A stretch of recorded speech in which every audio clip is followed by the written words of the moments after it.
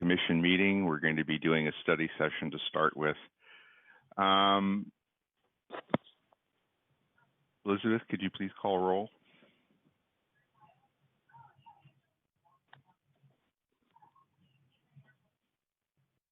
Elizabeth. Wait, is she even here? Lance? I don't think we're live yet. Hi, Lance? Yeah. Can you hear me? It's Yes. Elizabeth. Okay, good. Are you ready to call roll and get us started? No, the meeting has not started yet. So as soon as we're starting it, I will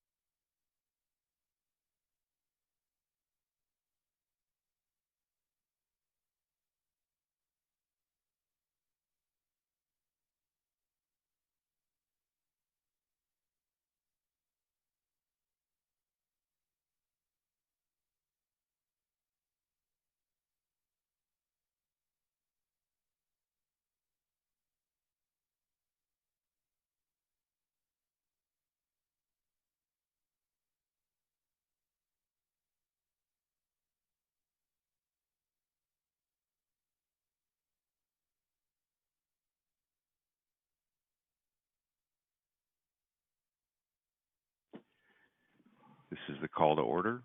And I start off with Elizabeth. Please call the roll.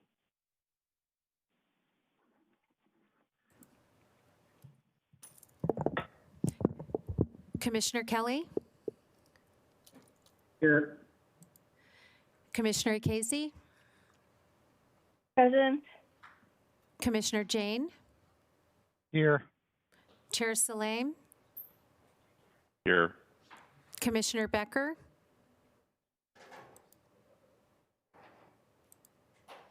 Commissioner Biagini, Here. Commissioner Cherukuru. Here. Thank you. Commissioner Becker had said that he was going to be late. Do we have to move to excuse him? You can wait and see if he comes to the meeting. If he does not, then at the end of the meeting you can move to have him excused. Okay, at the end. Thank you. All right. So meeting having done the roll call, we can move on. For commissioners and others, please mute, but please rise for the Pledge of Allegiance.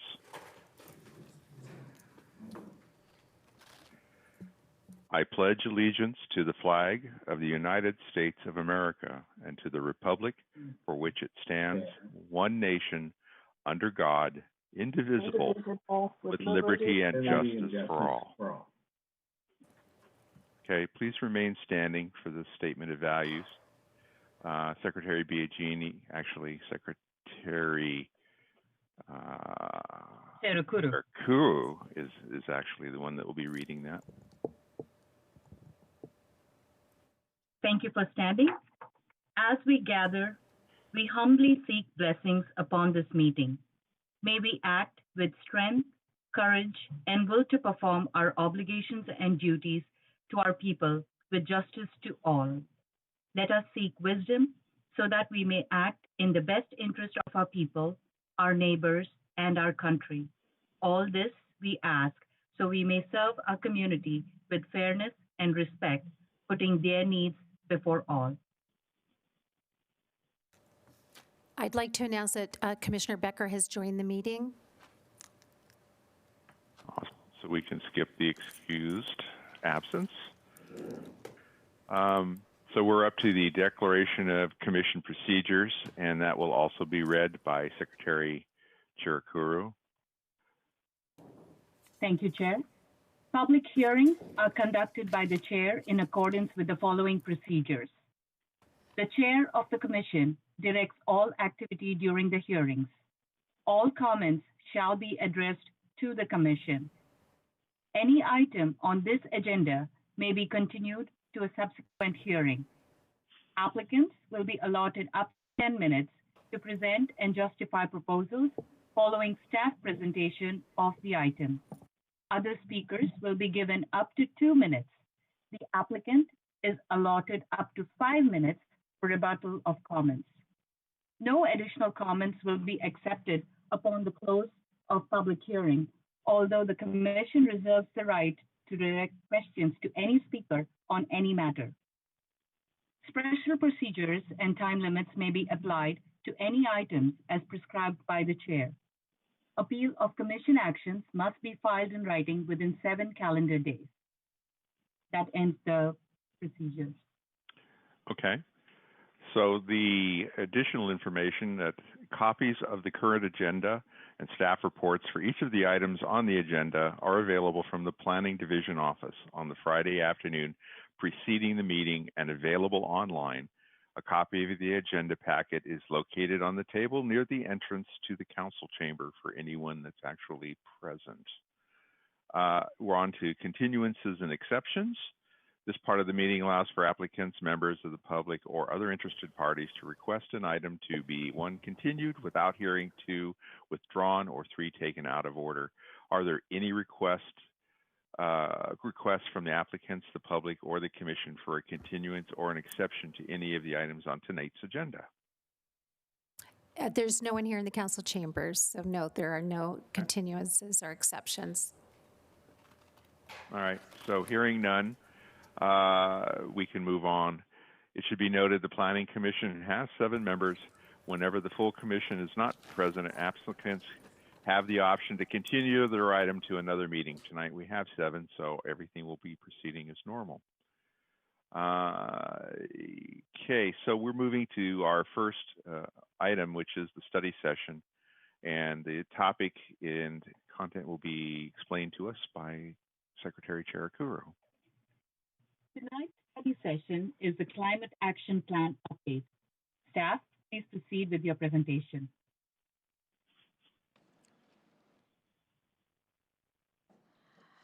Good evening, Mr. Chair. Good evening, Commissioners.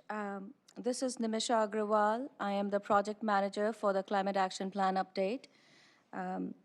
Here with us today is John Davidson, the Principal Planner who has been working with me on the Climate Action Plan, and also the consulting team of Cascadia, who are all supported by Ramey and Associates. We are going to help try and answer any questions that come up during this discussion today. So I'm going to start with the presentation.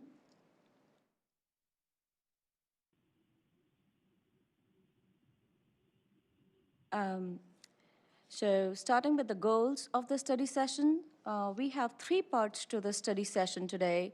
The first part is to provide you with an update on what we have done so far in the process, and also provide an update on the measures in the current cap, which was adopted in 2013.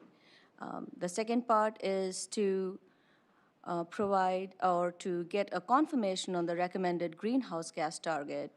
And the third part is to get feedback on the initial actions list that was prepared and was available.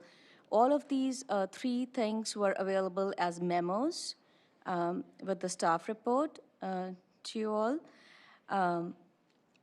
We are going to focus on the last 2 parts of the study session. Is going to be focused on the last 2 parts, just in the interest of time, and so that's, and to get like more meaningful feedback from the Planning Commission. Our current cap was adopted in December of 2013 with a goal to implement cities' sustainability and environmental quality goals and policies. The reduction target, it had the reduction target of 15% below 2008 levels through the year 2020. So why the need for the update? So as I mentioned, our current climate action plan was built through the year 2020, so we need to extend the greenhouse gas emission goals through 2030 to be consistent with the AB 32 targets, and also to have a qualified cap. A qualified cap means, just to explain a little bit on that, a qualified cap means a climate action plan that has the criteria specified in the CEQA guidelines for reducing the greenhouse gas emissions. What it does is that the subsequent projects that are submitted, they can fall back on the qualified cap and do not require to do, and can be eligible for CEQA streamlining. And so they don't, if we do not have a qualified cap, then the individual projects would have to demonstrate that their mitigated impacts are in alignment with the state greenhouse gas standard, and it's more cumbersome and burdensome for them. Also, since the adoption of our current cap, California has adopted a number of laws that the local jurisdictions that add requirements for the local jurisdictions to assess climate change. And that is the reason why we are here doing the Climate Action Plan update. To provide a little bit background on the regulatory background, there is AB 32 was California's first greenhouse gas target to reduce the emissions, and SB Senate Bill 32 was an extension of that, setting a target to reduce the emissions 40% below 1990 levels by 2030 and 80% below by 2050. The Executive Order B5518 signed by the former Governor Brown was it set a statewide carbon neutrality by 2045.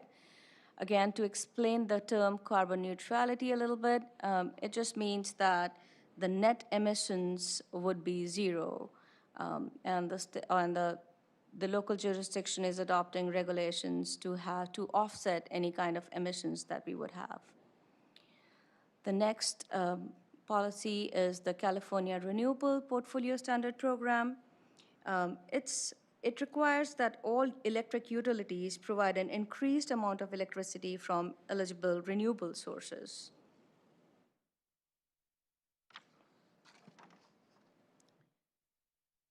Title 24, the California Building Standard Code, it's a statewide set of construction codes applied by the local agencies through the issuance of the building permits. And then we have the Clean Car Standards, which requires the vehicles sold in California to meet the minimum fuel efficiency requirements, and the fuel sold emits less greenhouse gas emissions during production and use. The last one is the SB 1383, which has a state goal of 75% of organic material diverted from landfills by 2025.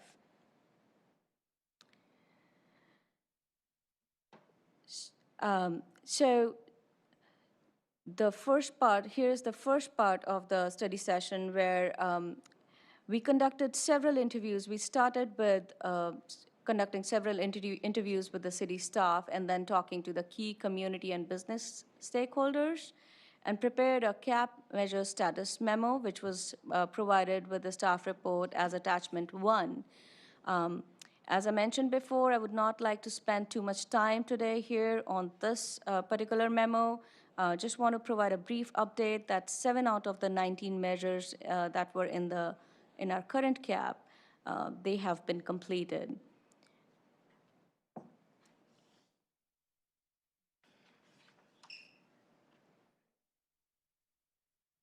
This slide brings us to the second part of the study session, which is about setting the forecast and setting targets for the CAP update. So the consulting team analyzed the greenhouse gas emission trends, and a series, as I mentioned before, a series of focus group interviews were conducted with the city staff and the key stakeholders. And the key findings from this analysis was summarized in the forecast and the targets memo that was available as the attachment 2 with the staff report.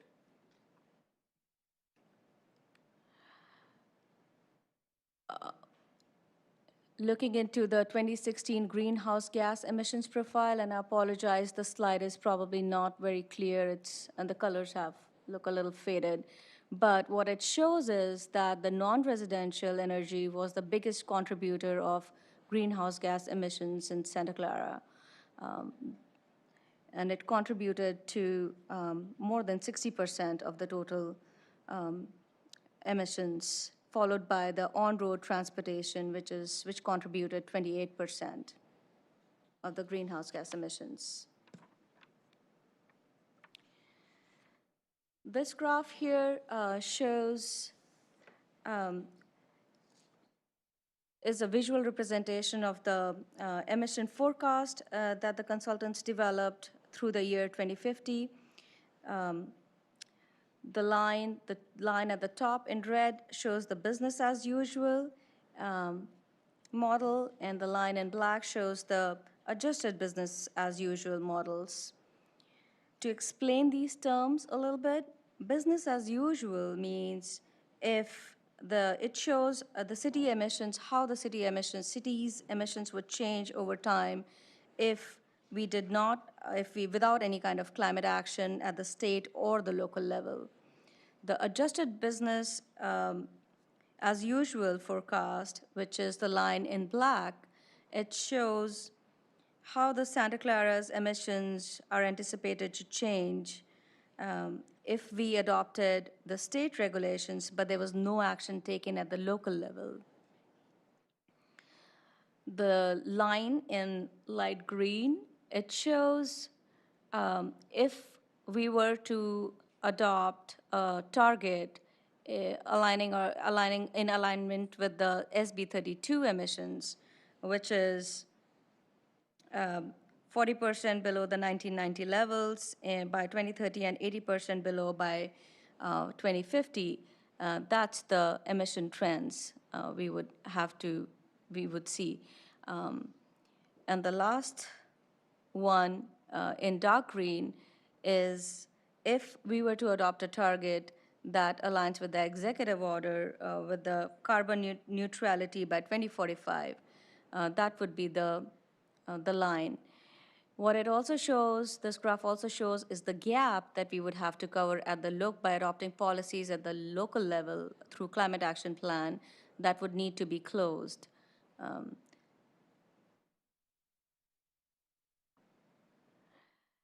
So with this analysis, this memo presents us with 4 options. The first option, which is also the recommended option, is to adopt a target of carbon neutrality by 2045. The second option is to align with the SB 32 and have 40% target of reducing the emissions 40% below the baseline levels by 2030 and 80% by 2050. The third option is to adopt a target in excess of the state guidance. For example, adopt carbon neutrality by 2035. And the last option, which is we could adopt a target that is below the state's recommended targets. The fourth option is not a recommended one for the reason that it would not be considered a qualified gap, and as I explained earlier, it would put more burden on individual projects that come to the city. So I will come back to this slide after the presentation because this is where we are seeking Planning Commission's confirmation on the recommended target, which option we should choose moving forward.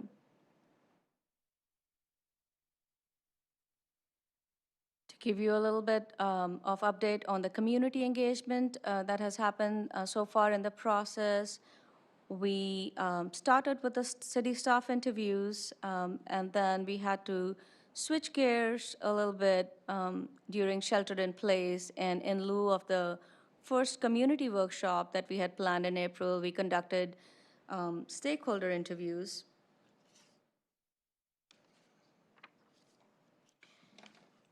We conducted stakeholder interviews with various community organizations, sectors, and opinions. This included data centers, youth commissions, Santa Clara University, Santa Clara Youth Climate Action Team, ABAG, transportation and mobility advocates, and SVP. We also conducted an online survey mid of June, and it was open until like middle of July, and we received nearly 400 responses. We also conducted a virtual community workshop that was attended by 38 participants to to get input on cities' climate action goals and strategies. We are getting ready to post a second survey very soon, hopefully within the next few days. The common themes that emerged from the initial survey, community engagement, was that the greenhouse gas target should be aligned with the peer cities and state regulations. And also that the near-term target should be set so that to achieve long-term targets. There was also a theme about consideration for sector-specific targets and per capita greenhouse gas targets. Current lack of knowledge about cities' climate action plan and greenhouse gas reduction efforts.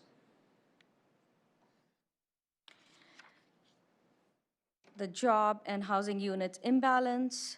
Bicycle safety was a concern, that the facilities are not on par with the other adjacent cities, and also that the data centers and the tech companies have their own climate goals, and the city need to be able to meet the demand for the renewable energy. Climate-related threats, including sea level rise and lack of awareness, and lack of city and regional coordination and political will were other common themes. Here's a couple of slides presenting the survey results. So we saw that from the online survey that we conducted, we found that majority of the people thought they were very aware of the climate change awareness, about 60% of the people. We asked people for their preferred emission target, and about 40% of the people thought that we should adopt a target that is faster than the state targets, followed by 24% of the people thought that we should align with the executive order and setting a target of carbon neutrality by 2045. The top climate threats were drought and worse air quality, and the top suggested strategies were renewable energy and trees and green spaces.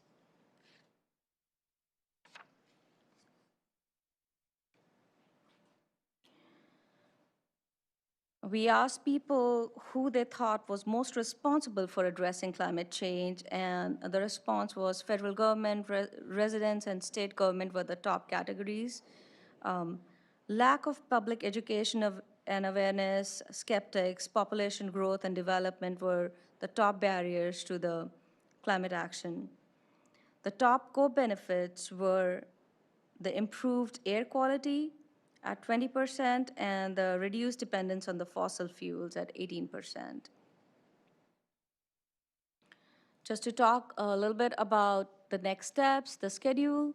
After this Planning Commission study session, we plan on, as I said, we would be posting another online survey very soon, and we would start working on taking the feedback from so far we have received and also the feedback from today's study session, and we would start working on a draft plan and have the draft plan available for comments.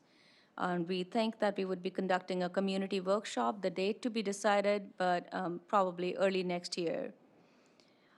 We hope to bring it back to the Planning Commission with all that feedback, the date again for another study session and date to be decided, and with the final adoption in May of 2021. This brings us to the third part of the study session, where we want to seek Planning Commission's feedback on the initial initial action list that we have prepared. And I apologize if you're not able to see the text very well. But what it is the initial action list was prepared, as I have mentioned earlier in the presentation, with talking to the city staff and the stakeholders, reviewing the current city policies, and also reviewing the what peer cities are doing, and through community engagement and developing a qualitative multi-criteria prioritization analysis of this on the actions. And we divided these actions into 5 focus areas. So that the 5 focus areas, as you can see, are building and energy, transportation and land use, materials and consumption, natural systems and water resources, community resilience, and well-being. During the study session, we are going to focus our discussions on building and energy and transportation and land use, because they're most related to the Planning Commission's purview. What we are looking for is to have like the top 2 or 3 actions in both of these focus areas that the commission thinks that we should definitely have in our action list. and also anything that we should include and is not included in the action list. So going into the first focus area, building and energy, there are 3 strategies within this focus area. And I'm going to just move to the next slide, which kind of shows the actions associated with the first strategy, which is the first strategy is to shift to electric fuels in new and existing buildings to achieve zero net carbon buildings. And here are the actions. And I apologize beforehand because there's a lot of text and a lot of words that I would be saying, but just bear with me. So the actions, there are 4 actions related to this strategy. The first one is expanding the current financial incentives to accelerate electrification in new and existing buildings. The second one is electrification outreach, which means continue to promote commercial and residential energy efficiency and electrification through education and outreach. There is the electrification retrofit upon sale, so providing electric panel upgrades upon sale for low-rise residential and small multifamily and commercial buildings. And the last one is work with the regional energy partnership to develop and implement an electrification action plan for city facilities.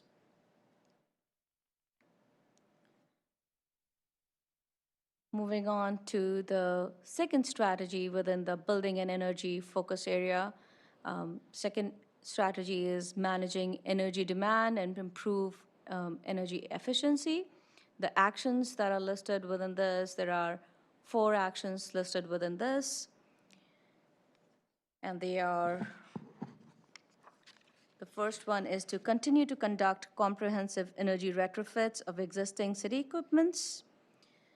The second one is to continue to provide free home energy audits and upgrades incentives and upgrade incentives for low-income households and affordable housing developers and property owners. The third one is to update local building code to increase energy efficiency standards and require electric-ready construction. And also the last one is to pilot technologies like energy storage, vehicle-to-grid charging stations, etc.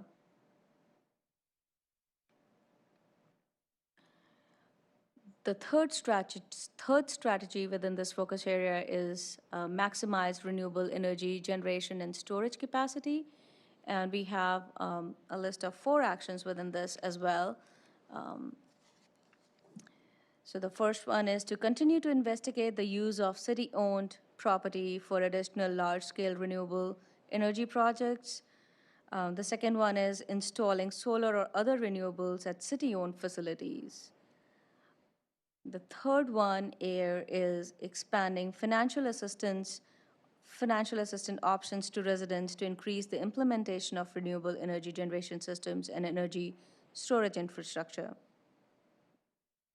And the last one is to work with SVP on accelerating improvements to the energy grid or storage to ease the transition to renewable energy.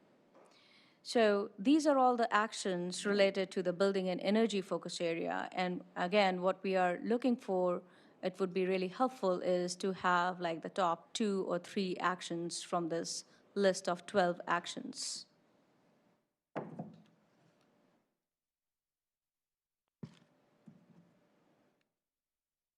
Moving on to the next focus area, which is transportation and land use. Again, we have 3 strategies within this focus area, and I'm going to move to the next slide, which shows the actions related to each strategy. So the first strategy is transition vehicles to electric alternatives. And here are the actions. It has 5 actions related to it. Implement the EV acceleration program in SVP's EV blueprint. The next is requiring all new multifamily units to install at a minimum level 2 EV chargers at 10% of parking spaces and level 1 EV chargers at 40% of parking spaces. The next one is requiring all new commercial units to install level 2 and level 1 chargers at parking places with a minimum of 30% of the spaces to be EV capable. The next one is adopting a policy to require a minimum percentage of new standard light-duty, medium-duty, and heavy-duty city fleet vehicles to be electric vehicles or use alternative fuels. The last one in this, with this action associated with this strategy is about accelerating transition of heavy-duty trucks to electric through incentives or local tax credits.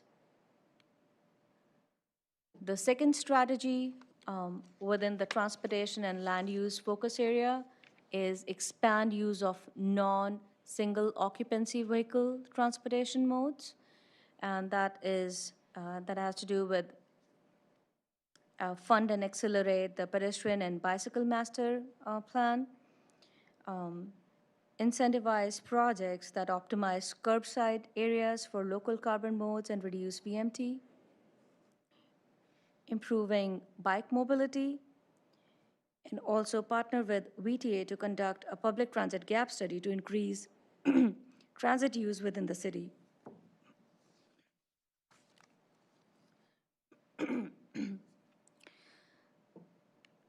The third strategy within this focus area is advance sustainable land use, and the 4 actions relating to this strategy are TDM requirements, the target sustainable development in underutilized commercial strips, the transit-oriented development, and expand use of city-owned facilities such as libraries to enhance community and city employee telecommuting options.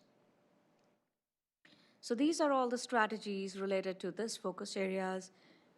And again, we are looking to find like the top 2 or 3 actions within this focus area that the commission thinks that we should definitely include in our initial action list.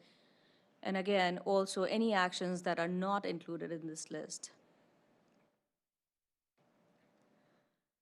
So again, going back to what the goal of the study session was, we are looking to focus on getting a confirmation on the recommended greenhouse gas target for the climate action plan update, and also looking for the feedback on the initial actions list. And I have to start the discussion. This is the end of the presentation, and I have this list, this slide that I had earlier with the options for the greenhouse gas targets to start the discussion. Thank you.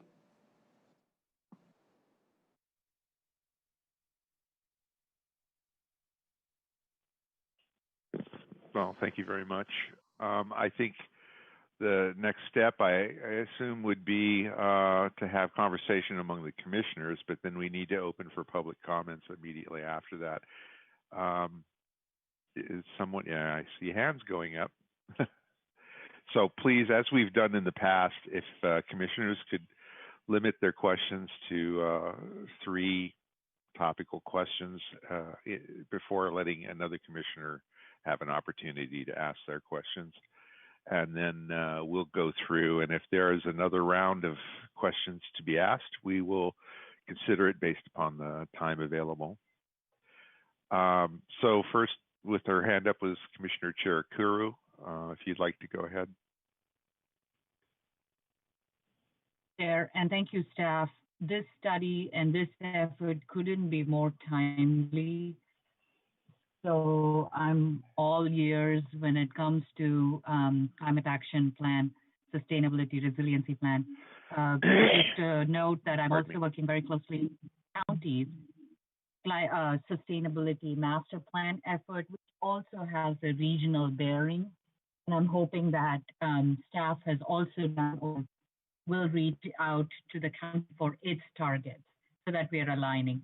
But in terms of the recommended targets, my personal opinion is to go for option 3, where we do have to take the leadership with the city to set a target that's much more to staff is, are there a parallel analysis of these targets with budgets? Because a lot of these targets are really self-imposed on city assets, city infrastructure, cities movement towards electrification, EV charging, all the budget impact. My question is, what has been the parallel process on analyzing these target recommendations with budget impact? So to answer your question, based on the analysis and the two forecasts that were prepared, we thought that option 3 for the city may not be feasible at this point, and I can have the consultants add to that. And that's why we thought we could still go with option 1, which of carbon neutrality by 2045, because that is something that we thought, based on the current policies and what we think we could adopt through this climate action plan, we could reach that goal. But option 3 seemed a little bit too, basically, based on our current position, it seemed a little bit far-fetched. And I can have the consultants add to that.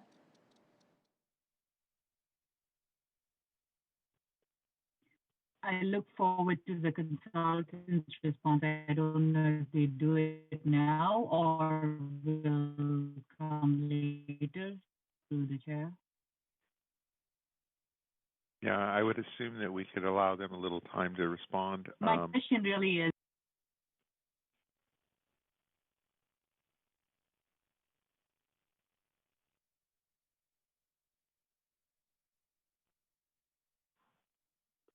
If we have a member of the consulting team joined in, I think they can provide a response to that. Sure, Namisha. This is Walker Wells. I'm with Ramey Associates, and we're part of the consultant team. I think the reality is that all of these targets are challenging, and all of them require some significant changes in current practice, from the degree of renewable energy that's in the energy mix, to the vehicles that we drive, to how we build our buildings. And even in the built environment, we can create code requirements for new construction, but there are lots of existing buildings in your city that would need to be decarbonized to then be able to be powered by 100% renewable energy. So I think our recommendation is really understanding that this carbon neutrality by 2045, which is based on an executive order by former Governor Brown, is likely to be what's codified in the future through something like an update to SB 32. And so that's the most likely pathway that's going to emerge from a regulatory standpoint,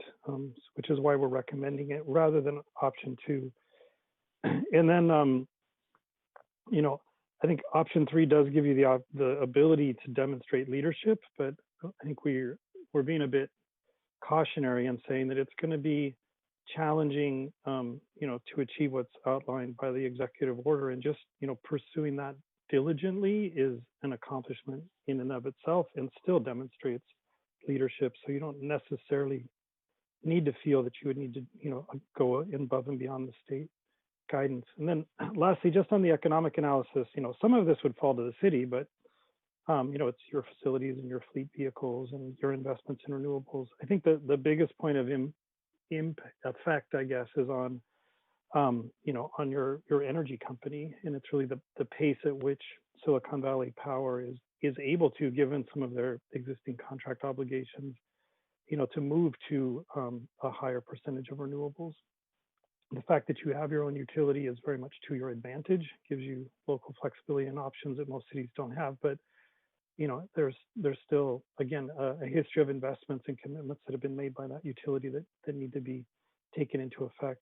And then many of the other impacts, would fall onto citizens and residents in the city, again, about how they're expected to maintain or upgrade their buildings, requirements for EV parking, assumptions about vehicle use, shift in travel patterns. The city can encourage this through incentives or, require it to happen through regulations, but you definitely would need to have the community along with you. And I think, ultimately a lot of the expense, falls not within the city, but, to your constituents. Okay, thank you. Commissioner Chirker, did you have anything else? Or is that your? I'm good. Okay, when you guys are done, please lower your hand and that way it'll help bookkeeping. Commissioner Jane, you're next. Yeah, I was wondering, if you go to slide 15, you'll see the survey of the 400 responses. And it seems like our community is asking for us to do more than what the state is. 40% of the people are asking that we do more than what the state is requiring. So I think that sort of drives us towards option 3. I would like to know how many other cities are basically adopting option 3. Would it be Menlo Park, Mountain View, Cupertino, Los Gatos? Do you have any sense of which other cities are basically doing option 3? The second question I have is, we're actively in the process of doing reach codes, and how does reach codes fit in with this? Because it seems like some of the things outlined here are very different in terms of EV charging percentages than what are in the current reach codes. And then there needs to be a specification whether something is EV capable, EV ready, or EV SE. Finally, I think one of the very key issues in doing any type of climate action plan is laying out what kind of tracking and measuring tools. What is the mechanism for tracking these? Because it seems like we only did 7 out of 19 of our measures in the last climate action plan. So what is our strategy for really tracking how we're doing? I don't want to just have a report in 2030 and say, we missed our target. Thank you. Those are my 3 questions. So Okay. Commissioner I Jane. can, well, go ahead, Commissioner. Oh, I was just going to say, Commissioner Jain, so we have Fremont, the cities of Fremont, Sacramento, Menlo Park, and County of Santa Clara have all adopted the carbon neutrality by 2045 as their goal. And so we were looking at them, and, to answer your first question, maybe we can have the consultants add more in detail about I your want to other 2 know. questions. Well, I want to know, are there any cities doing option 3? That's what I want to know. Yes. So San Luis Obispo, the city where my colleague Sammy and I worked for about the last year, and they just adopted their climate action plan on Tuesday. Carbon neutrality by 2035. That's their goal. And I believe that Santa Monica is 2040. So there are definitely cities that are choosing an earlier date, I think, to express urgency. They also acknowledge that there's too many pieces of technology. Okay.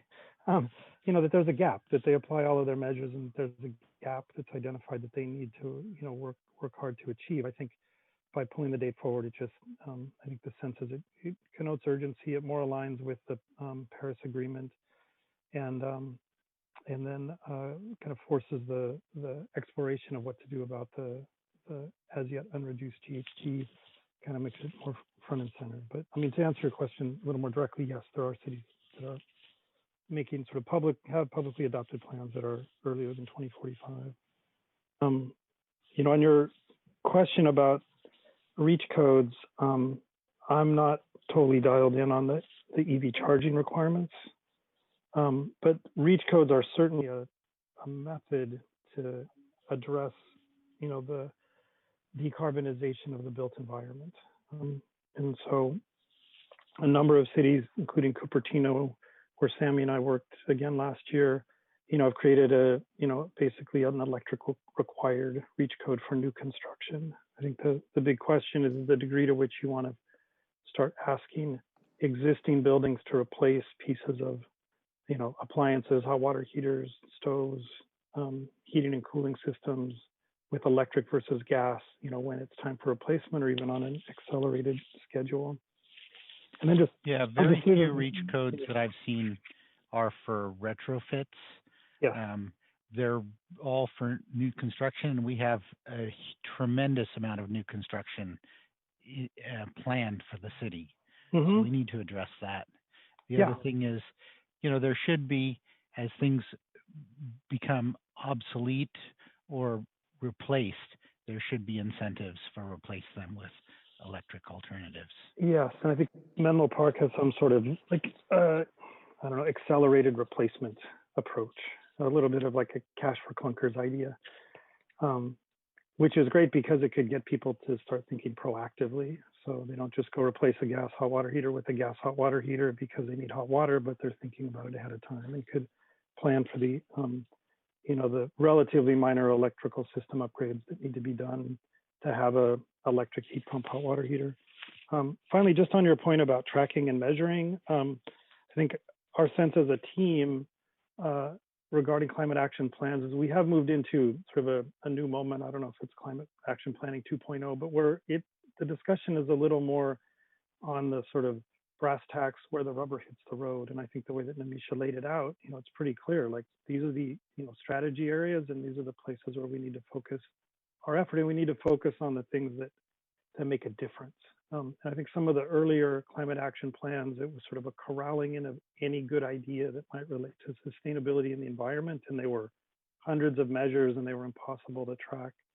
For San Luis Obispo, there's sort of 5 pillars, and with each pillar, there's 3 or 4 different actions that again really make a difference. And I think we've tried to bring some of that spirit to this effort, and then asking for your guidance to help us even further sort of separate the wheat from the chaff and figure out, what's a priority because it's impactful, what's a priority because it's meaningful, in the city of Santa Clara, and what's perceived as valuable to the constituents. But then why are you asking us that? You should know that. Well, we know what makes a difference from a greenhouse gas perspective, but there are costs to the city. There's linkage to other programs, staff-related assumptions. So, we are looking for help to customize it, to reflect where your interests are and what your needs are, because I think in this multi-criteria analysis, there's an understanding that it's not just the science of how to get to the reductions most quickly. There has to be a buy-in and a willingness to pursue these things going forward. So hopefully that's helpful in explaining at least our role, or how we perceive our role is, we can put these forward, but we do need some guidance about what matters more or feels more relevant or should be prioritized, in your city rather than in another city. Okay, I appreciate Kieran's energy in trying to keep me muted so I don't make stray noises, but let's try and make sure that we give opportunity to the other commissioners before we run out of time, which you're dangerously close to. Commissioner Biagini? Hi there. So I'll make this kind of quick. Some of it's comment, not much of it is question. So I'm not sure where to fit this concern that I have when you say 7 of 19 tasks completed, how that fits in the big picture. But I have to agree with the prior 2 commissioners, because I definitely lean towards option 3. And this is why. You look at the survey that was done, 40% of the community likes that option, and half of that percentage splits between the executive order and the Senate bill. So you got a large percentage that like option 3. But I also understand practicality, that there is this concept, Walker, that option 3 is cautionary. So I guess here's my question. I recognize we're talking about target dates of 2030, 2045, and 2050. Laws can change between now and then, which is another reason I like the idea of option 3. Let's get ahead of the curve instead of behind it. So when it comes to cautionary, when it comes to goal setting, really it gets down to, I think, a repeat question, but maybe a little more clarity. What is it that we're looking for? Achievable goals that we know we can reach because perhaps there's budget concerns, perhaps there's staffing concerns, or goals that we can get ahead of the curve. What is our restraint exactly? Is it just let's make it achievable for those reasons, budget and staffing? That was like a question. Did it sound like one? It did. I'm not sure if it's a question for me or if it's a question for the other commissioners. You mean staff? Staff, or if it's something that you want to discuss as a commission. I mean, I think I'm asking. Okay, let me because I want to kind of cut to the chase. When you say it's cautionary, option 3, I guess I want to dig a little deeper on what are the elements that make it cautionary that the recommendation defaults to option 1. Is it because we want to make sure we set a goal that's achievable and we're not sure we can do option 3 because of budget and staffing? Is that why you call option 3 cautionary? Because I'm looking at how laws can change in the next 15, 20, 25 years. And they're not going to get less. They're going to get more. Yeah, okay. It's some on budget and staffing. I think it's acknowledging that there's a fair amount of fossil fuel use that's baked into the system. There are a lot of gas hot water heaters out there in the world, in Santa Clara, and there's a lot of old gas furnaces. And so, somebody's buying a car today that runs on gasoline, and they may have it for 15 or 20 years, and when they decide to get rid of it is out of your control. So I think it's to acknowledge that it will take a very concerted effort by the populace, but also the expenditure of some political capital on the regulatory standpoint by planning commission and city council to start and this is a good example, just requiring the retrofit of existing buildings. It's not I do a lot of green building work. It's not hard to make a new electric building, and the cost is manageable in the larger scheme of things. But going in and touching an existing building or an existing home, it's sensitive, and right, I understand people will need to spend money. So I understand that it's what you can control and what you can't, and then there's education on the control piece. But yeah, right. And there's a little bit of a belief. I'm an optimist, and you think, new things will come along. There's ideas that will happen between now and 2045 and 2035 that we haven't even perceived of that could hopefully help us on this journey. So if you're optimistic about technological innovation, you could say, well, that'll happen and that will help us get there. What's important, and this is really regardless of whatever target you pick, is that you start doing things, right away to put yourself on that pathway. Things like the REACH code, that captures new construction and keeps them from being locked into a certain source of energy. So again, you're a consultant, we're trying to put forward a reasoned approach. I think it's great you're looking at exceeding state code. We just want it to be based on like some understanding that it's challenging, regardless. So before we proceed, I think it's unfortunate that we failed to budget sufficient time for conversation yet again on one of these study sessions, but we're colliding with our actual meeting time, and it appears that Commissioner Kelly Akezi, Becker, and myself may have to surrender our questions. Elizabeth, are there actual public comments that needed to be made before we begin the regular meeting? Yes, we do have one comment through e-comment. We can put it up on the screen and I will read it. It's from Nicholas Sawaya. If I said that wrong, I apologize. I urge the city government to adopt a climate target that is more stringent than state guidance. Prices have been rapidly dropping in all subsectors of the low carbon energy economy. See, for example, the recent report from UC Berkeley on energy innovation, paving the way for an affordable zero carbon grid by 2030. website is 2035report.com. This report's findings would imply that 2045 is far too weak of a goal, especially since all of the city's major businesses can be fully electrified.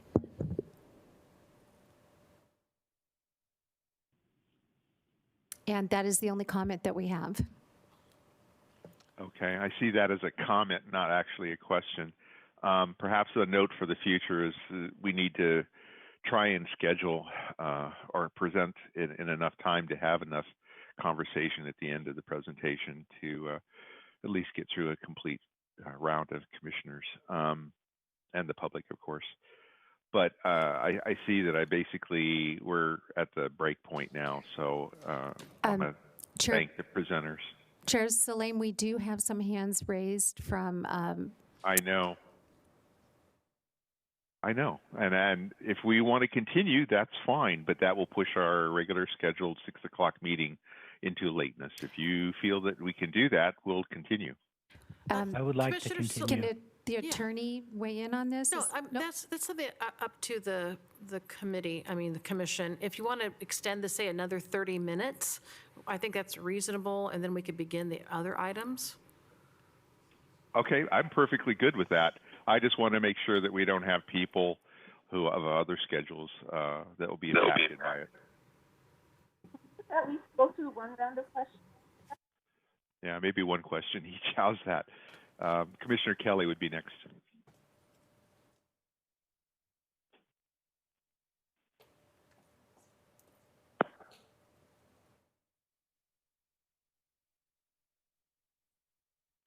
And we can come back to Commissioner Kelly. How about Commissioner Kezi?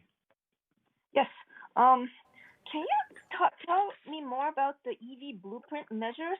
And my second question is, it seems like the big chunk of commercial emission might be data centers, where the city has a lot of discretion because all the projects come to you.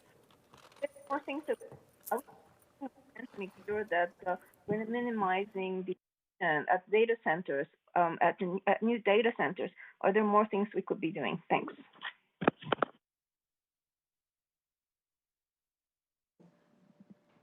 So to answer your second question about the non-residential energy coming from the data centers, that's correct. We have our own utility, and that does contribute. That is the reason why our non-residential energy emissions are so high. There are strategies and things in place. SVP adopted the integrated resource plan to align with the current policies. But if we want to set a target even of carbon neutrality by 2045, there will be other things that we would have to look into that would need to be adopted to reach that goal. To the other question about the EV charging, I think the slides, I cannot see the slides. We can discuss that, but it looks like in general the commission is inclining towards the option 3 to have targets in excess of the state guidance. So maybe we can work on it a little and, bring you with some options or bring back with you like what we can do in excess of not going with option 1, but... Nimisha, I thank you for your answer, but you're not addressing my specific questions. My first question is, what are the specific measures in EV blueprint? And secondly, are we doing everything we can to tell people who want to build data centers to minimize their emissions? And are there more things we could be doing? Yeah, this is kind of a bigger question in terms of what we are doing. I do understand you want to know more about the EV charging and in terms of EV blueprint. I can tell you a little bit more about it.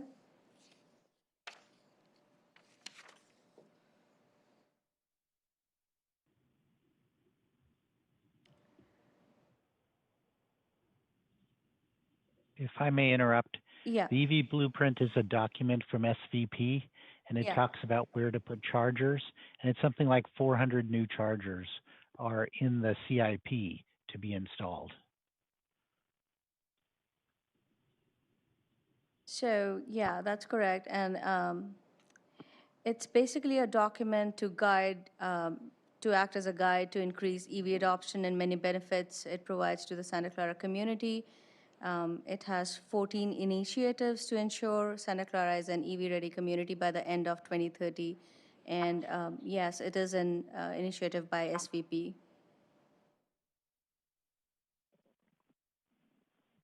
Thank you.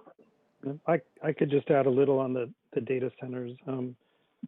Sammy and I we had a number of telephone focus group calls, which, as part of the stakeholder outreach, just to understand some of your stakeholders. And it's well understood that there are a lot of data centers in Santa Clara. And so, what we were told is that energy costs are one of their main cost centers, so that they're quite aware of energy efficiency measures. It's both to run the centers, but also to kind of run the servers, but to keep them cool.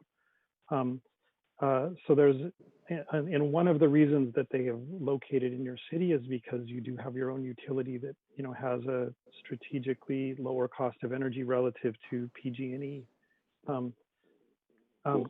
So concurrent to that, the data centers themselves have their own climate goals. So they express the need to work in partnership with Silicon Valley Power to, keep rates low, but also to continue increasing the level of renewables because they have those internal desires to move towards carbon neutrality. And then some of the people that they provide services to, some of the tech companies, also have climate goals. So I think there's a real opportunity for partnership with that specific sector and a real willingness to look at innovation and I think accelerated adoption of innovative strategies, at least related to the data centers.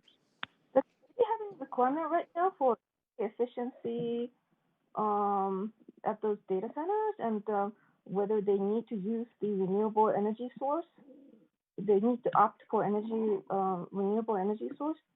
Do we have any specific requirements like that right now? I don't remember seeing it at the review meetings I've been at.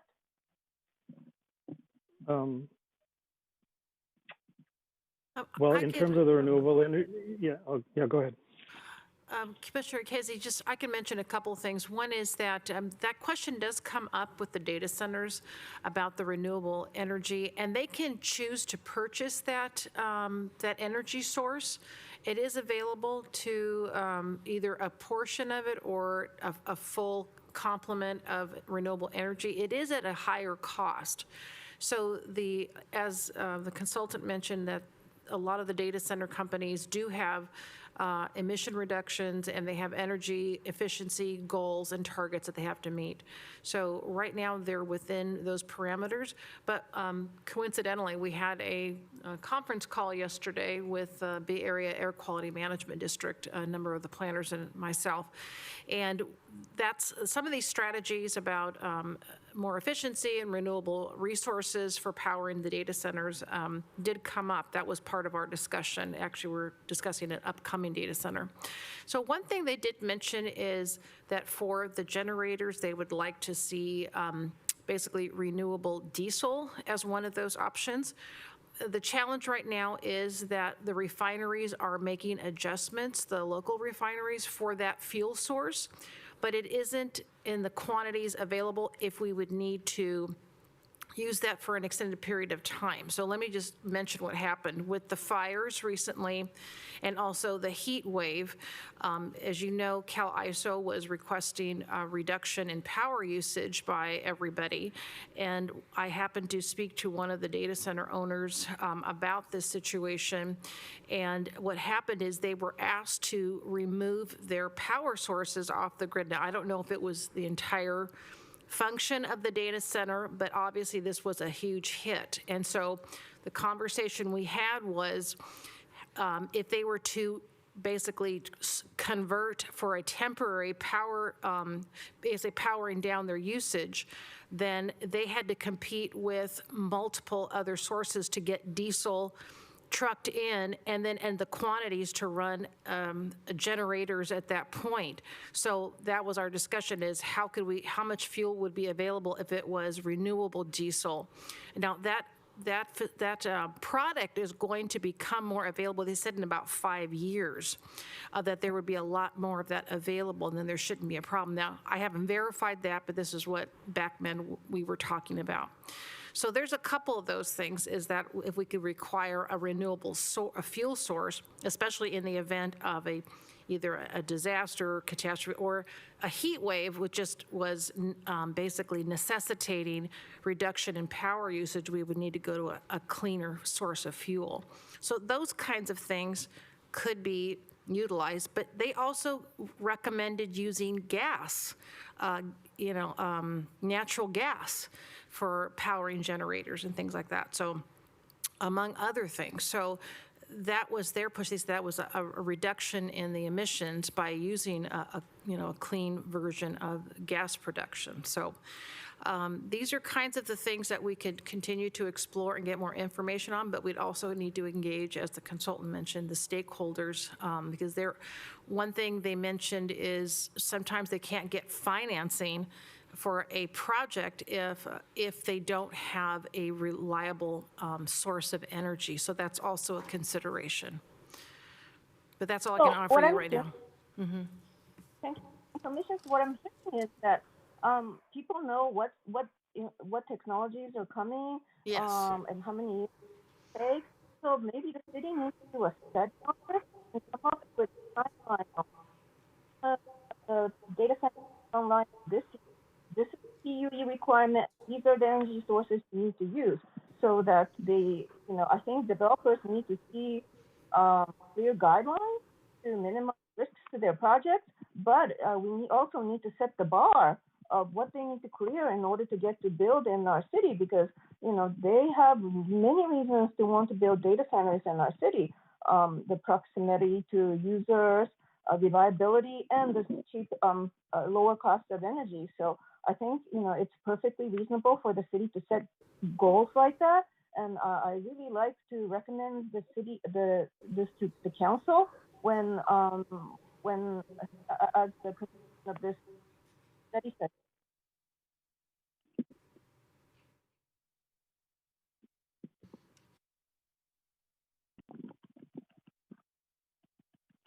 Hello. And so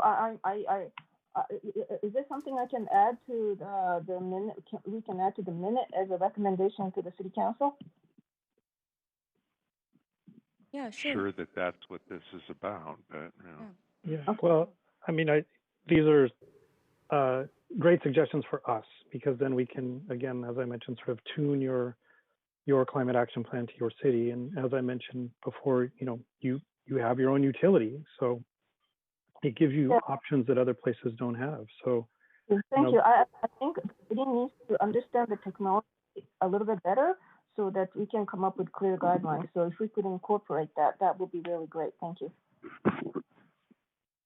Okay, great. Can we move on to Commissioner Kelly? Are you back yet? Yes. Okay, go ahead. All right.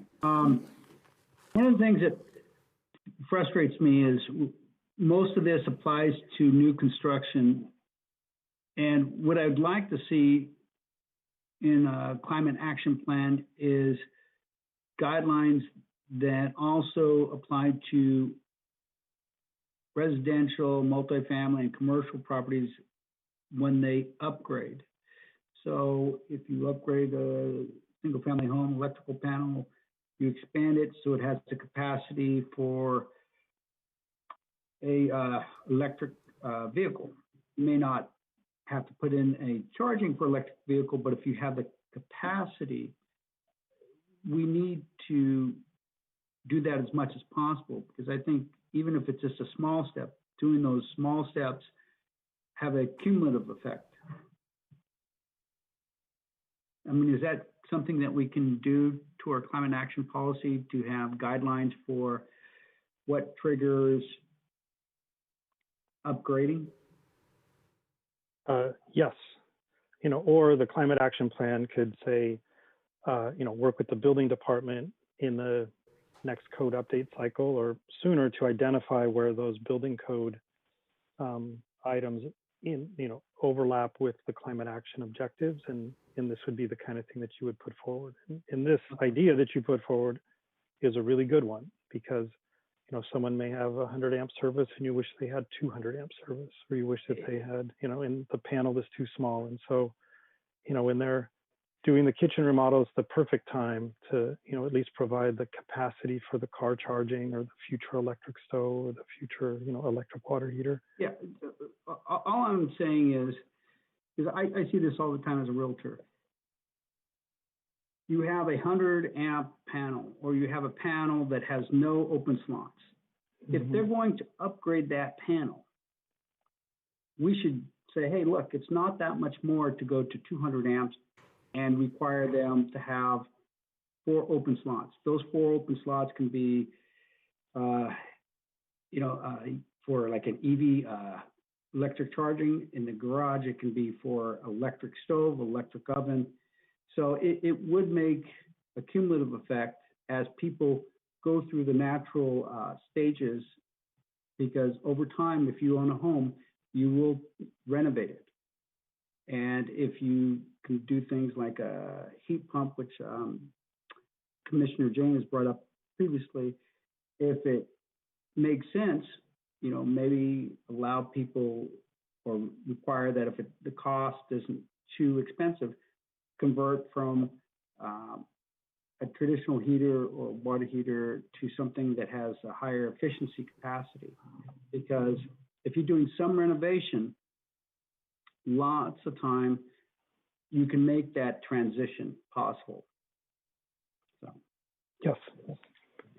So I would just like, whatever climate action plan we have, go back to the building code and look at areas where we could require upgrading, if not like a new stove or a new furnace, but put in the capacity down the road when that unit goes out, that if they put in the infrastructure there, if they have the bigger electrical panel, or if they have some of the basic infrastructure there, like the electrical plumbing, then it's an easy transition and it can be done.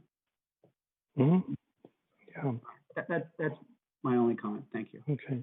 I'll just say this is a great example of, sort of piggybacking on things that are already underway, building permit processes, people getting electrical permits, or they're getting combined permits to redo the whole kitchen. You have to find the right level of permits so that the additional cost isn't a burden. But, these are problems that, we solve all the time.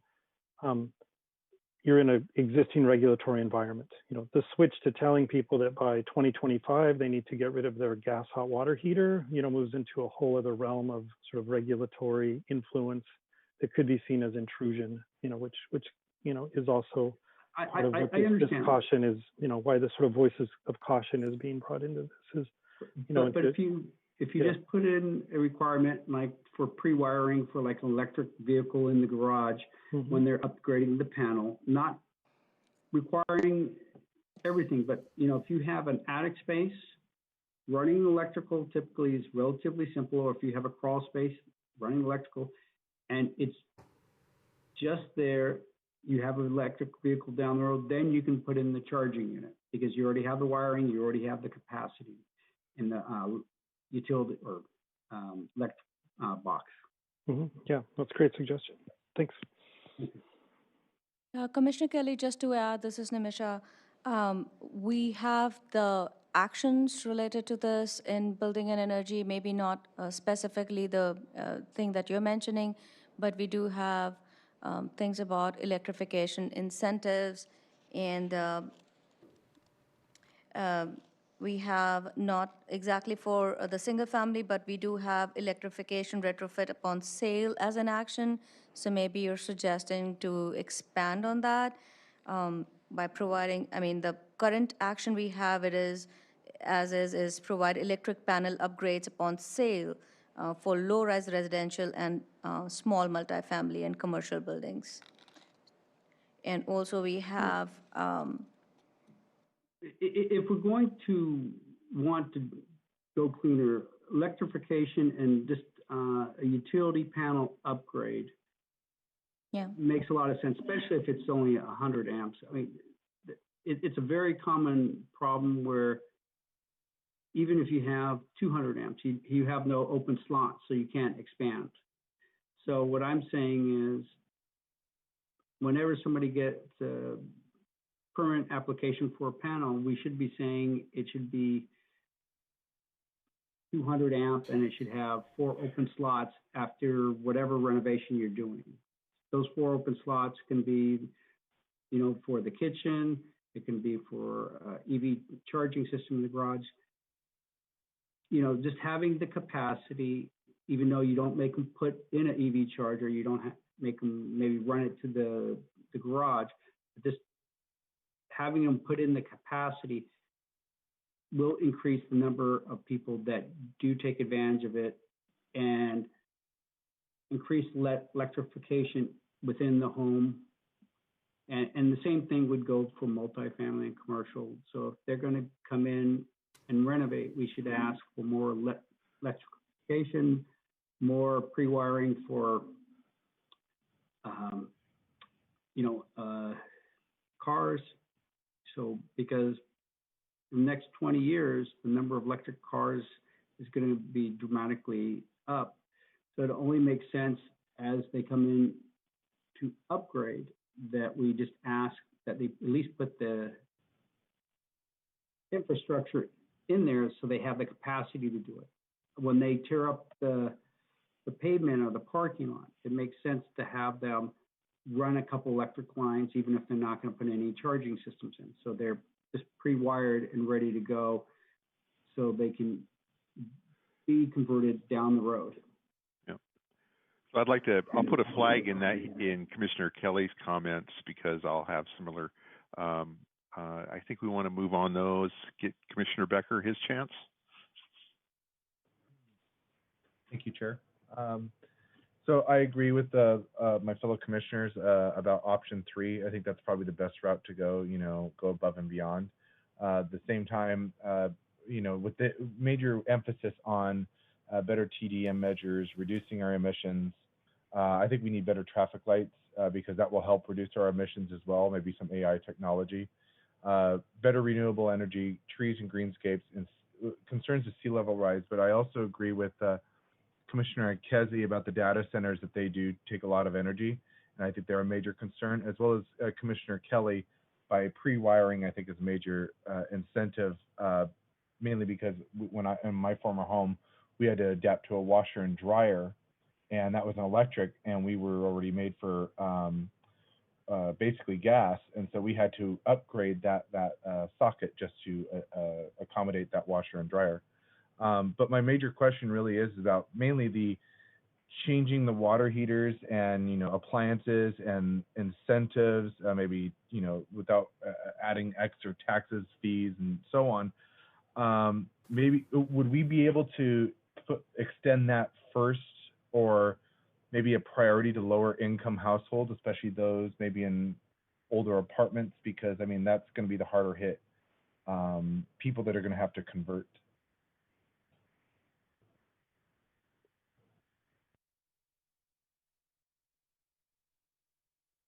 I can jump in. It's Walker again. Certainly, and this is you can make those decisions, and the reason again is that it's your utility. So the electricity provider is Silicon Valley Power, and you can work with them to customize your rebate structure and identify exactly what you did, which was to think of who's vulnerable, who's at risk, who may have a disproportionate burden due to these regulations, and target the incentives that way. This is vastly different than being in one of the investor-owned utility territories where you're really subject to these statewide programs that may not be a fit for your community. So yes, you could work with Silicon Valley Power and come up with a rebate schedule that was targeted to low income or elderly, fixed income, whichever groups you felt needed to be encompassed in that program, so that there wouldn't be a disproportionate burden. Yeah, that would be probably my biggest recommendation, is to get that kind of incentive in there, because a lot of people becomes sticker shock, especially with other issues in the city with, maintenance and stuff. So it becomes kind of a scare for a lot of people. But it's kind of like I think somebody already mentioned it just a little bit. I thought I heard it was Cash for Clunkers kind of program. And that is something that I think we really need, because it's going to help people adapt and convert quicker.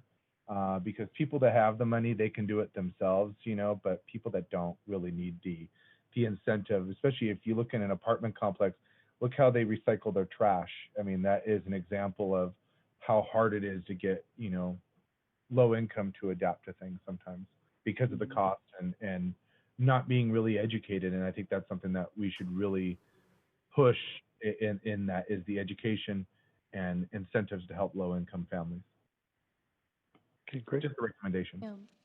Thank you, commissioners. We heard, I think, a lot of discussion on the building and energy focus area, and we understand, that kind of got a feedback on the top priorities or top action items in that area.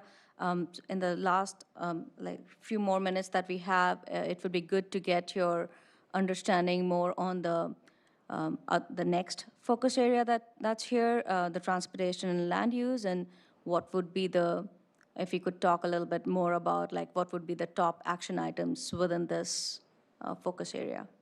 That'd be great. Well, since I was the last to have my hand up, it actually segues perfectly. I have two comments than questions. First off, all of the action plans, I think we have to be sensitive to the situation we're in from COVID and from other economic impacts. We need to sort these by short-term and long-term, because in the short term, I don't think the city is going to be economically able to offer incentives or to support with funding any of the process that is going to help the commercial and home owners with their individual efforts to be green and to build up their electric capabilities. In fact, we're going to be at a deficit spending for quite a while. So if we could focus on the actions and the options that are strongly in favor of commercial and personal contribution, that will probably get us started sooner. And then as the economy improves and the city improves, then we can come back and offer incentives to bolster a lot of these actions that have been defined. And secondly, to go along with Commissioner Kelly, 200 amps, it sounds like a lot. It actually isn't. I have proof of personal experience that with a dual EV electric home with washer, dryer, stove, oven, heater, air conditioner, electronics, I'm out. I can't do it with 200. So for us to be proactive moving forward into the future for peak load times, we have to encourage building and for investments in improvements to homes and commercial, that we encourage them to go beyond the normal average and actually build out for the future. Because if I had 400 amps, I'd use 300 of it. Not that that's not a badge of honor. It's a fact of the fact that when we want to be EV and electric, you need the capacity. And right now, homes built in the 70s, 80s, even the 90s hadn't anticipated the impact of having home chargers for their cars. If we help, I see you're implementing the EV blueprint. That's awesome. Building out additional publicly available charging will benefit the efforts of the individual homeowner to not have to have both their cars charging overnight to be able to commute in the morning, and also adding additional public options for transportation, so you don't have to take the car out. So that's just my feedback. But Elizabeth told me that we have 6 or more now, probably, public comments. So I really wanted to give them some time, but then we have to move on to the regular meeting. So Elizabeth, do you want to go forward with the public comments?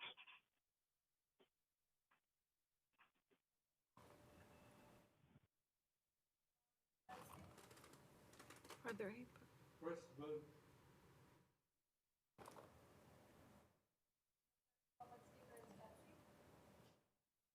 Your mic isn't working. The first public speaker is Betsy.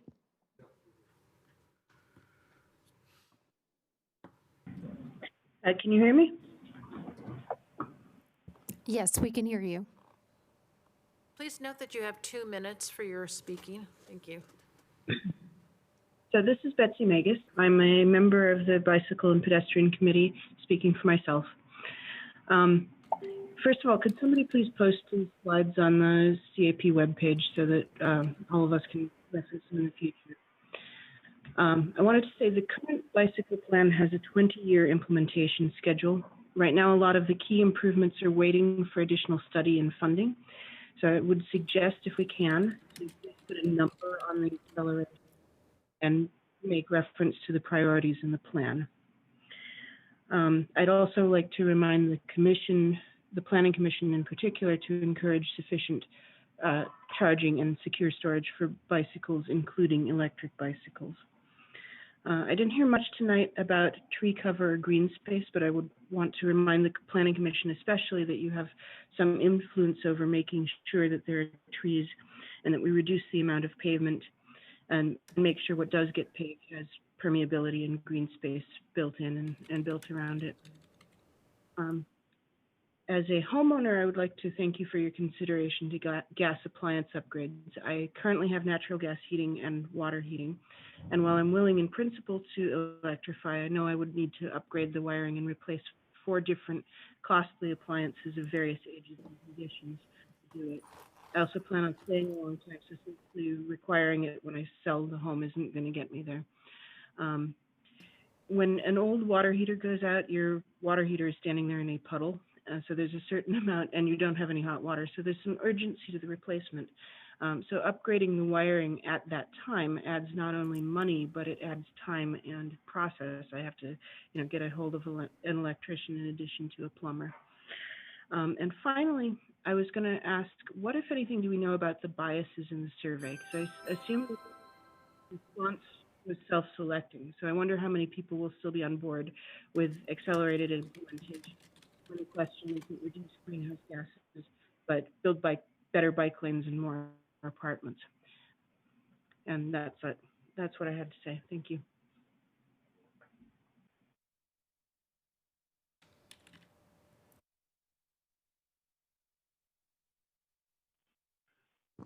Is there a response? I think staff were kind of looking at each other because some of what we're trying to figure out what Betsy heard because the reception wasn't completely clear in terms of the question. So Betsy, maybe if we might unmute you for a second because maybe you could explain the question at the very end. It was a bit hard for us to understand it. Sure. Just what, if anything, do we know about who took the survey? So I presume that the response was self-selecting, and I wonder how many people will still be on board with accelerated implementation plans when the question isn't about reducing greenhouse gases, but starts to look like we need to build better bike lanes and we need to build more apartments near transit. So Betsy, your question. Go ahead, Michelle. Yeah, Betsy, looks like your question is more targeted towards like who were the people? Like, you want to know who were the people who took the survey, or just trying to understand the question a little bit better. Namisha, did we collect any demographic information, like, Yeah. Their residents, I don't know if we asked age Yeah, so questions. there were more people that answered the question were of the homeowners. The majority of the age group that took that survey was between the ages of, I think it was like 30 and 60. That was the majority of the age group that took the survey. And Namisha, maybe you can share how we reached out to individuals, because that might shed some light on, it was a broad brush, but they are probably individuals who've been somewhat aware or involved with city activities. That's correct. So we did reach out to all the people who have listed themselves as interested in all the sustainability related issues with the city. We also reached out to a large list of people. We actually posted this survey on OpenGov, and which is followed by a large number of people. And that's the reason for such a good response that we received on the survey. We also reached out to the youth through that, and we received, and the Santa Clara University, and so we did a number of things and a lot of follow-ups to get a good response on that survey.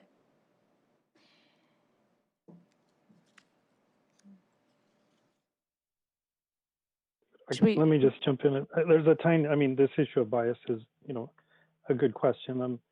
Yes, I think the people who bothered to take the survey are the ones who care about environmental issues and climate action in the city. And it's likely that a number of them are of the mindset that things should go faster and there should be more aggressive action. And so they are probably more likely to, support option 3. To the second part of it, though, is, well, what would they think once they know that there's, or what the implications are, is a great question. And I think that just speaks to the fact that, there are other things that are happening in the stakeholder process. There's a second survey where people can sort of weigh their relative support for the different measures.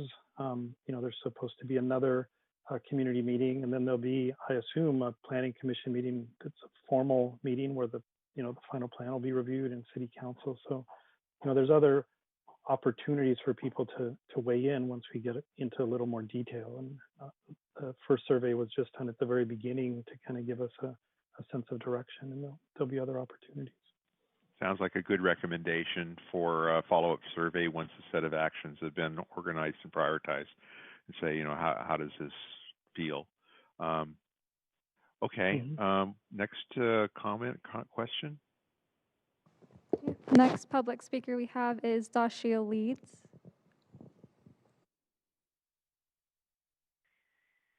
Hello, can you hear me? Yes, we can hear you. Oh, okay. Well, my name is Dashia Leeds. I'm a conservation assistant for the Sierra Club Loma Prieta chapter. We are in strong support of option 3, going far more aggressive than the state trajectory. I'd like to point out that the city of Menlo Park has recently adopted a climate action plan target of 0 carbon by 2030. And that's 90% GHG reductions and 10% carbon removal. And within that plan, they have some really great actions with regards to the electrification of buildings.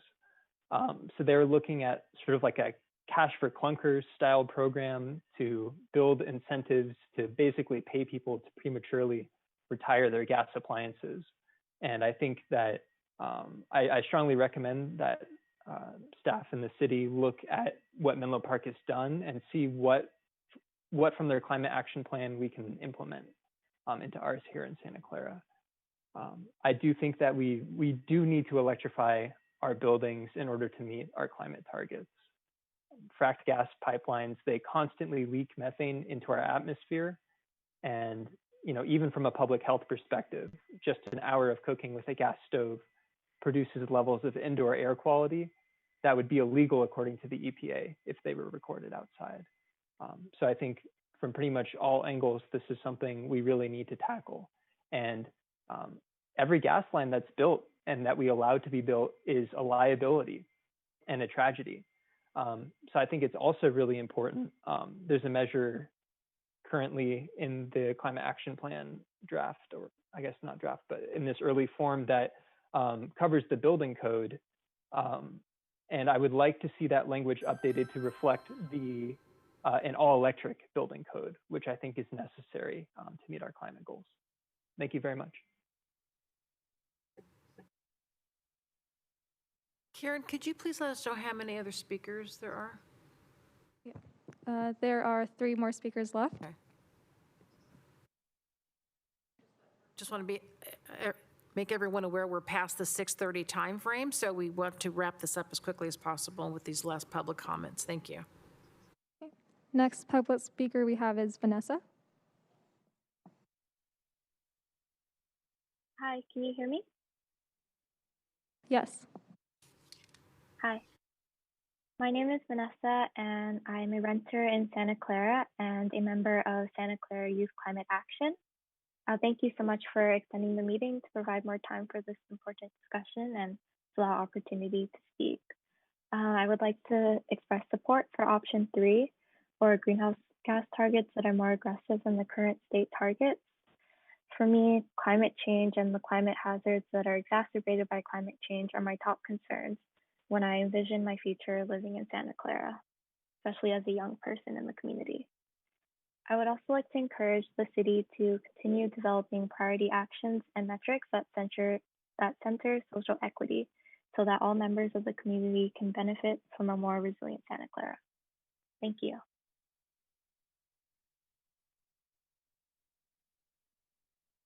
Thank you, Vanessa, for your comments. We have noted them down. Okay, next public speaker is Crystal Wickham.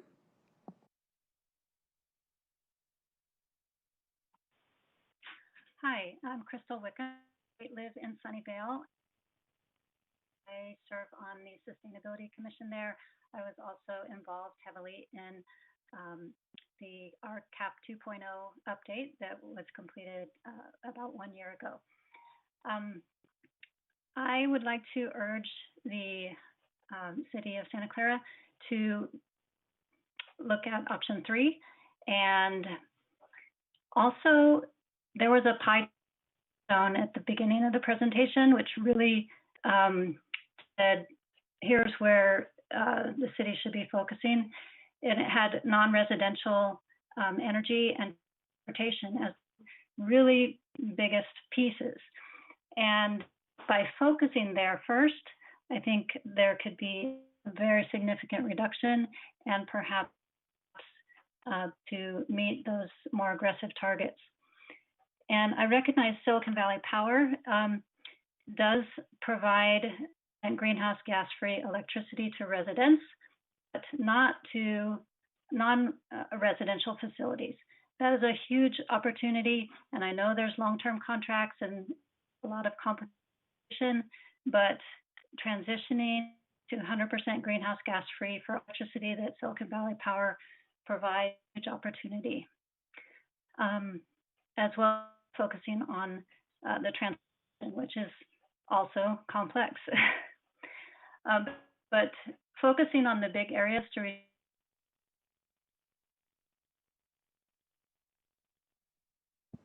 Crystal, and the resource. All right, thank you. Thank you for the opportunity. Thank you, Crystal. We have noted down your comments as well. Last public speaker is Tom Kabat.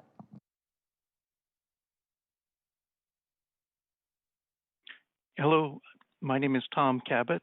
I'm a Menlo Park Environmental Quality Commissioner. I helped Menlo Park develop and adopt their REACH code for new construction to electrify all new construction, just to take away the gas option so that people will not strand gas assets, new gas assets that are then very expensive to retrofit. And I helped Menlo Park develop their climate action plan. It's a relatively simple plan, but very bold. The reason it is very bold and has such an aggressive target of being climate neutral, 90% emissions reduction, 10% with carbon capture by 2030, the reason is we've looked at the sea level rise maps. Every time they are updated, it is more severe, more frightening. We have a massive part of our community at risk for sea level rise, a disadvantaged part of our community. We need to rally to work on the climate problem at a speed that meets the IPCC guidelines of being rapid, far-reaching, and unprecedented actions. So we changed the way we do climate action planning.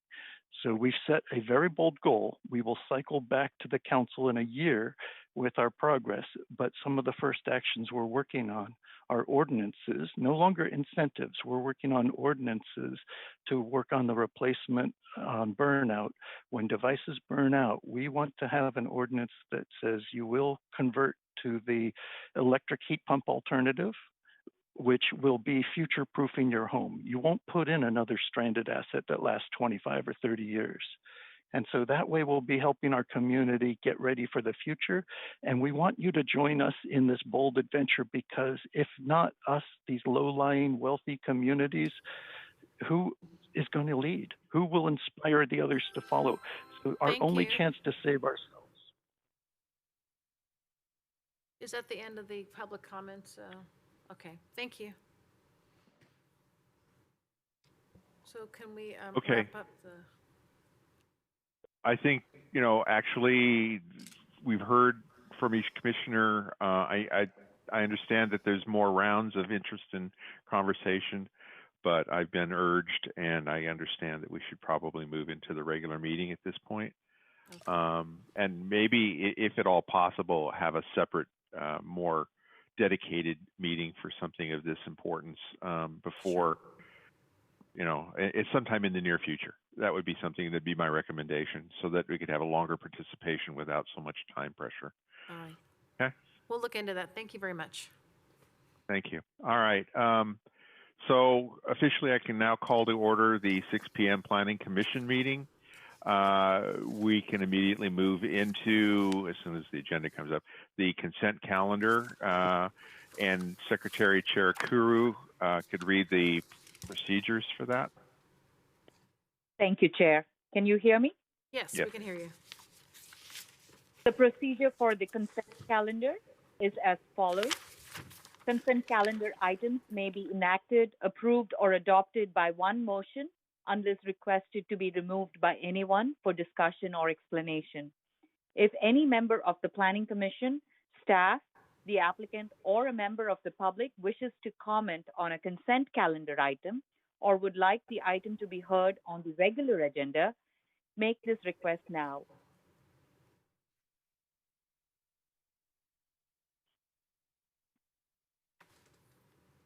Okay. Any requests? Hearing none, I guess we can move to approve. Is there any commissioners that had any issues with the meeting minutes from February 26th or April 8th? Okay. So I'm hearing none, so we can move directly to... Chair Salim, we do have Commissioner Jane's hand raised. Oh, I'm sorry. I completely missed that. I thought it was still raised from before. Commissioner I was Jane? just moving to approve the consent calendar. Okay. Commissioner Jane moved, and I think that was Cherka. Commissioner Biagini, second. Biagini. I hear so much echo, it's hard to tell.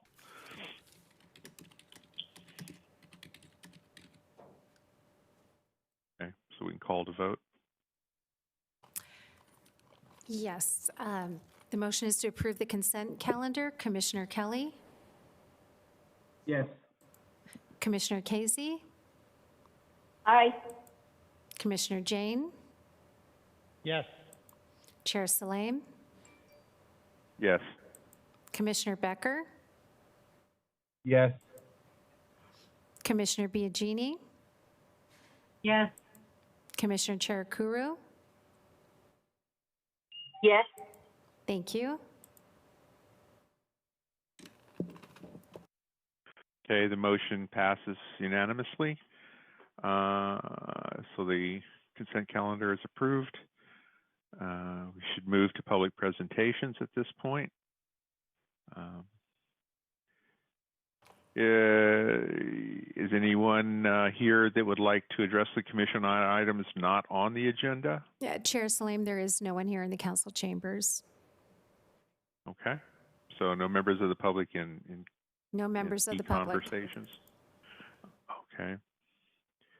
So that means we can actually move directly on to public hearings. I'm actually reading along to make sure I don't forget anything in the process.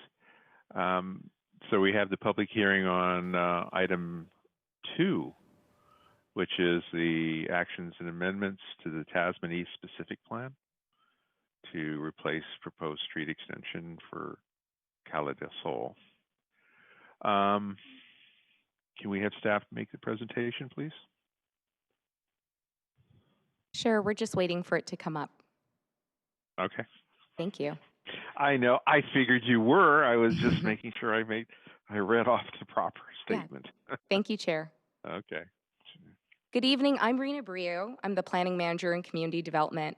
And with me tonight as panelists include Michael Liu, who's the Assistant Director of Public Works, Ellie Jackman, who's the Division Manager in Public Works, John Davidson, Principal Planner, and Steve Edwards, who is with Rethink Development.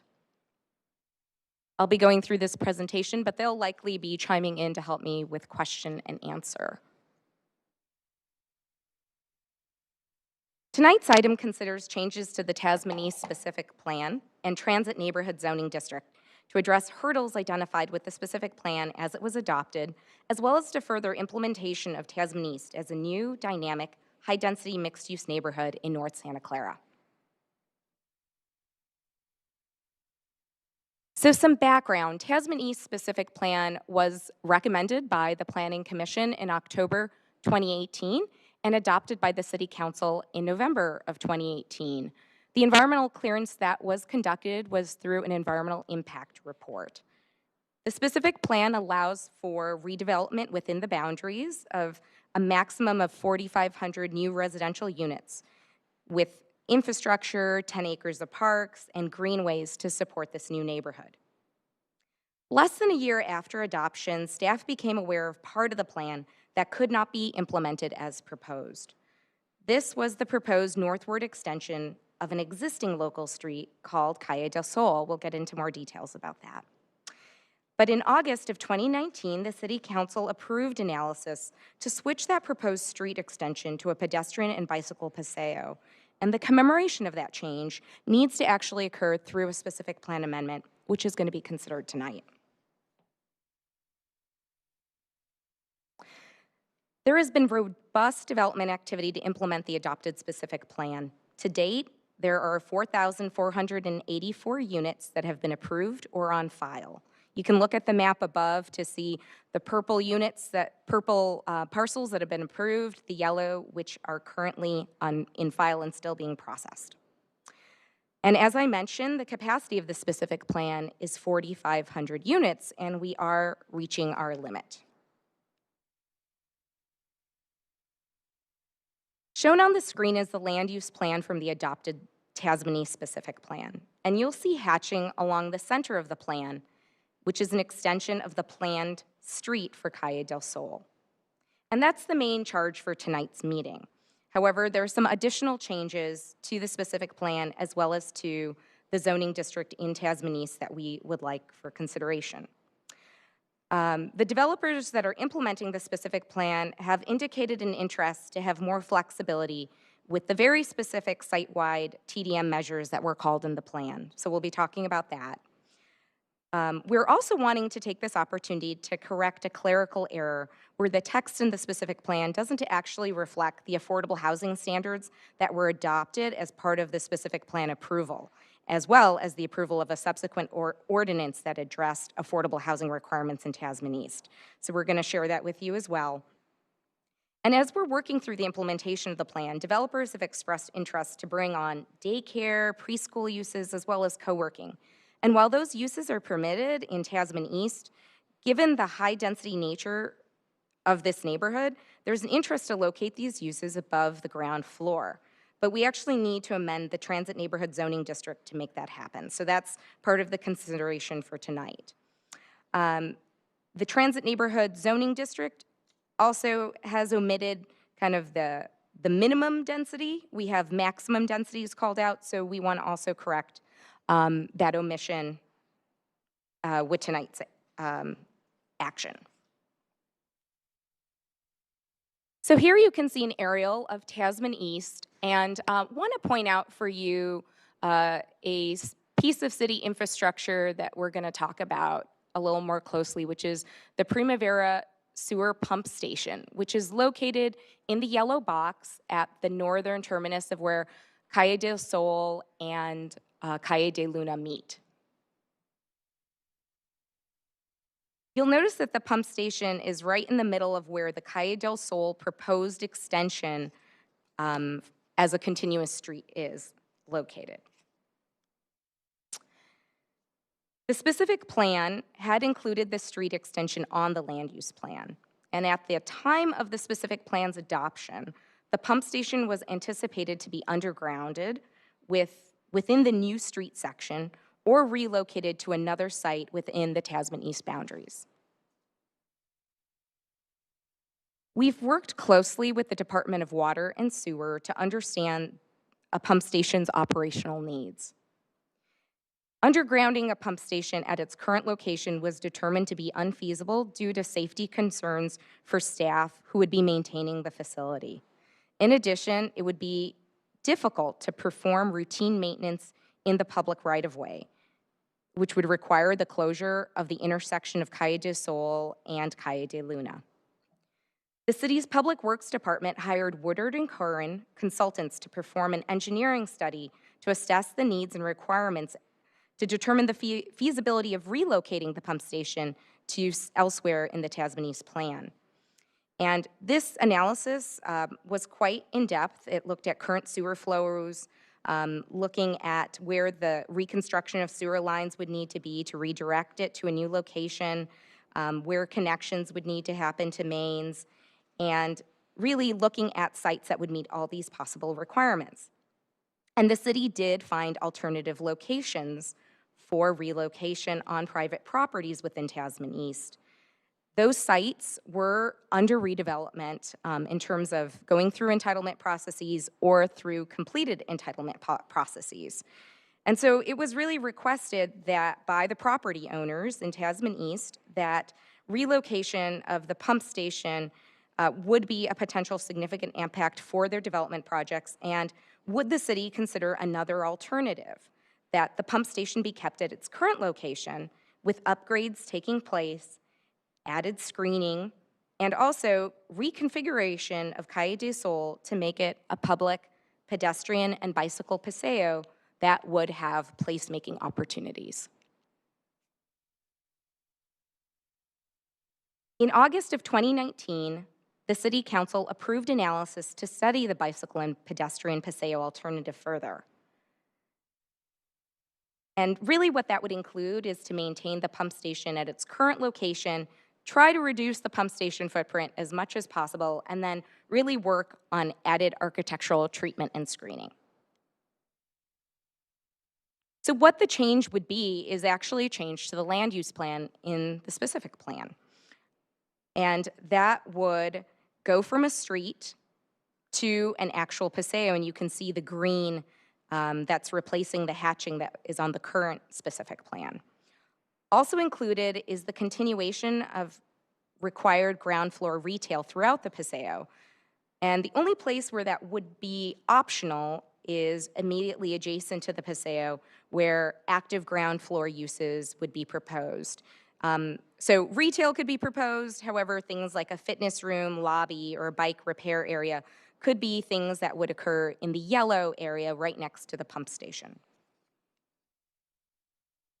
So in cross-section view within the specific plan, we talk about what makes up this paseo. And I really should share that this space has a fair number of constraints. First, it's comprised of private property that will have a public access easement over it. And this will allow the public to access as well as retains the maintenance responsibilities with the property owners. Beyond serving pedestrians and cyclists, it also feeds lines into the pump station itself, and the pump station is also fixed, and we can't move certain wells, so that's something that has to be worked around. The space also has to dual function as an emergency vehicle access to service the high-density residential development that's going to be built along the paseo. So what's included in the paseo is a 12-foot pedestrian zone that would be exclusive for pedestrians, an 8-foot bike path, which would allow for north and south travel, as well as on both the eastern and western boundaries, 14 feet pedestrian realms. And these would be fluid spaces where street trees would be planted and there'd be ample room for pedestrians to meander. In the middle of the paseo would be an outdoor seating grove, and similarly, through that plan area at different sections of the paseo, there'd be a great lawn for unstructured activity. This space is intended to be a gathering area, and the property owners will be providing up to 8 public events, which would be free to the public annually. So when you look at the cross-section, including the pump station, once again, there would be eastern and western borders that would be pedestrian realms, an exclusive pedestrian zone, bike lanes. You'll notice that the pump station itself is proposed to have a canopy and trellis feature, and this was really added to create symmetry along the Paseo, as the pump station itself is offset from the edges and is not exactly centered. So here are some renderings of what the Paseo is going to look like. And I just want to point out that on the left, you're seeing a daytime and a sort of a dusk view. But the daytime and dusk view on the left side of each image looks like this blank wall. And really what that is just to demonstrate massing, because we don't actually have file development applications on those portions of the Paseo. That's certainly not going to be what happens when the Paseo gets built. There are going to be windows and buildings that front onto the Paseo. And I want to thank Steve Edwards from Rethink and his consulting team. They've worked closely with city staff to understand the needs of the pump station and Paseo so it can be designed as a place to linger. And Steve represents Ensemble Development, which has entitled the northwest corner, which you can see in the rendering as well.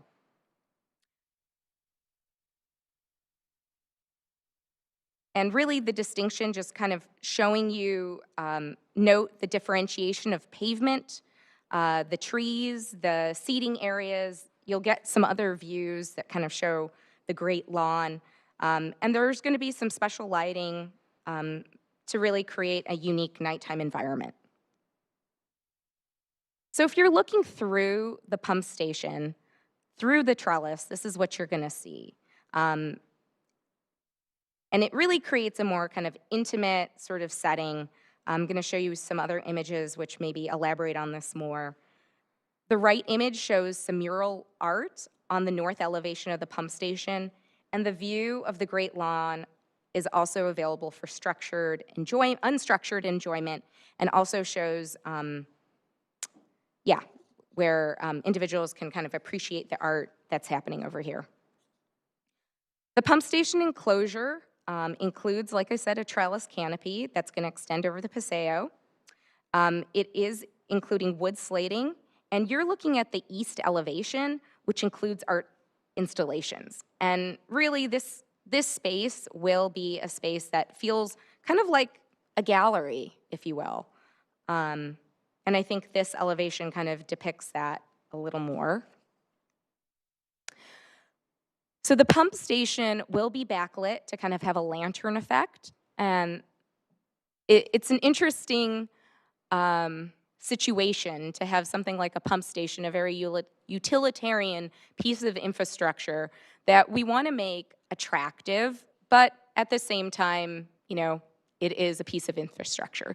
But this lantern lighting will be something that kind of is unique to the area. So maintenance and programming. What's going to happen is that the property owners are going to form a property owner association. One of the attachments to the report, the RTC, includes a signed MOU demonstrating the full intent of these property owners to enter into a POA, and that would be responsible for maintenance of the Paseo as well as pump station enclosure. So not the pump station itself, but sort of the aesthetic dressing over the enclosure. And then the programming of the Paseo. So as I mentioned, there are 8 activities at minimum a year that would be programmed. This could be things like movie nights. It could be a farmer's market. Other activities that draw people in and that would be free to the public. So staff also recommends the formation of a shell community facilities district, and that would be a separate action through council. And really, that's to make sure that, the property owners association is really a private agreement. The city has some influence of it, but really, if we want to make sure that this area is maintained properly in the long run, Due to unforeseeable circumstances, we really want to have a CFD available in case anything were to occur. So we've received some community input, and I wanted to share how that input really went into the plan that I shared with you. So we had a virtual community meeting on August 10th, and then a follow-up meeting with community members, kind of taking their feedback and showing how that feedback kind of translated to the plan. We had 30 individuals attend, and one of the main comments was they wanted to see, previously, which you're not seeing because we incorporated their edits into the plan, is that we had proposed active ground floor uses pretty much in the center of the plan. And the community wanted to see more retail throughout the Paseo. They felt like that was necessary to create an active Paseo area. We connected with the developers in this area. Kind of everything I personally know about retail made me concerned about this because we often hear about how retail wants good lines of sight from vehicles. However, the developers out here really feel that this is a special place and there's going to be a fair amount of activity and interest, and really recommended going with the community recommendation of adding required ground floor retail.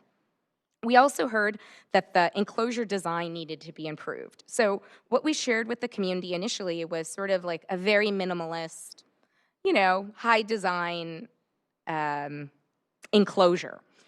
And so really in taking that feedback, art elements were included to add interest to the enclosure. So you'll see, the gallery images as well as the art mural that was added. We heard that the bicycle path actually needs to be designed in a way to prevent conflict with pedestrians. And as you'll be seeing, and maybe you can see through the aerial view, the pavement itself will be differentiated.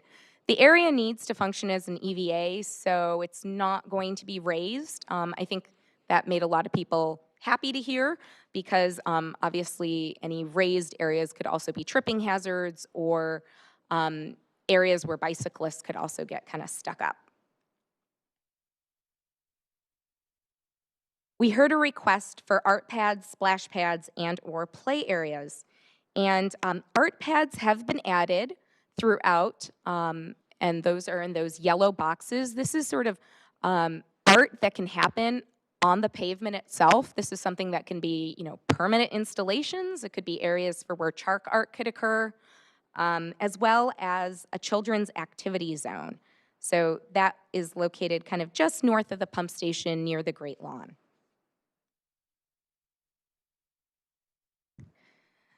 So as I mentioned, the developers of Tasman East had proposed some changes, perhaps, to the site-wide TDM measures that are called out very precisely in the specific plan. So as adopted, the specific plan says that after 3,000 occupants, smart passes, so that's with VTA, are to be provided to all occupants in the specific plan area. So in light of the COVID situation and really, I think the interest of the developers to find options that have some, interests for their residents themselves, they were suggesting some other options. For instance, a community shuttle that would take residents to maybe Caltrain, or rent subsidies so that individuals who ride their bike or do other sorts of activities to not take motorized transit or single vehicle transit to work, that those would be recognized as well.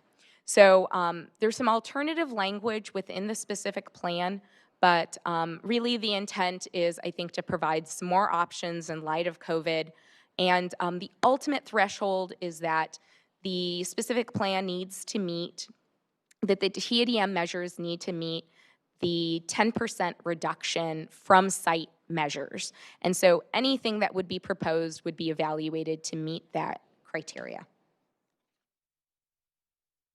So within the specific plan, we want to correct a couple clerical errors. The council action on Tasman East included affordability requirements based on density. And the council then subsequently approved an ordinance that included this affordability requirement. However, the specific plan text doesn't reflect that, and it really should be updated to reflect the council action. So you're going to see within the specific plan amendment references to the section of the ordinance that sort of shares what the affordability requirements are. And this is obviously a good practice to do so that when people are doing, you know, due diligence or research on properties, they can see what the regulatory requirements are in a very clear manner. As I mentioned, there's also a proposed zoning ordinance change to the Transit Neighborhood Zoning District, which governs Tasman East. And, you know, the developers are bringing in some supporting services like co-working, as well as preschool and daycare uses.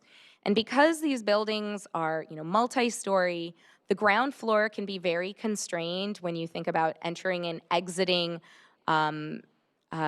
you know, a parking area that happens on the ground floor, as well as lobby space that happens on the ground floor. So allowing these uses to occur within the first 3 floors provides more flexibility for these uses and seems to make sense in the context of a high-density environment. I also want to point out that there is a technical correction to, which you'll find in the attached zoning ordinance. The current Transit Neighborhood Zoning District references a maximum density allowance of up to 350 dwelling units per an acre, but it doesn't reference the minimum density allowance. And so for parcels less than an acre, these would be very small sites, that could be up to 60 dwelling units to the acre.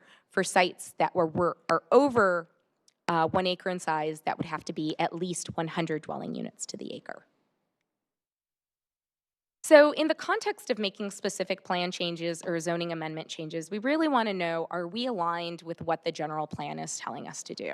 And so there's, you know, a lot more kind of text analysis in our report about this, but certainly the specific plan amendments and the zoning amendments we've talked about today align with these strategies and these goals around enhancing the city's identity, maintaining fiscal health and quality of services, reducing our dependence on single-occupant automobiles, encouraging new housing developments to incorporate design features and programs and incentives for transit ridership and decrease parking demand, and encourage conveniently located childcare and other family support services in the community. The environmental review has been achieved through an addendum to the final environmental impact report, and really have determined that there are no new significant impacts or worsening of the disclosed significant impacts through the changes that we're proposing tonight. Specifically, the traffic flows have been analyzed to review the replacement of Calle du Sol as an extension with a pedestrian and bicycle paseo, and determined that the traffic circulation will not be adversely affected. So we have some recommendations as staff for the Planning Commission. To adopt the resolution for the City Council on the addendum, to adopt a resolution to amend the Tasmania specific plan, and I'm not going to go into specifics, but you can read the text, and to adopt a resolution to recommend to the City Council to amend the Transit Neighborhood Zoning District. So that concludes the staff report, and we are here for questions. And like I mentioned, myself and some other panelists may be chiming in to respond.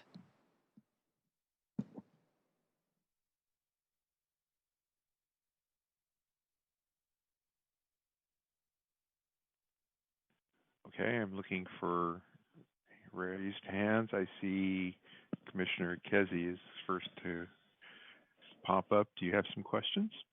Yes, I do. Thank you for the great presentation. So let's see. My first question is, there is a reference to SB2, 12 acres, 1,500 units of homes. Can you can you talk about that a little bit more, because that wasn't part of your presentation? Sure. So as I showed on the map, you know, we showed a map that had the 4,448 units that are on file or have been approved, which leads us to a capacity of 4,500 units, almost being completely tapped. We've done analysis, and we know that there are 12 acres within Tasman East that are not allocated for parks or roads or haven't been taken up for redevelopment sites. So, you know, with the City Council's approval, staff applied to the state to take advantage of some grant funding to be able to bring a consultant on board to analyze additional capacity in the specific plan that would be approximately another 1,500 units. That would require additional environmental analysis, likely a document that would need circulation, and we would need to understand all the impacts to infrastructure. So that's something that first has to go to City Council to get the approval to move forward with the consultant, as well as the scope of that amendment, but it would be specific plan amendment number 2, but that would be actually related to increasing capacity within the plan. And that's not for tonight, that's just important background as we consider the fact that we're almost at the limit of what can be redeveloped in Tasman East, yet more opportunity exists in terms of actual land area.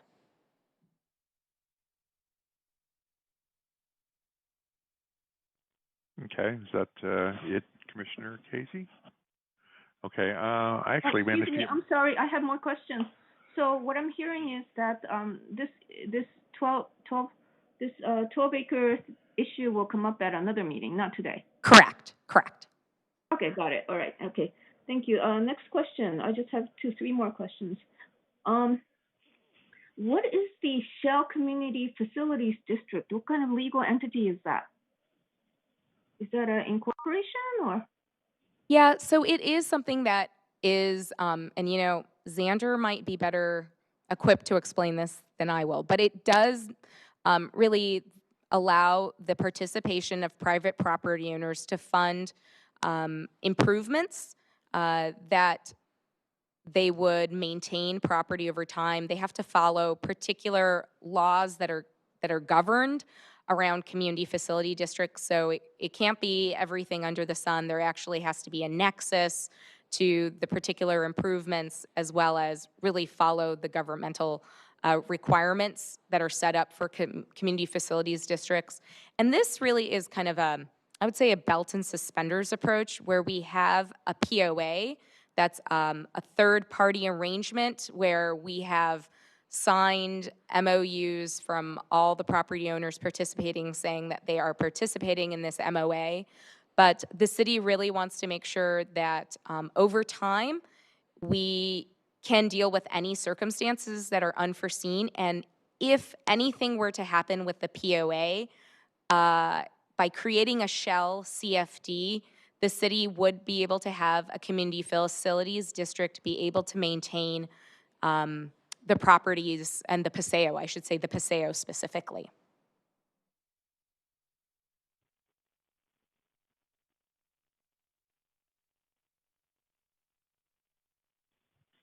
Okay. Oh, okay. I'm sorry. I keep getting muted automatically. So is this an organization that the city controls?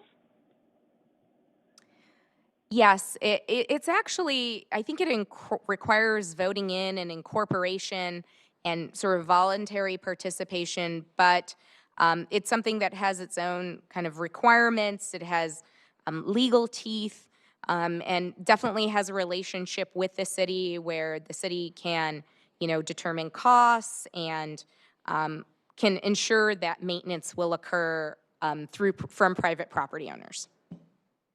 Got it. Thanks. How many acres are there that we're going to allow 60 units per acre? Could you repeat that, Commissioner Casey? So there is like a 1 acre parcel where we're going to allow 60 units instead of 100. How many acres are there? Does that cover? You know, I actually don't have that information. Maybe, I don't know if John Davidson, if you have that information or if we could somehow look it up. There are some smaller parcels. If those parcels actually, you know, combine with other parcels, then there's some greater development opportunity. If they're standalone, it does limit their ability to kind of maximize density on those particular smaller sites. John, do you have a sense of how many parcels are less than 1 acre? that are remaining for development. Rena? Yes. I'll have to look it up, but I think that the idea for the lower density range was to allow for buildings that could, that could be cost effective and fit on those 1 acre sites. I think it's out of the 12 acres that are left, a lot of the island pieces are less than an acre, but I'll have to check how many. So there are several of them. Okay. Yeah. Last question. So daycare on the second and third floors, are they going to take place in residential units? Commissioner Casey, is your question, is the daycare in exchange for the residential units? Yeah, because that's part of something that we're asked to vote on today. So I guess it's sort of how you look at it. I think certainly for these projects, the housing component of all of these projects is the main component. And then they have supportive services, which certainly take up a smaller footprint. So I guess in theory, some of these sites could opt for just residential rather than these supportive services. But we see this as kind of completing a more complete neighborhood with services, as well as, there was 100,000 square feet of retail that was proposed with the plan. So that helps to bring some of these services to fruition. Okay, maybe I didn't make myself clear. So are we going to build, are there going to be units configured specifically for these service requirements, or are we going to allow these services to take place in residential units? No. The intent is that these would be standalone uses, not sort of work from home uses. Those would be governed by a different part of the city's municipal code. But this would allow sort of standalone new development to have these uses on the second and third floors. Oh, okay. So just for curiosity, do we allow daycares to take place in rental units? Apartment units? Because I know we have a lot of, we've seen a lot of items with, there's people who want to run daycare out of their single family homes, but do we allow that in apartments? I think we actually would have to go to the state, because the state has some guidance on what home daycare's requirements would be. So I'd have to look that up. Every home daycare that I'm aware of always takes place in a single family residence, but I would have to look at what the state's requirements are. Okay, so, but what we're talking about with this particular hearing today is different from that home-based businesses. Correct. Got it. Okay, thank you very much. Okay, so just as a reminder, it's great to have a lot of questions, but please try to keep into 3 so everybody gets a shot. Now, I'm going to ask mine since I actually had my hand up next. Are we going to see more detail on how the Paseo is going to be utilized and laid out before this is rendered as a final change? So really the change is to the land use plan of the specific plan amendment, and when the city designs the pump station more, because right now it's at a very high level of design. There's certainly been a lot of coordination and specifics that have gone into kind of figuring out what the envelope's going to be, but there's more work to be done to get to really construction level drawings. So this allows kind of the Paseo to be in conformance to the specific plan, and for the Paseo to be implemented, and there'll be a fair amount of flexibility to implement the Paseo, with this being the parameters for how it has to be guided. So the Paseo itself will be implemented as development occurs. 3 of the 4 properties have been entitled right now, so we're going to need to see some of these other properties come online and develop for us to see a lot of these improvements made and accessible to the public. Okay. So, yeah, so the specific plan, it would guide that future implementation. Yeah, I was hoping to see before we go to like a final version, like how the seating, shade, ADA accessibility, bicycle and pedestrian flow, et cetera, was going to be handled in that paseo, because that'll give a good hint as to how well it will be received in general. Also, just some feedback that for that pumping station trellis area, try and see if we can keep some of that as a variable dynamic space, because we could have it be secure bike parking, seasonal cart vendors like for juice, coffee, missing stations, mailbox, community announcements display, VTA maps. And I just sat here and I brainstormed off a dozen different things that we could use that generic space for. Art's great, but there's just such a variety of other temporary or even seasonal uses that it'd be great to see that available. It would become a slight draw to that end of the paseo too.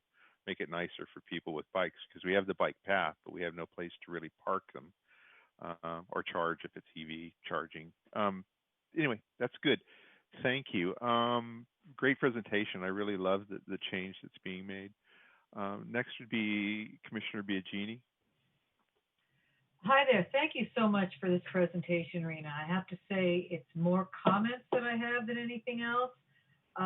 First off, from a broader perspective, I absolutely love the idea of making that a paseo that's welcoming to pedestrians and bikes. I had the same question, a little more detail. Where do we park the bikes? Is there going to be areas for electric bikes and the like? And how does the flow look? Because if the flow looks right, then you're going to attract people there. I love the idea of art. I actually kind of like the idea that could it be a rotating art?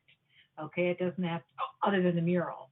But you could have like rotating art in there. That's another draw. The other reason I like that being a paseo is because there's a part of me that says, yay, it reduces traffic, but that also brings up the concern of what about traffic circulation in the area? And from what I get from the staff study, it does not look like traffic circulation would be adversely affected. But the way they design that pump station, wow, I'll just say that.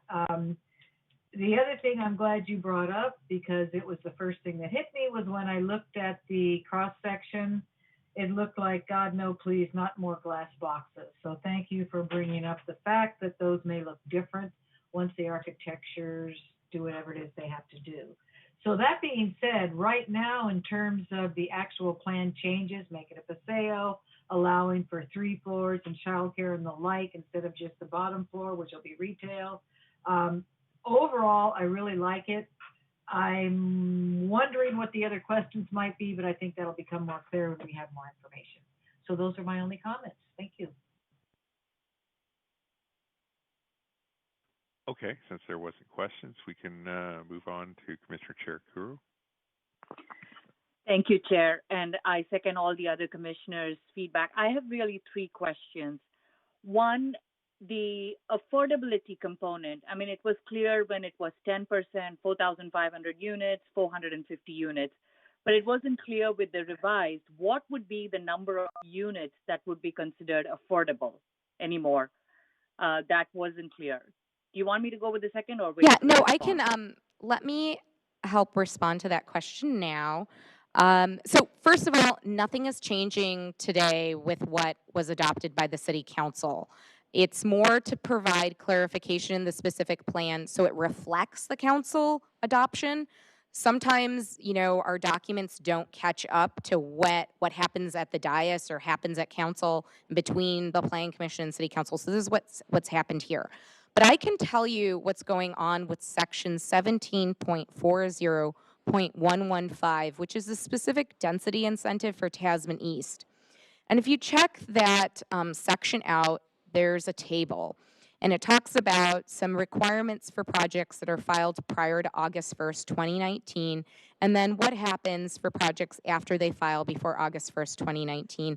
And the reason for that is if we go back in time, we haven't always had our city's affordable housing ordinance.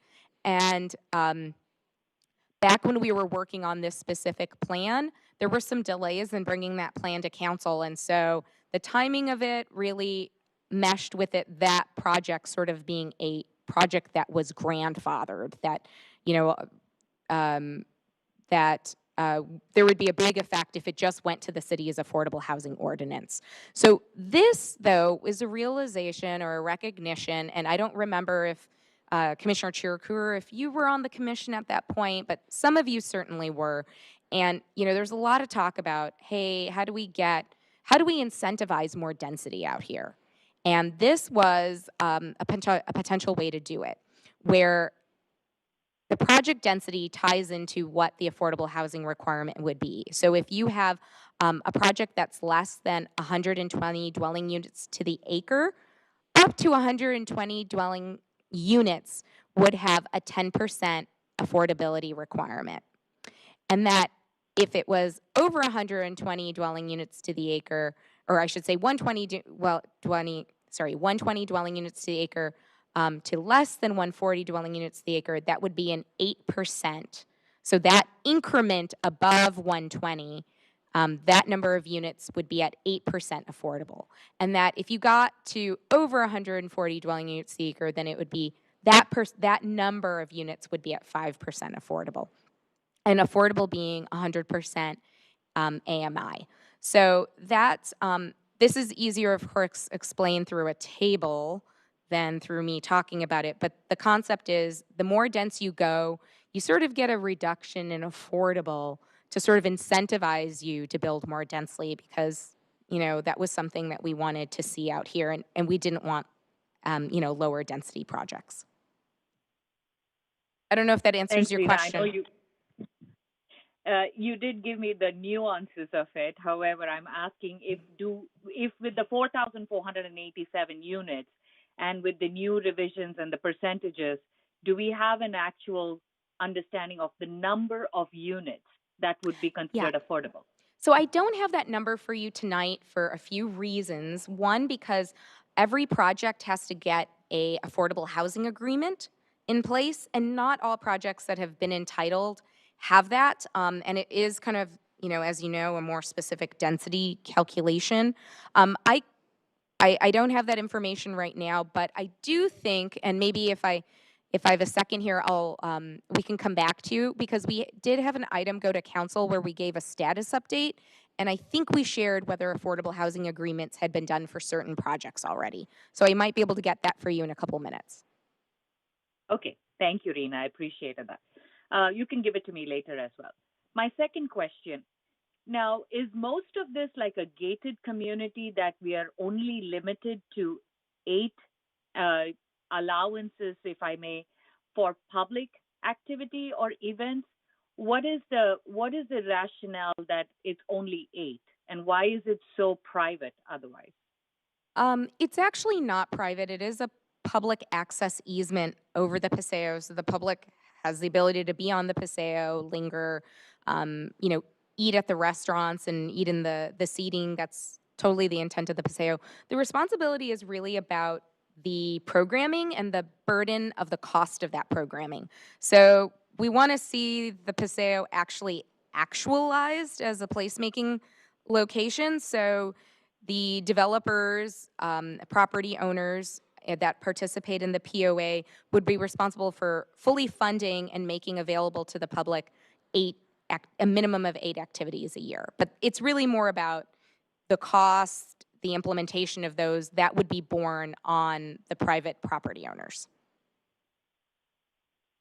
I understand. I mean, I'm not going to belabor that, but it seems you said minimum 8. I definitely look forward to a lot more, because I can see this becoming more of a thriving, you know, public space, and limitations such as 8 becomes more cumbersome for, you know, people who want to have a little music, you know, concert. I mean, it's something that we've seen in Europe and in Asian countries where you could have a, you know, little music session. Does that consider an event, or is that now something that, you know, has to go through permissions?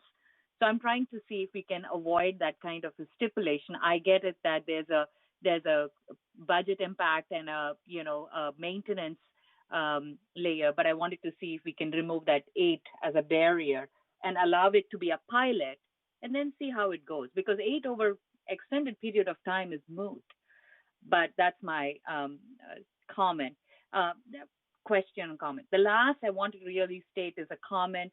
I really like this project, the Paseo. It really should become more of a norm than not, and then that we encourage more of these kind of pedestrian friendly alleyways or paseos. And I really don't know why it should come out as a separate. I really think our future projects should enable more of these where we actually can contain the traffic within these large projects. And I really look forward to getting that lantern going. I can't say I was this excited about a pump station before, but that really looks inviting.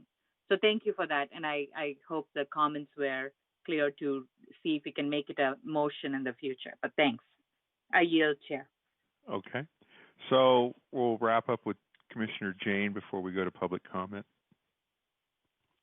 I'm sorry, I lost internet for a little bit, so forgive me if I'm repeating some things that had been covered. I saw that the TDM said that they were going to give out these smart passes to try to encourage people to take public transit. Now they're concerned that people won't be riding public transit.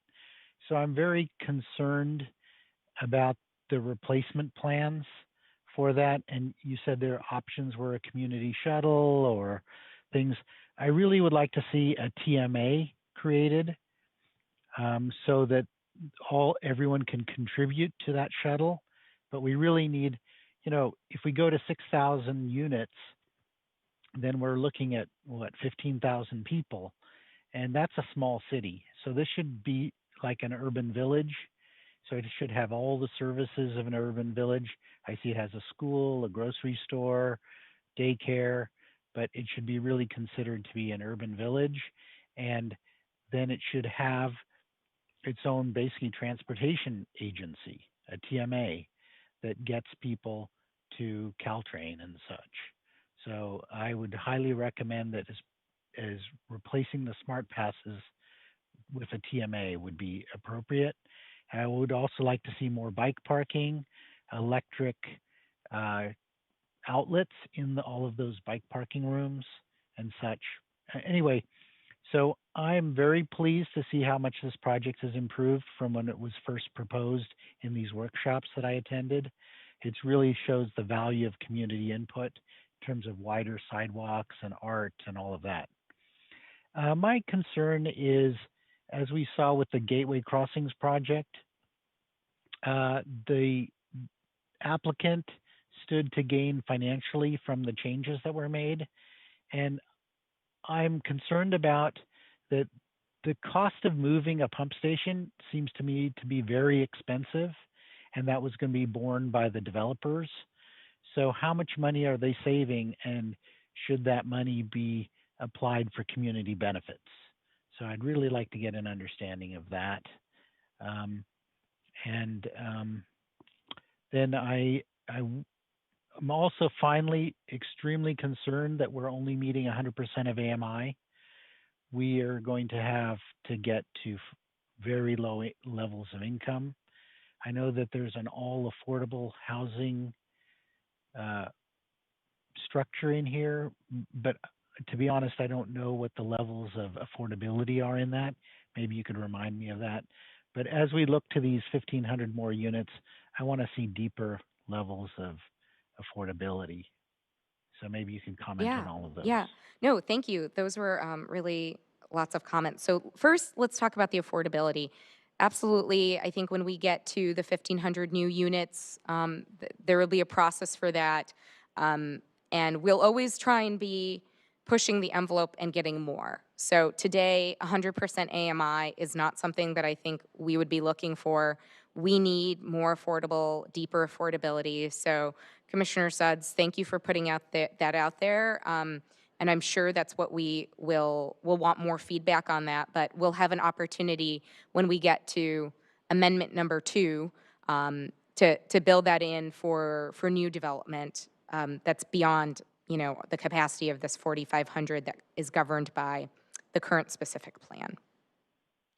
So next, your question was about, I guess, how much, right, are the developers benefiting here because they're saving, they're not spending as much money? And that is a bit of a difficult question to answer from the standpoint of the Paseo is millions more dollars more expensive than a regular street. The upgrades to the pump station itself is not significantly cheaper than actually building a new pump station. And really the big difference is the fact that right now the city has the land, right? We have the city land that the pump station's on.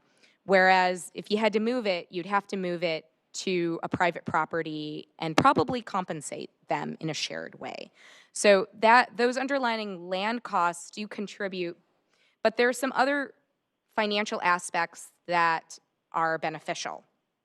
For instance, right now, the Paseo, as proposed, will be privately maintained versus a public street. If we had created, if we had relocated the pump station and gotten a public street instead, there would be costs associated with building out the street.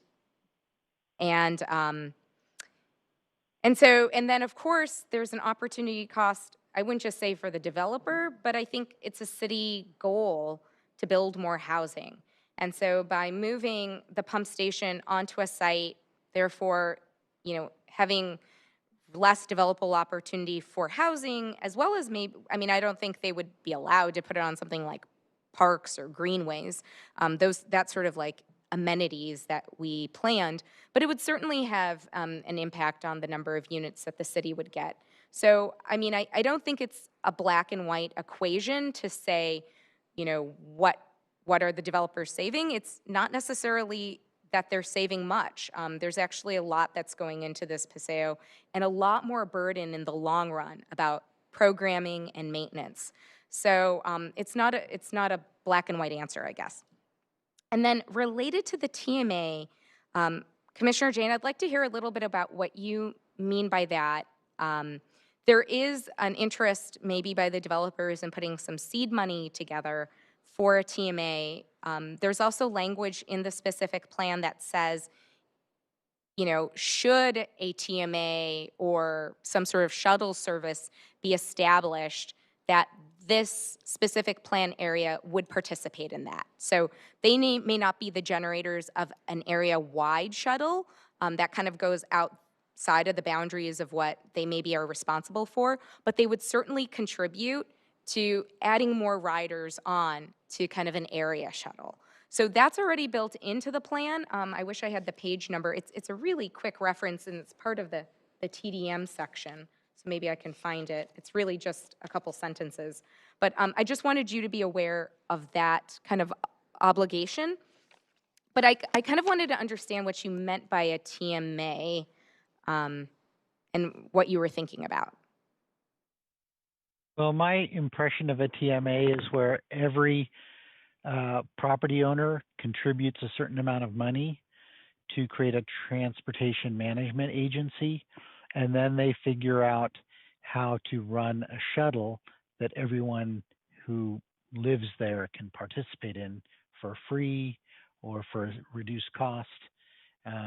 But it's really so the city doesn't have the burden of lots of extra traffic because they're just running one shuttle back and forth to the train station, and it's not costing the city money to run it.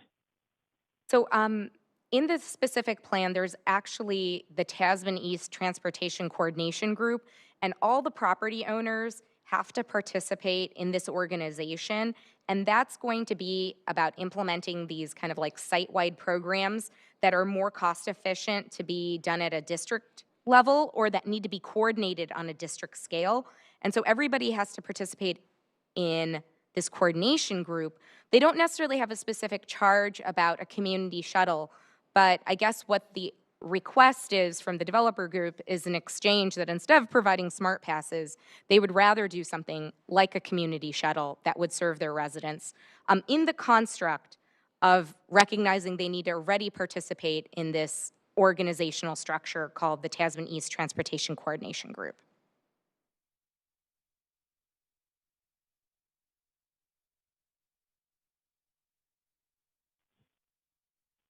So I'm trying to see if I have other questions that you had put out there. No, those are my 3 questions. Okay, all right, thank you. Done. Yeah. Awesome.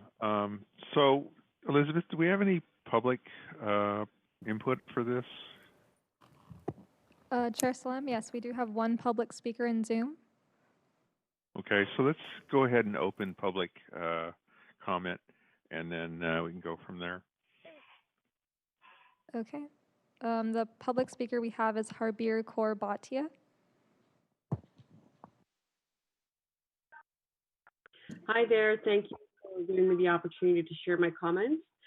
Firstly, Rena, I wanted to say thank you for incorporating my input on the art pad and creating the spaces for families. I think that's going to really help ensure that we make it very, useful and create some really wonderful experiences for the families and individuals. A couple comments I would like to add is just to make sure that I hope we still continue to put pop-up shops in the center of the Paseo. I think that's important to create commerce and allow small businesses to be able to afford spaces that are not, a greater burden for them if they were to have their own physical, office or large retail area. Number 2, that we reconsider or really share the plans for how the bike lane or bicycle lane will be planned out. I still believe for such a small distance of 400 feet, it may actually cause greater risk and greater harm. If we have it as a drive-through bike lane versus one, of a walking through with the bike, it can be really difficult to control spaces of that nature, especially when you don't have different elevations, which is good. We don't want this elevation because we don't want anybody accidentally falling and again, it's not a large thing.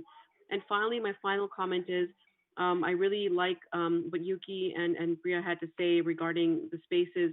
I really appreciate that my ideas were incorporated, but I do believe that we need to think larger scale of how do we make this sustainable to ensure that we can have these different types of events and programming going on beyond, for just the 8 events, make it long-term. And it could be collaboration with different corporations. It could be different, partnership with different organizations. But we definitely need to create these cultural centers that are thriving and ensure that we celebrate all the diversity and the type of culture that we have in this space. So thank you for the comments. And finally, please do look into the TMA that Suds mentioned. I think it's going to be really helpful for our city.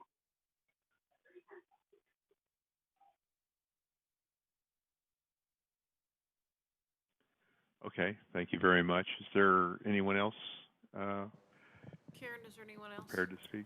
No, there's nobody else. Okay. Give a Okay, motion to is close there a the public motion? hearing? Yeah. Motion to close public hearing? Second. Okay. I'm sorry, who was that seconded by? Me, Commissioner Becker. Wow, I could have sworn it was Commissioner Kelly, but Commissioner Becker.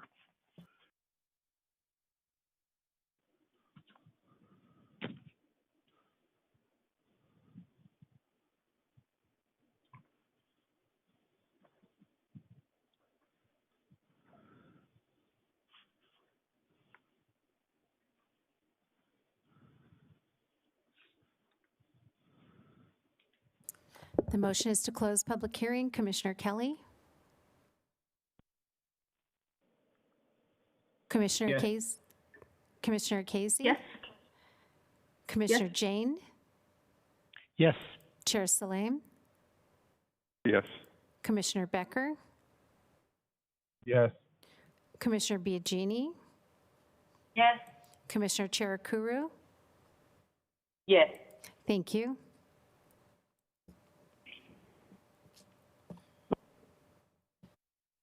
All right, so motion to close public hearing passes unanimously. I can see right away Commissioner Jane has his hand up for additional comment.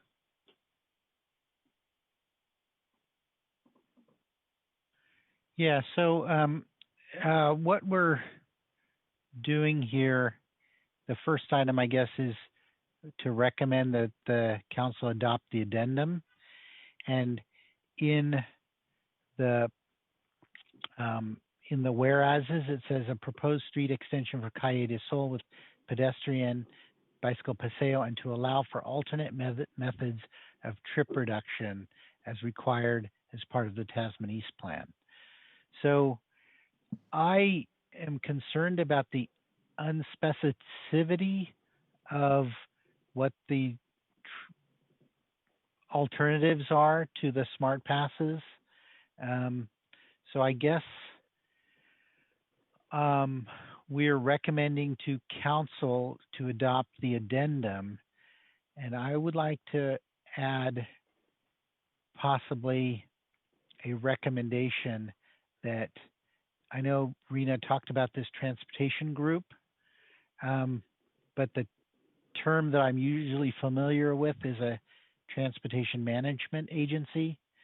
So this is just discussion. I'm just saying that I would like to add some wording to recommend a TMA.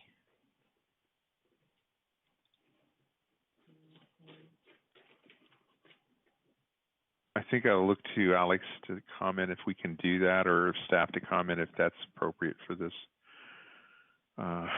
specific item. Well, Mr. Chair, if that's the pleasure of the commission, I think that's potentially something that could be included in the specific plan amendment, if instead of the language that we currently have about substituting the smart passes, we put in something about a TMA. It wouldn't be in the addendum reso, I don't think. But on the spot, can we swap out the smart pass language with a TMA? I don't know offhand. I imagine that's within your authority, and you can certainly make it as a recommendation, but I think I'd need to consult with the planners and talk about the legal implications and what the requirements are for setting up the TMA, because I don't know that right off the top of my head. But I think it would be appropriate as part of your specific plan resolution if that's the pleasure of the commission. Okay. So do you want to put that into the form of a motion, Commissioner Jane? Well, the other thing was that I know that the original specific area plan had mentioned that there would be 10% VMT reduction from site measures. So unfortunately, we haven't had any TDM penalties in the past. And as a result, a lot of developers have just been getting away with, I would say, murder by not generating the reports or the plans that they've needed to. And now staff has had to scramble to hold them responsible. It's been kind of a travesty of the whole process. So I'm wondering how we can put some more teeth into making sure that as they change these smart passes, how do they really get held to that 10%? And is there penalties that could be imposed if they don't meet it? I don't know if that's something that we are... Sorry, this is Rena. I just kind of interject here. I do think that, something to the effect of, through annual reporting, something that really demonstrates the burden on the developers to demonstrate their reductions. I mean, I think that could be inferred through how the language is written, but it would be nice to be more clear. I think the context of penalties is one that's awkward to put in the type of specific plan amendment that we're doing right now. We have a lot of projects that are currently in the process, as almost the entire plan, right? So I think that thinking about that in the context of something like the cap, maybe another specific plan. I think we also kind of need to look at the legal ramifications for the nexus for when you put some penalties on people for not achieving, your VMT reduction measures, because really it's about not meeting CEQA, and how you not meet CEQA is force them to meet CEQA, not say, well, now you have to pay more. That's a different nexus for what they need to require to meet the requirement. If that makes any sense to you, even though it's sort of an incentive. I think there's a bigger policy question here about penalties, but I certainly think that the point about needing teeth and putting the burden so that there's annual reporting that must occur to make sure that we achieve the site-wide goal of 10% is something that we could put more clarity into the actual specific plan, the amendment, I should say. Yeah, because, Mountain View has their north of Bayshore specific area plan, and they put a lot of teeth into that plan.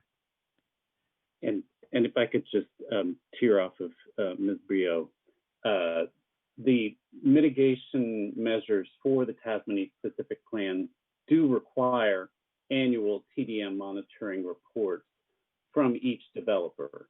So if they in fact do not submit those reports, then it does become a code enforcement matter. They're not complying with the mitigation measure. We do not here have the authority to modify the existing mitigation measures for the Tasmania specific plan by just adopting an addendum. But if you do want to adopt penalties for future developments, say for when the second amendment comes forward, there is a mechanism for doing so, which requires the adoption of an ordinance. The city would need to adopt an ordinance if it were going to begin imposing penalties on developers who do not meet TDM targets. So there is a legal process for doing that. I do not believe we have that authority for the existing projects that are already entitled or in the pipeline under the existing specific plan, but we can at least put some more effort into code enforcement if they're in fact not submitting their required annual report. It just, what I hear is that 11 projects that were supposed to report to us have occupancy now, and only 2 of them have submitted reports. So there's a big gap between, what they're supposed to do and what they're doing. That's disappointing, although I don't think any of those are in the Tasmania specific plan. No, they don't have occupancy. Yeah. Right. Yeah. So okay, thank you. Let me offer a suggestion that, I understand the kind of gist of your effort with the wording change. Perhaps we could keep it flexible by suggesting that alternatives that are no less effective than the transit pass. That way you can set a bottom limit that alternatives won't allow them to escape the intent of the transit pass. Instead, they can have substitutions, but no less effective. Chair Salim, the challenge with that is unless we implement the smart passes, we won't know how effective they are. So it's hard. I thought about that myself, but what it really came down to is what did we require the plan to achieve? Because unless we implement the smart passes, we won't know what that is. At any point were the smart passes targeted to have a specific goal that was to be achieved and reported? Well, the entire site-wide measures were to be at 10% of reduction, but the smart passes themselves, I don't know if they would have, what portion of that it would have achieved. And today, under COVID, I'm not really sure either. And then by the time projects get occupied, who really knows the state of, people's interest? It may increase. It may increase, actually. So I think I understand. It certainly sounds that if you maintain the 10% reduction target, it shouldn't really matter which approach they take as long as they achieve the goal. And I think Commissioner Jane is reasonable in suggesting we don't want escape routes that allow them to come in at 8 or 7 or 10, 4%, because they've chosen a separate approach. But you're right, I understand. Okay, Commissioner Jane, do you have any further comment you want to make on that? No, I'll let Commissioner Casey go. All right, Commissioner Casey? Thank you. The discussions we were just having now reminds me, are we going to ever see developers come in and give us presentations on how effective their TDM results and how effective various measures have been? It's been promised to me for many years, and I haven't seen anyone come in. I think Gloria might have some thoughts on that. Scott.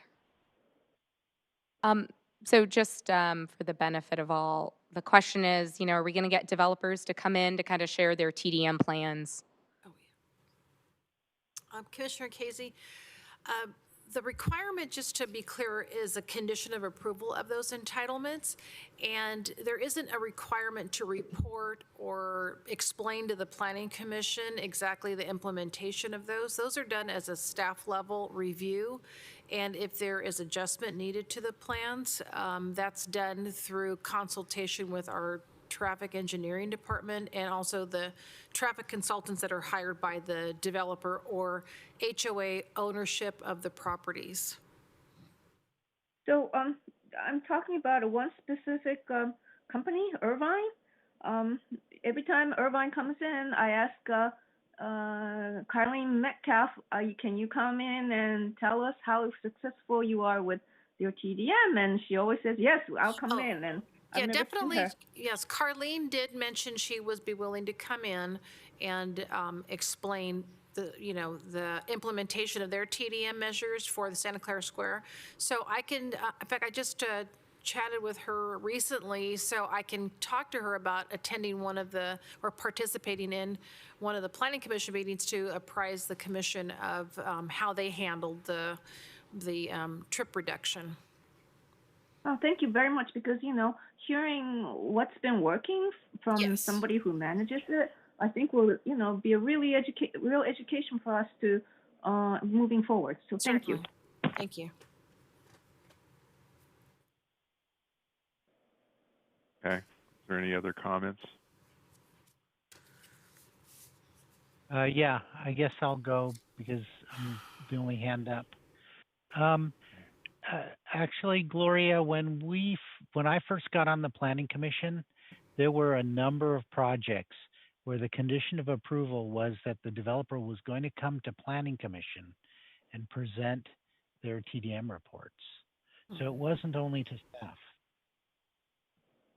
Yeah, we've gone through the entitlements on the ones that are currently obligated to submit annual reports. And first I want to be clear, I think there was some misconception that the TDM plans are submitted sometime late in the building permit and process, and they're not. The TDM plans are required before the building permits are issued, and those have been consistently received. Now, the second aspect of is the reporting part of it. Because the TDM programs have been required, or they've been attached to different developments even before we had a requirement for them, not all of them actually have reporting requirements. They basically just say, here's the plan, you shall implement it. But there isn't really a requirement to report back on the success of that plan. Now, we're currently adjusting the condition, and have been for the last few years, to require an annual reporting, basically a compliance report, and make adjustments as needed. But there are not any conditions that include review by the Planning Commission.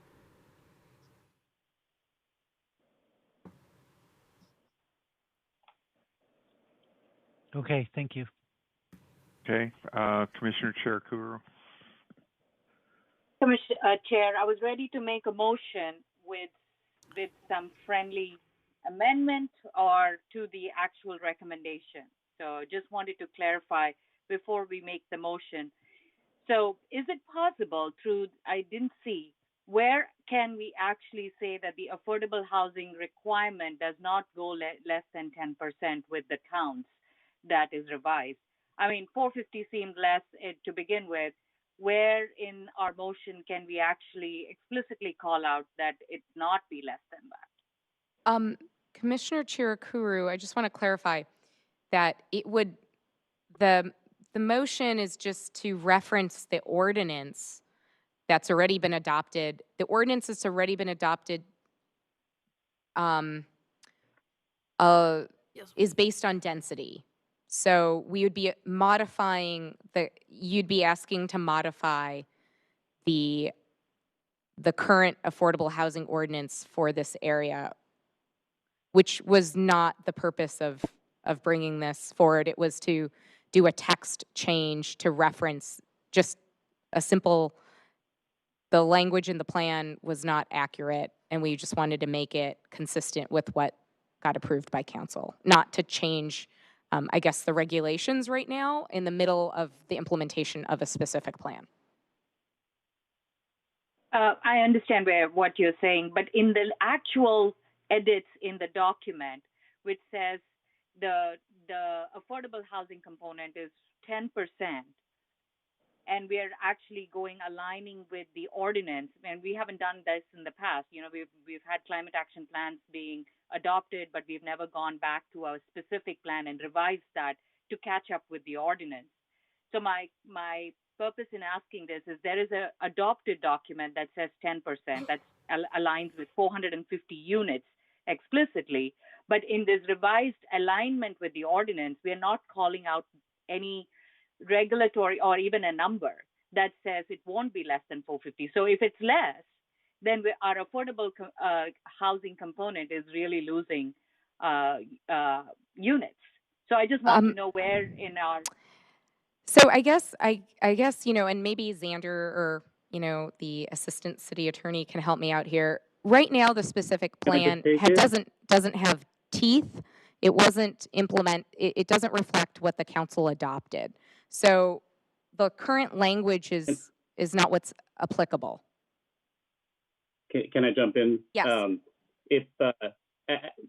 What we are doing is adopting the code requirements, which for all new developments will be a minimum of 10% for the highest density range, and a minimum of 15% for the lower density ranges. So no new development projects coming in will be less than 10%, Commissioner. So if you would prefer it to be expressly stated in the specific plan, I'm sure we could put in the exact language. We could simply copy the language from the ordinance if you would prefer that. But we're not going to go below 10% for any new development coming in. The already entitled developments did have lower density did have a lower affordability percentage for the higher density, but those are already entitled, and we can't change the affordability level for the already entitled projects.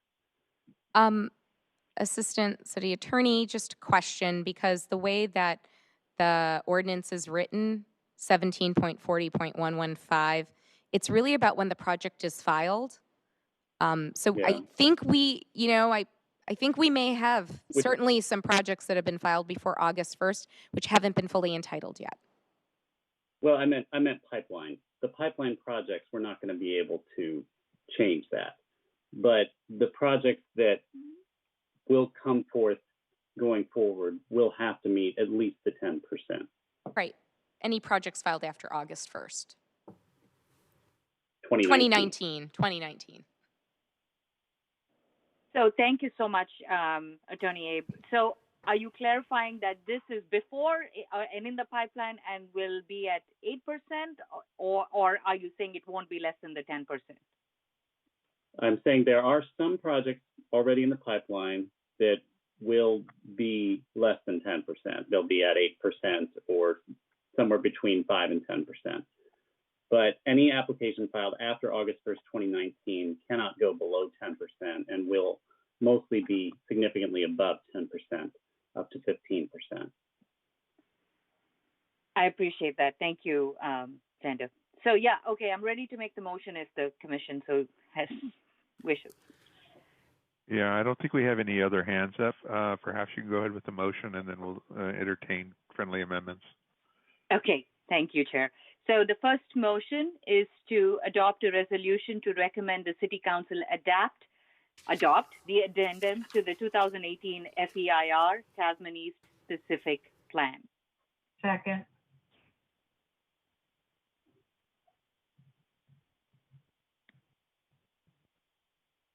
Any additions? Call for the vote. Okay. Call for the vote. Okay, we're voting to approve alternative 1. Commissioner Kelly?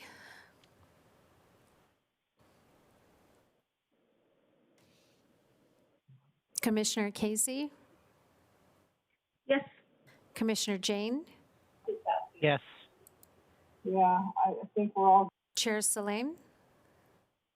Yes. Commissioner Becker? Yes. Commissioner Biagini? Yes. Commissioner Cherakuru? Yes. Commissioner Kelly?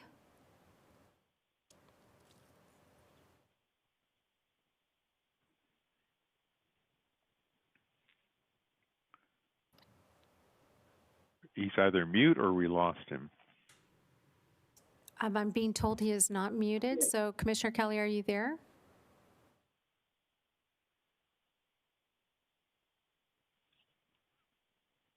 I don't see him in the list. He does seem to be muted there. Yeah, He's on the list. Now he's not. Can you hear me? Yes, Yes, we can hear you. Okay, yes. Thank you. Thank you.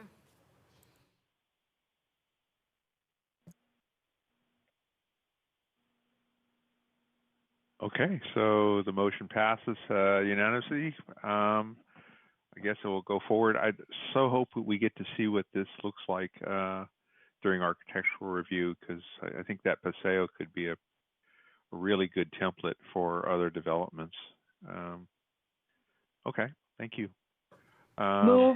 Move that we adopt a resolution to recommend the City Council amend the adopted Tasman East Specific Plan, aka Amendment 1, to replace a proposed street extension for Calle del Sol with a multimodal paseo, allowing for alternate methods of trip reduction, and correct a clerical error in the plan regarding the affordable housing requirement and an error regarding permissible density ranges. Second. Just to Can I have a confirm, discussion? that was Commissioner Biagini who seconded that? I would like to propose a friendly amendment. Sure, go for it. Okay. So they're talking about alternative methods of trip reduction. And so I believe that this is the time when we can try to suggest alternative methods of trip reduction. And in this section, one of the whereases is require that the Planning Commission provide input to the City Council on proposed specific plans and subsequent amendments. So that's where I would like to provide input to the council.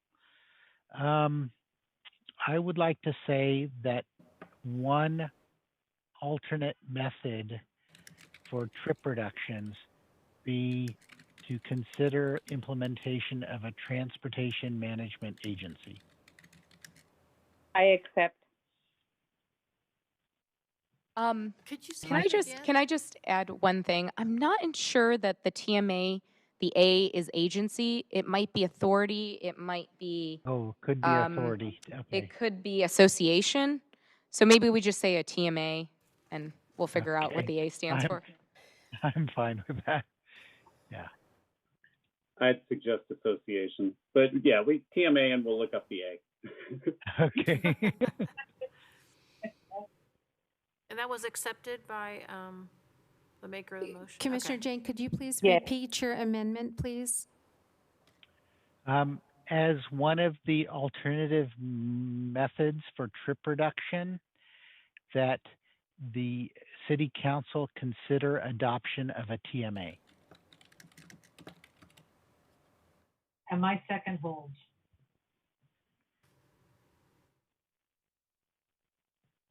Okay, just one moment.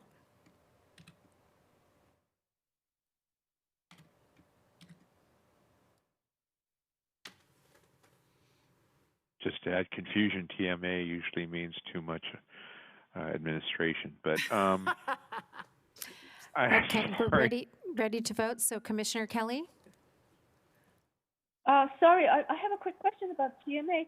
Is that the same thing as I think I remember reading in the report about how the developers in the area are thinking of pooling their resources to run, for example, via kind of shuttle? Is that the kind of TMA we're talking about? Right, it would be a combination of different developments to share the cost and also the coordination for trip reduction and alternative modes of transportation. And that needs to be sanctioned by the council? Well, that would, yes, that's a different type of requirement. So it would create like an association, almost like how hotels coalesce, on, say, in a district where they're either paying either for utilities or for improvement district. It's the same type of thing. It would be member developments participating, and it would be an obligation to participate at different levels. Okay, thank you very much. Okay, the motion is on the floor. We'll take the vote. Commissioner Kelly? Yes. Commissioner Casey? Yes. Commissioner Jane? Yes. Chair Salim? Yes. Commissioner Becker? Yes. Commissioner Biagini? Yes. Commissioner Cherukuru? Yes. Thank you.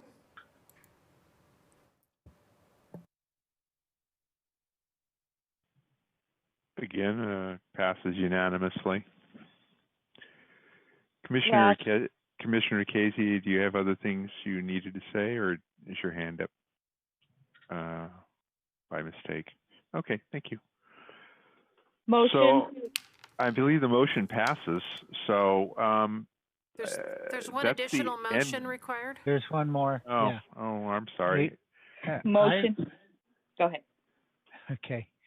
I propose that the Planning Commission recommend that the City Council amend Chapter 18.25 Regulations for the Transit Neighborhood Zoning District of Title 18 Zoning of the Code of the City of Santa Clara, California, to allow certain non-residential uses as permitted uses within the first 3 floors of mixed-use buildings and to make other technical changes. Second. I'm sorry, who Is there any seconded the motion? conversation or addendum? I think that was Cherukuru.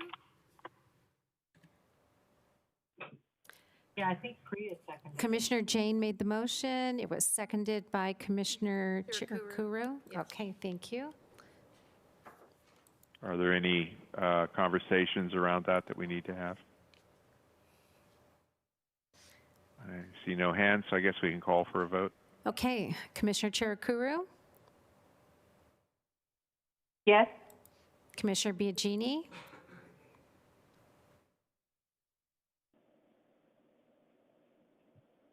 Commissioner Becker? Yes. Chair Salim? Yes. Commissioner Jane? Yes. Commissioner Casey? Yes.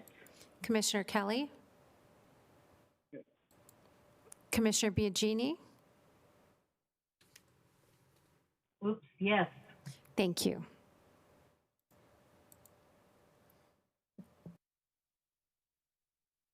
Can I add another motion, even though it's not recommended? Let's complete this one. That one actually passes unanimously, and I think that was the last of the 3 sections, unless there's another one hiding somewhere I don't know about. So we can actually proceed to a different motion. If you have one, go ahead. So I'd like to recommend to the City Council that they remove the 8 events clause wherever that resides. I don't know if it's in the specific plan or in the it's somewhere else.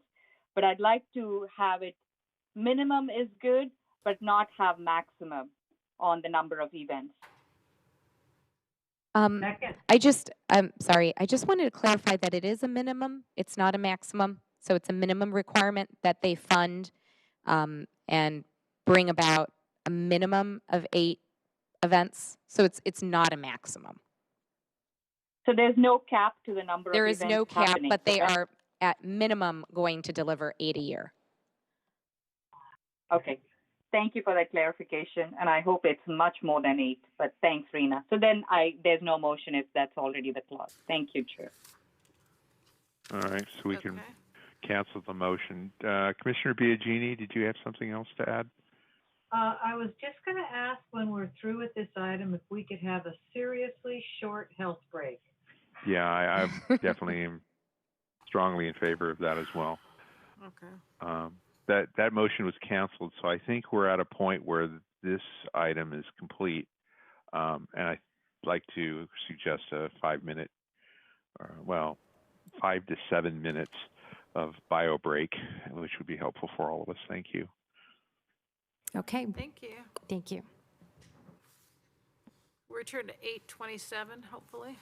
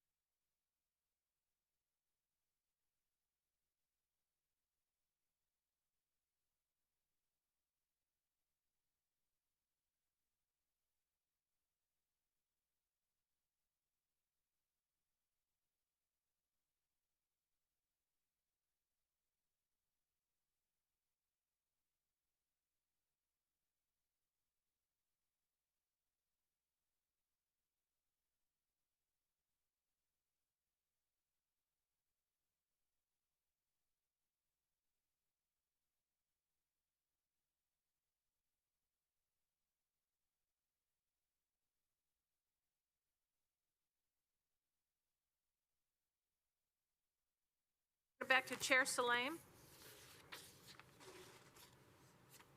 Okay. Could Commissioner Secretary Chair Kuru please read the next item 3? Item 2, 3. public hearing. Oh, sorry, 3. 20-711 public hearing.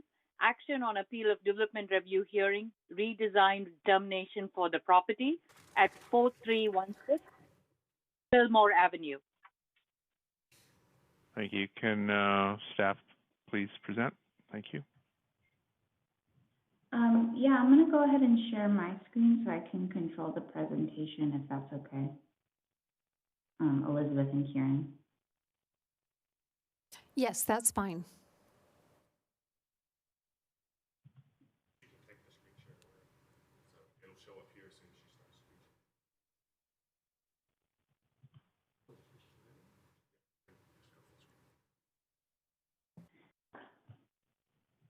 Okay, thank you, Chair.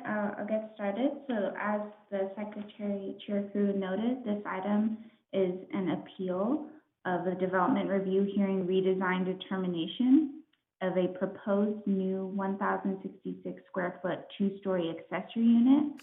It's proposed to have 2 bedrooms and 1 bathroom attached to the rear of an existing 539 square foot 1 bed, 1 bath residence. The existing residence does not have any existing or proposed on-site parking. And this is an appeal of the decision that was made at the development review hearing on March 13th of this year, 2020. At that hearing, staff was recommending approval at that time. So this is the project site. It's located just north of the intersection of Fillmore Street and Agnew Road. The lot is approximately 3,125 square feet and has a 25-foot lot width. As I stated previously, there is no existing on-site parking. We did determine that the lot was legally established in 1888 through the Bethlehem subdivision. Currently, the lot is zoned R16L and is legal nonconforming in that it is 3,125 square feet, where R16L typically requires a 6,000 square foot lot size. In addition, the width of the lot is only 25 feet, where R16L typically requires 60 feet in width. So this is the existing site plan. The house is 539 square feet with 1 bedroom and 1 bathroom. The rear covered patio that you see here would be demolished or is proposed to be demolished as part of this proposal.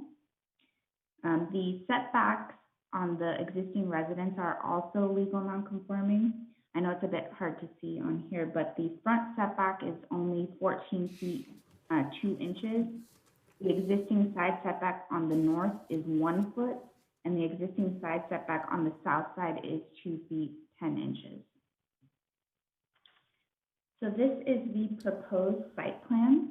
It's a 1,066 square foot proposed ADU with 2 beds and 1 bathroom. As proposed, the ADU would have 3-foot side setbacks. Typically, ADUs are required to have 4-foot setbacks from side and rear side property lines. However, there is a section of the code 18.72.030E, which does allow for reduced setbacks for lots with widths less than 50 feet that were established before 1955. So given that this lot was established in 1888 and is only 25 feet in width, it does qualify for that. As you can see, the length of the proposed ADU is 32 feet and 5 inches. Here are the proposed floor plans. So the ground floor would be a living space, and then the upper floor is proposed as 2 bedrooms and 1 bathroom. Here are the proposed elevations. So the front elevation, what you're seeing in the forefront is the existing residence. And then in the background here, in the background here is the proposed ADU. Again, this is the existing residence and this is the ADU. There is no step back proposed between the first and second floor. So that's something to note in regard to those 3-foot setbacks from the property line. Those would be continued for the duration of the height of the structure. So we did receive community input at the development review hearing, which was shared with you as part of the packet.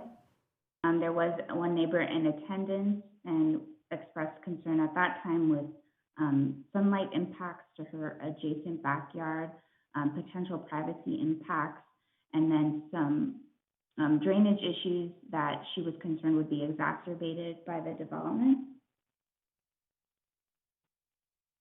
So based on a lot of discussion at DRH with the applicant as well as the neighbor that was in attendance, the item was continued for redesign with some recommendations and considerations. The first being to consider reducing the overall square footage, potentially increasing the setbacks for both floors of the ADU, reducing the overall massing, or perhaps consideration of a detached unit.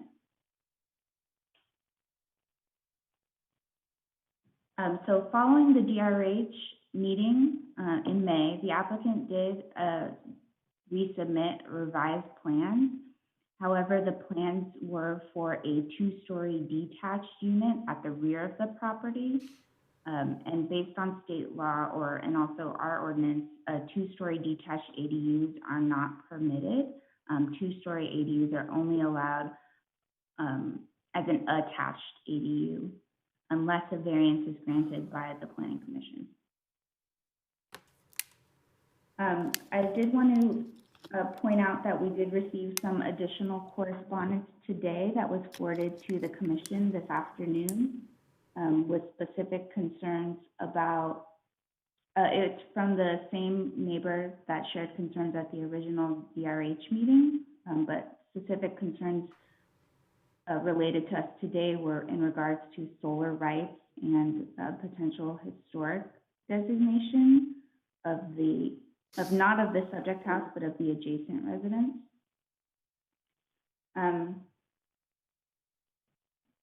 So based on all of the discussion at DRH and our inability to approve the revised plans that were submitted with the 2-story detached ADU, the applicant did decide to move forward with this appeal. However, we are recommending that the Commission deny the appeal and uphold the development review hearing determination that the project should be redesigned due to the extreme constraints of the lot, and that the 2-story ADU is a discretionary approval and is not ministerial as most ADUs are. So that concludes my presentation. The applicant has a presentation as well, unless you have questions at this time.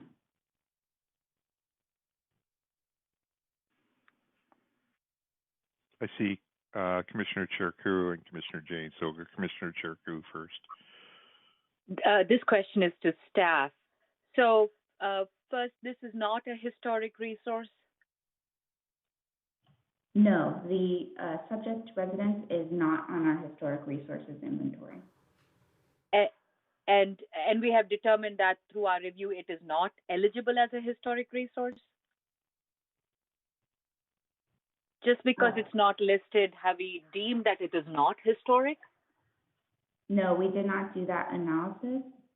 However, it would still be, if it was or was not a historic resource, they would still be eligible to have an accessory unit attached or otherwise. Understandable, but I want to make sure that our categorical exemption status still holds.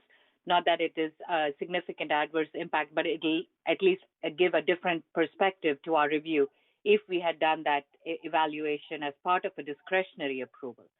But two, the question is, what is the total square footage of this new proposal?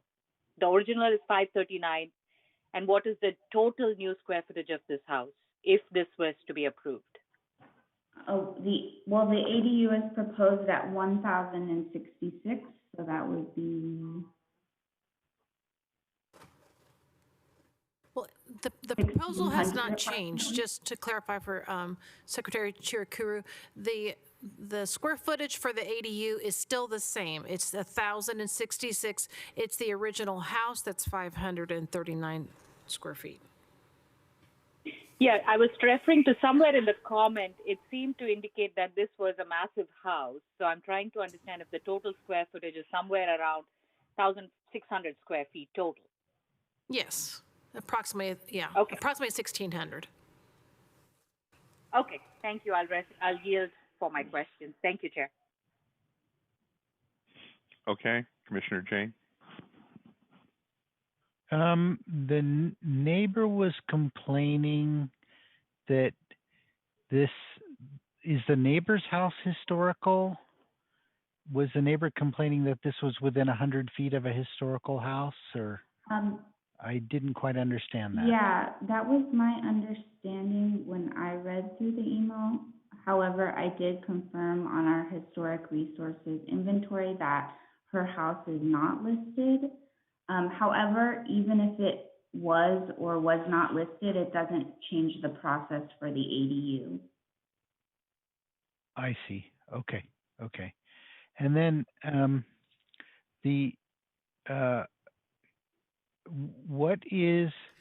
was there some sort of restriction for an attached ADU relative to the size of the main house? In the law? Yeah, from our understanding of the current state law, that stipulation is no longer in effect. It was under the previous iteration of the law. I see. Okay. So can I just clarify one thing? I apologize. Can I just clarify one thing? If either house was considered historically significant and was listed on our inventory, one thing about the process would change is if the property that's requesting the ADU, and it was a two-story discretionary approval, it would be referred to the Historical Landmarks Commission for review and comment.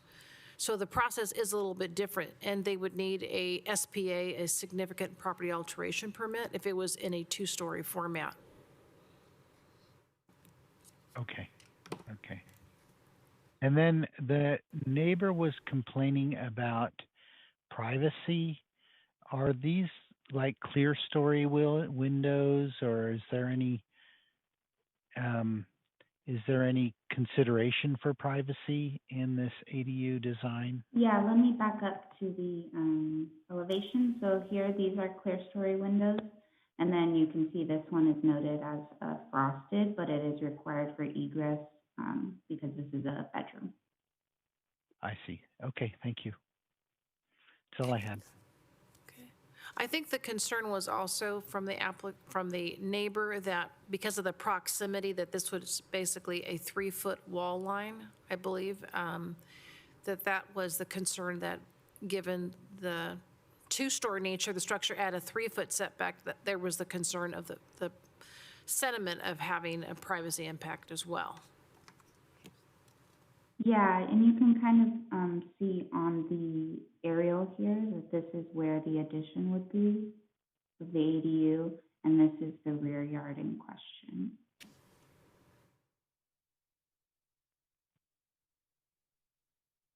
Okay, that's all I had.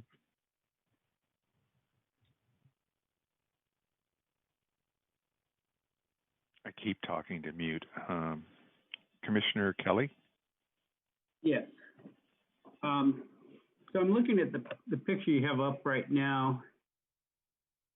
Have you suggested putting the ADU farther back than where it'd be to give the neighbor adjacent to it a little bit more privacy? Yes, that was suggested. Yeah, the applicant has explored that option, and I think they'll note during their presentation that maintaining as much of rear yard space is very important to them in particular. So that's just an option they didn't want to explore further for that reason. But I'll let them speak to that. Okay, so let me just put this out there, because if they put it farther back, my concern is not so much on them going to a detached two-story, but the privacy of the neighbor because of the very narrow setbacks. They can have basically a yard space in the middle between the two units. They may have to redo part of the yard, but then it's going to address the privacy issue with the neighbor. And I don't know how my fellow commissioners feel, but I think everybody should have a right to view. And just putting it farther back and just redesigning the yard a little bit would seem to be the best option. You know, keep the general size, maybe have a 4 foot instead of a 3 foot setback on each side. But other than that, I would just suggest, you know, it being set back farther and having a green space in between the two units that the two units would share. I'd like to suggest hearing from the applicant first. Okay. Yeah, okay. I mean, we'll definitely address that. But Commissioner Biagini, you had some question? I did. I know one of the concerns that the neighbor had was about blocking off sunlight coming into their yard. And it seems to me that it would be a better idea to move the ADU to the rear.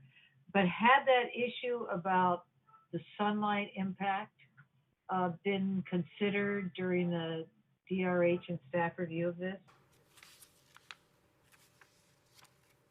Yes, at the DRH, the applicant did present some shadow analysis, and I believe he is prepared to present that to you all as well this evening.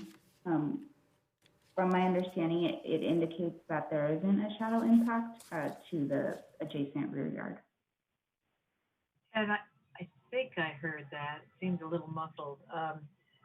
Could you address the drainage issue? I got a little confused on that. Sounded like something in the past, but I'm not real clear. It may be because some of the documents I got were difficult to read because I don't know if it was my computer, but font size was like 6 points. So could you address the drainage issue for me a little more? Yes, and I'm slightly confused about it myself. From my understanding, it relates to the construction of this house right here. That this was not constructed as originally planned, and for some reason there's a drainage issue from going from this house that I believe was constructed in approximately 2015 to this house here. Okay, thank you. I yield.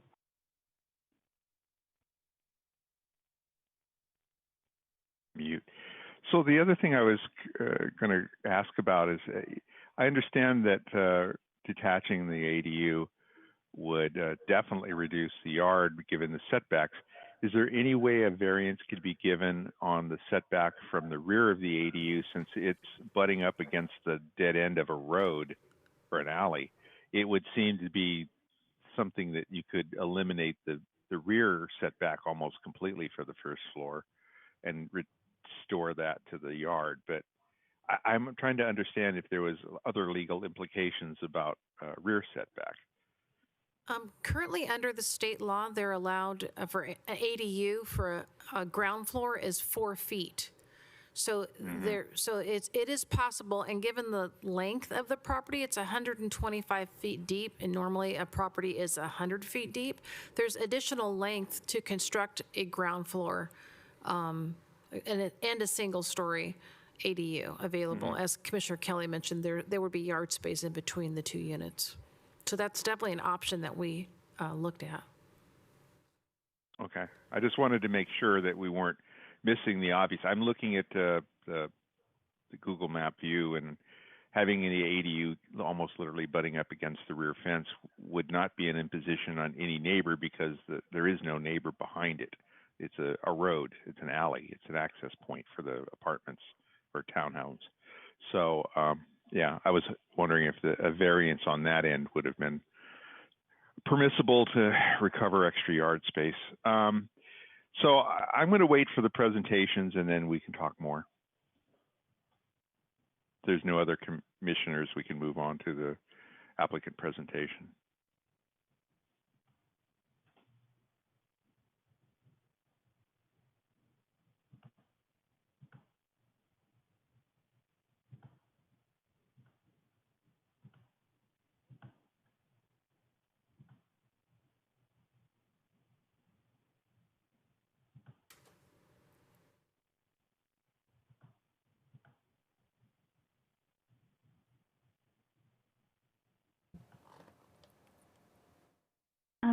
Kaneshka and Thor, if you're unmuted, you can go ahead and just let me know when you want me to change slides.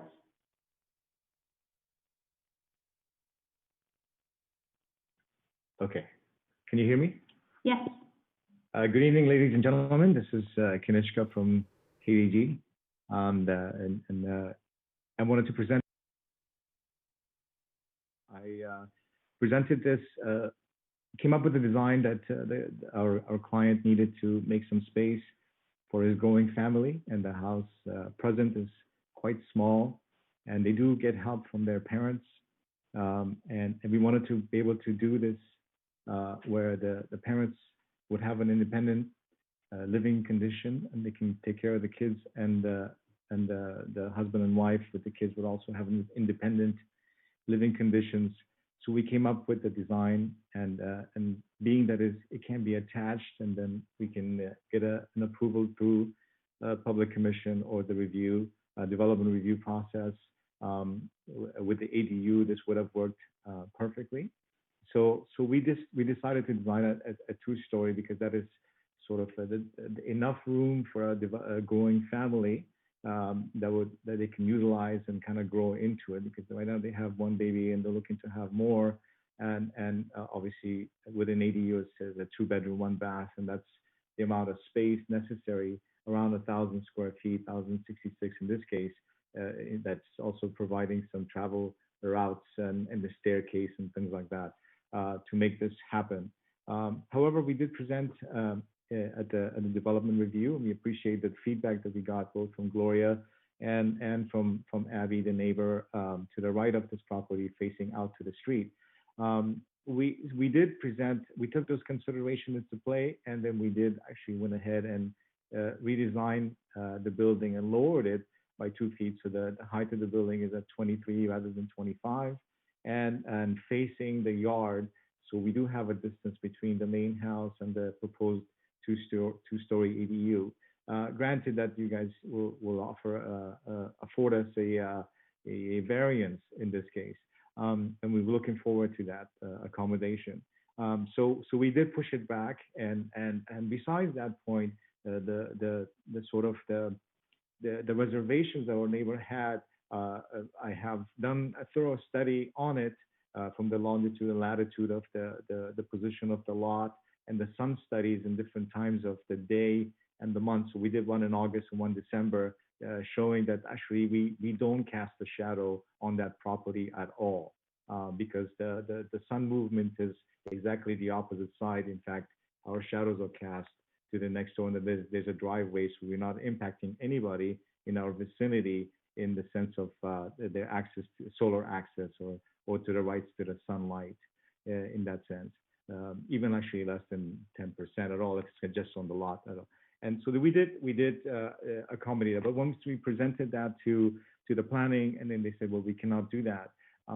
The other discussion that was discussed in the previous presentation at the DRH was that the upper story should be shrunken by inside, so we can have a jog from first floor to second floor in terms of massing.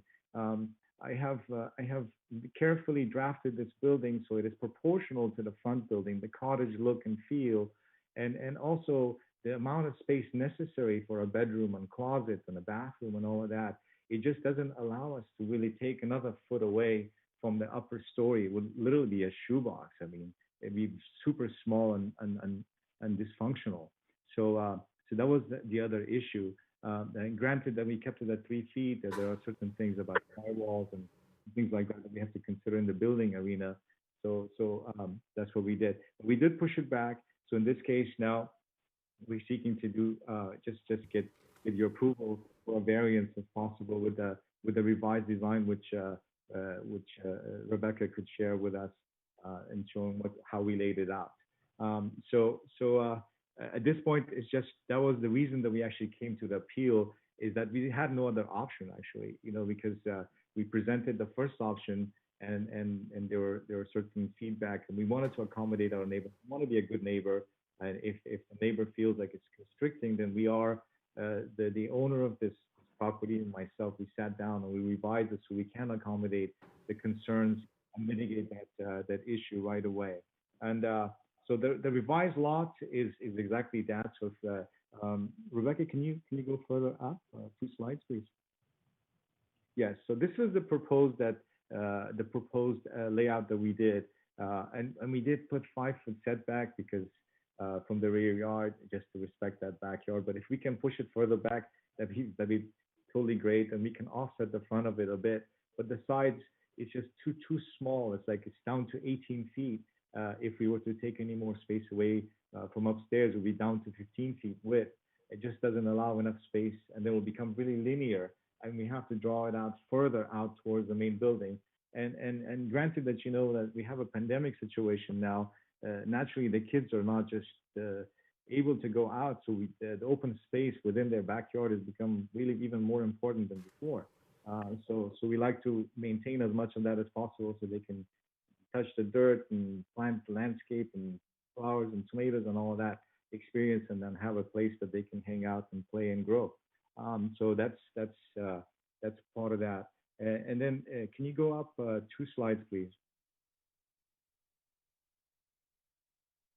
So this is the sun angles and shadows. We have two times of the year. As you can see, the shadows are cast at 3 different times: 9 a.m., 1 p.m., and then 6 p.m. in August, which the sun obviously sits a little later than winter. So you can see where the shadows are casting. It's the opposite side. It's not going to our neighbor. And then the one in the bottom is December, so 9 a.m., 1 p.m., and 5 p.m. because obviously sun sets down faster, so it's darkness by 5 p.m. But that's kind of the shadow that you'll see that's kind of extending at that time. Can you go to the next slide, please? So here are some samples of how the shadow. If you look at the garbage can in the bottom, and actually this is the shadows based on our proposed plan. So that's the casting 9 a.m., 1 p.m., 6 p.m. Again, it's doing the same kind of rotation between the two. And then if you look at the pictures below, you can see that's a morning sun. So the left picture in the bottom is a 9 a.m. picture in April. So you can see the shadows actually going opposite. If you look at the garbage can, and including our neighbor's house, the shadows are casting that way. And then on top of their roof from the tree, and then ours on this side to the car. And then the one on the right is more of a perspective, and you can see the poles and the shadow that's being cast. This is also around 9 a.m. in April. But if we follow that throughout the day, you can find that all the shadows are always casting that way because the sun is coming from where the stop is and going behind the tree towards the end of the day. So next slide, please. Yeah, so that's kind of in reference to the first concept that we did in terms of the first proposal. If you see that the 2 dots are essentially the length of the building that will sit. And and you can see the shadows again. This is at 12 o'clock, so the shadows are again casting from the side of our neighbor towards us. And look at our building, and it's casting on top of the cars and so on and so forth. Next, yeah. So we like to actually be afforded a courtesy as all of these other buildings been done. If you look at behind that massive property behind our neighbor's house, those guys have a side yard without any kind of indentation in second story, and it's probably about 3 feet. And I couldn't go into the backyard to measure it, but I could tell you that's around 3 feet. and on either side of it. So it's very densely packed, and we do have the same conditions in front and back. Obviously, our front unit, because it's existing and we're not touching it, it's going to sit lower than the back. So essentially, we are meeting that criteria of offsetting the front and to the back. So creating a jog, so it's not a mass per se. And in the back, we have the upper story kind of pushing forward, and we have an indication in the bottom where it creates a deck area in our building in the current proposal, which is the attached, and the detached is similar. But you can see everything is a two-story, other than our house and our neighbor's house. So Jason, you can just everybody's there. Next slide, please. I guess thank you for your time. I'm open to questions, please.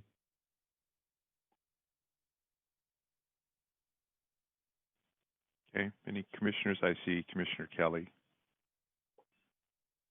Go ahead. Okay. So you as far as the indentation on the second floor, you're saying that you're not going to have adequate room if you have like a 1 foot jog in? Yeah, because the current jog right now, it brings our interior dimensions down to like 17, 10, and then if I took another foot away, it'd be like in the 15s, right? And it's just not enough space for us to put a staircase and then kind of bring it. It just does a lot that it doesn't provide that flow of space. And as much as I would love to do it's a very special condition. This lot is actually not as easy as it looks.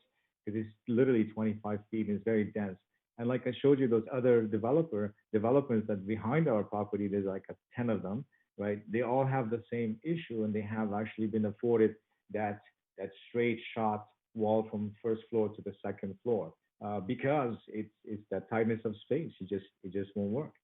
I mean, if it does, it's just a very unsatisfactory kind of a plan layout. Unless we can extend it, there'll be just a massive long hallway in the second floor, and it's just a little bit tricky to do that. It'll cost a lot more for our client to make that happen. What are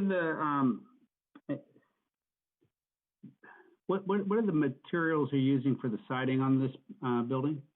Well, we have to use a fire retardant siding because of the proximity of the property. But it's going to be a fire rated material. Yes, it'll be fire rated material. And by the way, I want to address something in terms of the privacy factor. We installed awning windows. It's almost impossible for somebody to peek to the next house because it's actually placed in the highest part of the wall unless they're climbing out. But it's also frosted, so it's just essentially for ventilation and escape route for in case of a fire or something like that. And obviously, you guys know we have fire situation now, so we do have to have an egress situation in a bedroom as required by law. So that's what we have facing that side. But it's by no means impeding on their privacy in the backyard of them or the adjacent neighbors on either side, actually, on the right side or the left side. For state the obvious, because I just had a listing that had a very tight setback with a county property. Quite honestly, how do you expect to service, the maintenance on the property and paint it periodically with just a 1 foot setback on one side? Oh, that's the 1 foot setback on the front house, not on the back. On the proposed. So that's the front. So the back house on each side, what's the setback? 3 feet? That's 3 feet, yeah. Minimum. The minimum is 3 feet, but actually we put 3 foot 2 inches on one side and then 3 feet on the other side. But we are going to be 3 feet some inches because of the type of materials we can use in terms of fire coating and all of that. So it meets that. The front property, it is a driveway next to it, so that could be maintained. That's sort of. I think the driveway years ago was exchanged hands from this house to that house. This is like probably 50 years ago, 80 years ago, something like that. It has some kind of history, which is known with people who live on the street, the older folks. But that's about it. Yeah, but for the back section, it meets all the current requirements, which is the 3 feet setback. Okay. And have you shown your shadow studies to your neighbor? I showed one shadow study last time. but I couldn't convince her that was the case. And I did document it pictorially, but this time I had to do the shadow studies by actual latitude and longitude. And it is that she's more than welcome to double check this or have her own shadow studies done, and I think it'll come out the same, or similar. It'll be casting towards us. So I can put that challenge out there if she's willing to go that far. But we're willing to push it back. I mean, we're not really stuck on this. We just need a little bit over 1,000 square feet so we can accommodate this young family's living conditions. We just want to put them in a very tight space. And as you know, Silicon Valley is not a cheap place to live. And then they have the small place. They have thoughts. They started their family here. And other than that, we tear down completely and rebuild in the front. And we'll probably go a second story. And there's not much could be said against. We have to go through the same process. That's not affordable, and we can't do that. So that's why we're proposing this attached ADU that will serve both purposes, where we accommodate the family and the caretakers at the same time. And that's what it is here. But if you guys are willing, I'm sorry, if you guys are willing to give us a variance approval, I'll be more than happy to just continue the development drawings to the back of the property, and this way we've mitigated everything. So and in terms of drainage issues, I just feel bad because Abby's had bad experience with developers behind her house, and they've cheated and they've done a lot of things, and that house is really bulky and ugly. So unfortunately, that's been done, and there are scars from that. But that doesn't mean that we will be causing the same thing. It'll be like the first thing I do in my foundations, regardless of where it is, I put French drains so we can have a better water flow. It's not a standing water next to the building. It's detrimental. It causes settling, causes all sorts of problems. So I can say just from sheer practice of design, that's one thing that we do already. So we could mitigate this issue of drainage, and we could also just go ahead and make it an impermeable area where the water will flow towards our foundation, not per yard, and then we can drain that out to the front yard, to the street. Is there a slope to the lot? A tiny slope, yeah. Some in the front and some towards the back, but it's just kind of building down a bit on the back side, but building down a bit in the front. So it's kind of like got a little bit of hump in the front here. Okay. On the side setbacks in the rear, you really don't have much space. Are you going to put rocks? What are you going to do for the perimeter around it?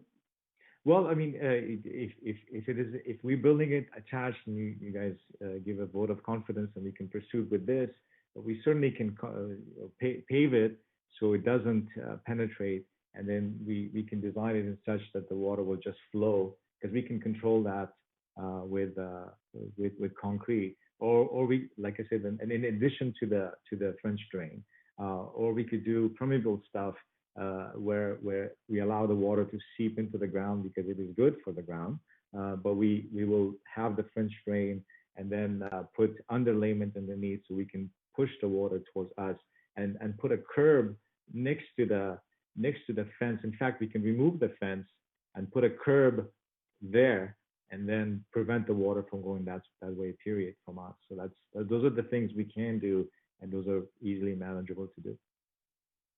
Okay. Let's move on just for a minute to give Commissioner Jane a chance, and then if there's another round, we can come back. Yes, and I just want to point out, I believe the commenter, the adjacent neighbor, is wanting to comment as well during the public comment. Sure, when we do public comments. Yeah, so you really wanted this to be two separate units rather than just make an addition to the house? Well, it's also about the flexibility, the financial flexibility that the ADU has and these are young couples, and it's unpredictable times, and we want to make sure that they have a sort of protection. They put all their nest egg into this property, so at least they could have that advantage where the simple addition won't do, and then also have that independence where you can have two kitchens in 2 units, and a normal addition will not afford that.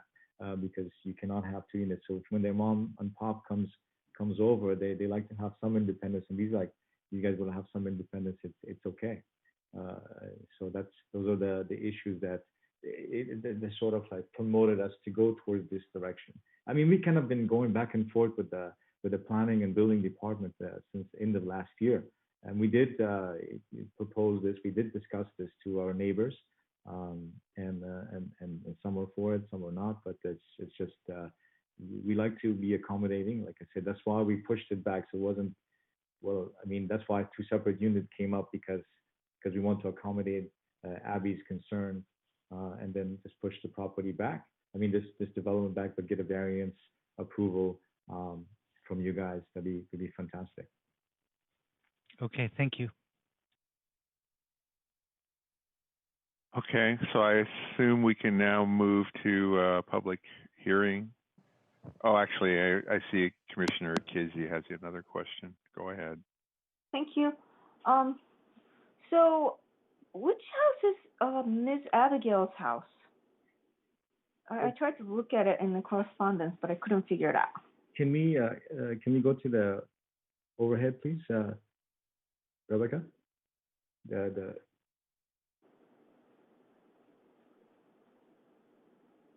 one in the one from the pictures from the Google.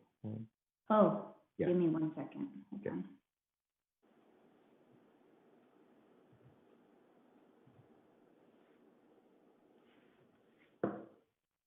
So it's this one right here, Commissioner Casey. Oh, which one? Can you see my cursor? Oh, okay, the corner house. Yes. Yes. Got it. Thank you. So the second question. So can you tell me again why you can't have two separate units with the yard in the middle? No, we can. We just need variance approval from you guys. I mean, it's if you guys are giving thumbs up, we'll just proceed that. That's it. We're not tied to this or that. We just need accommodations for the family and for this young family. That's it. So but what you're asking is, if it's a detached unit with 2 stories, that will require a variance. Is that what we're talking about? Correct. Well, let's hear from Ms. Abigail. Thank you.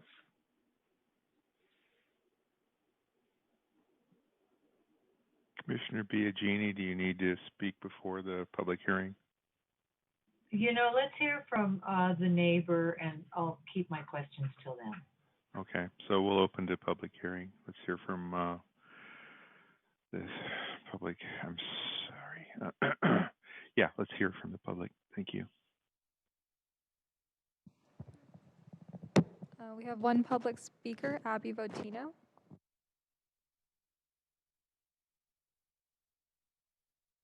Okay, sorry about that. I'm not a Zoom expert and I wasn't sure how to unmute. Thanks for your time. You guys can hear me, right? Hello? Yeah, you're okay. fine. Go ahead. Cool, thank you. So there's a couple things I'd like to just start with. I'm not trying to thwart anybody else's ability to have a happy home to raise a family in. I'm just trying to make it so that I don't wind up paying a price for it. I'd like to point out both the 200 or 300-year-old tree in my yard, as well as my house, which in the documentation I sent you folks, I guess it's illegible to you because it's too small, but there is screen prints from your actual site stating that my house is a landmark historic property and that it's historically significant. And when I signed my paperwork when I bought it, I was told it would cost more money and take 3 extra months because it would have to be approved by another committee if I went to do any changes to it. And I was told that anything within 300 feet of it, or I believe it was 300 feet, that they had to do a similar action. So that's the first part of it. Secondly, there was a house that was built behind me, and although I pointed out things that I thought were wrong along the way, and I'm certainly no expert, that property ended up being 18 inches higher. You can check your own, you guys had surveyors go out there for the planning department, than it had been initially. And that house that sits behind me that's tall and bulky was put on half of this original lot. So the lot that I'm on used to extend the full length that Thor's does at 125 feet. But the previous owner to me cut it in half and put plans out there. Someone put plans out there. That wasn't really clear to me. But that ginormous house was built behind me. And that house does drain into my yard. And I pointed it out. And I said, this is going to be problematic. And I do have problems from it. And if when Kineska gave the original survey or solar survey sun study, sorry, I don't remember the exact name, he said that there was 2 or 3 hours a day of sunlight that I would miss when in the wintertime when that house went up. So I don't know if that was just not a good study or what's changed since then. But it's really hard for my yard to dry out sometimes because of the house directly behind me is where the sun is in like the south and the west. So it goes to northwest when it heads towards Thor. So I'm a little confused about the studies, and I have to say that if they're willing to push the house back to where it's not right up against my the same property line that we share, and where it won't have that same sort of impact and be so blocky, it's really hard to think that you're going to be completely blocked on your side and your back of your house. It's just not a very pleasant living experience, and I think it might even damage the value of my property, certainly the desirability of it if someone were to look at other houses.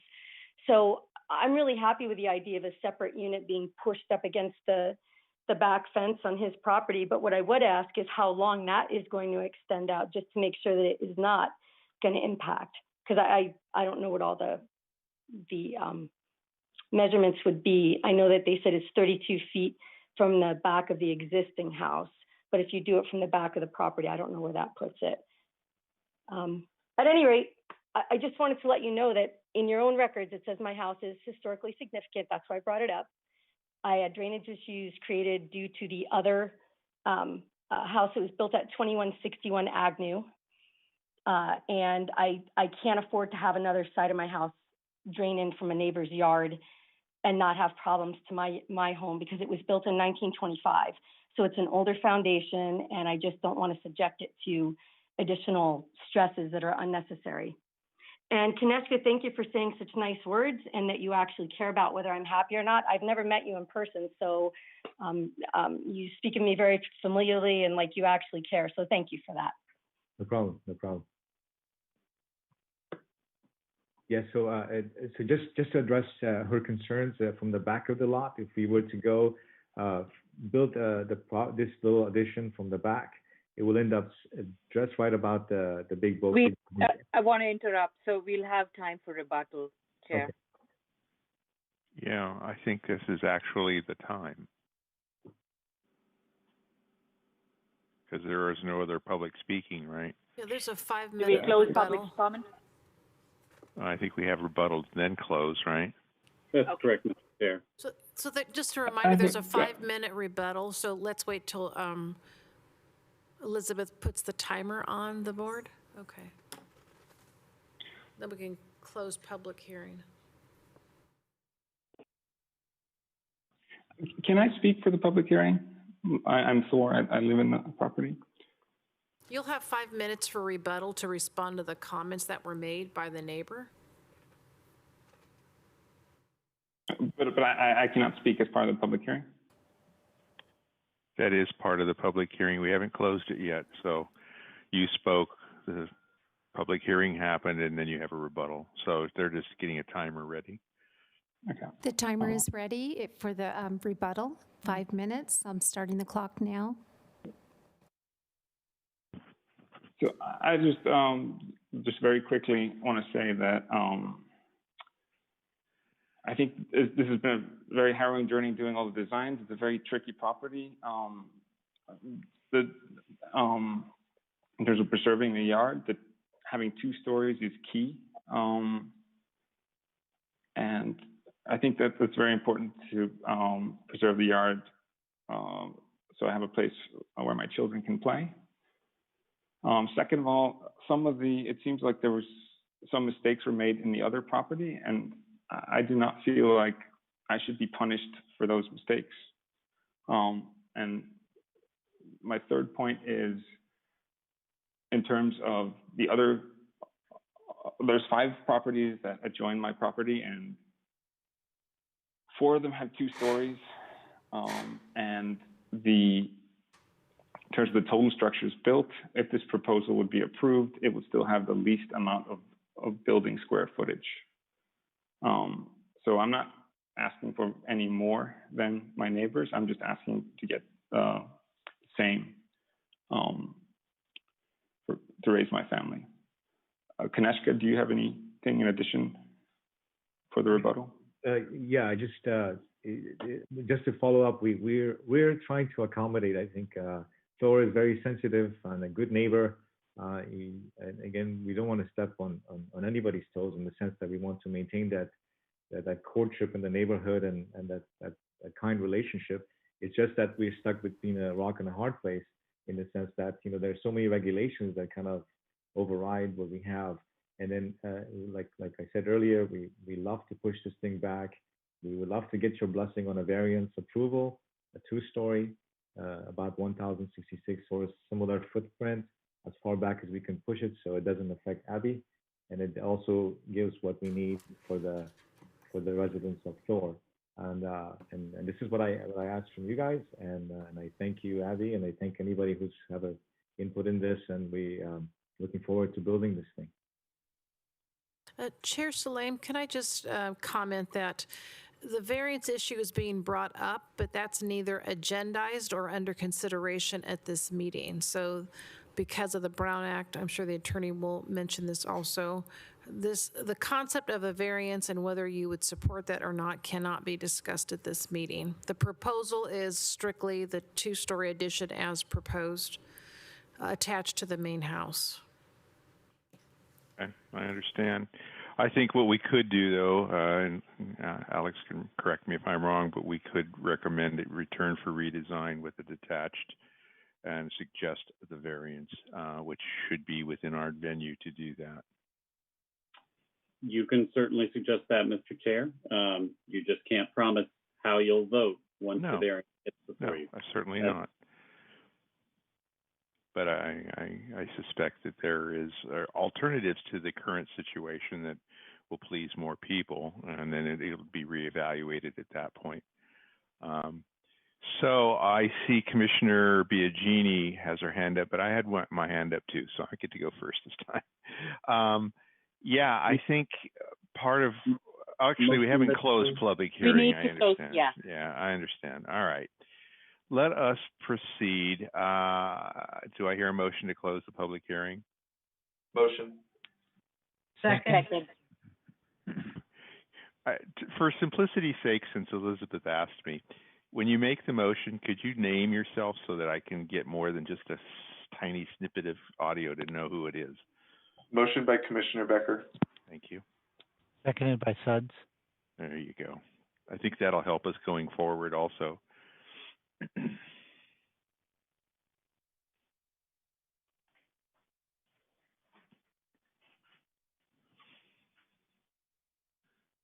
The motion is to close public hearing. Commissioner Cherukuru? Yeah. Yes. Commissioner Biagini? Yes. Commissioner Becker?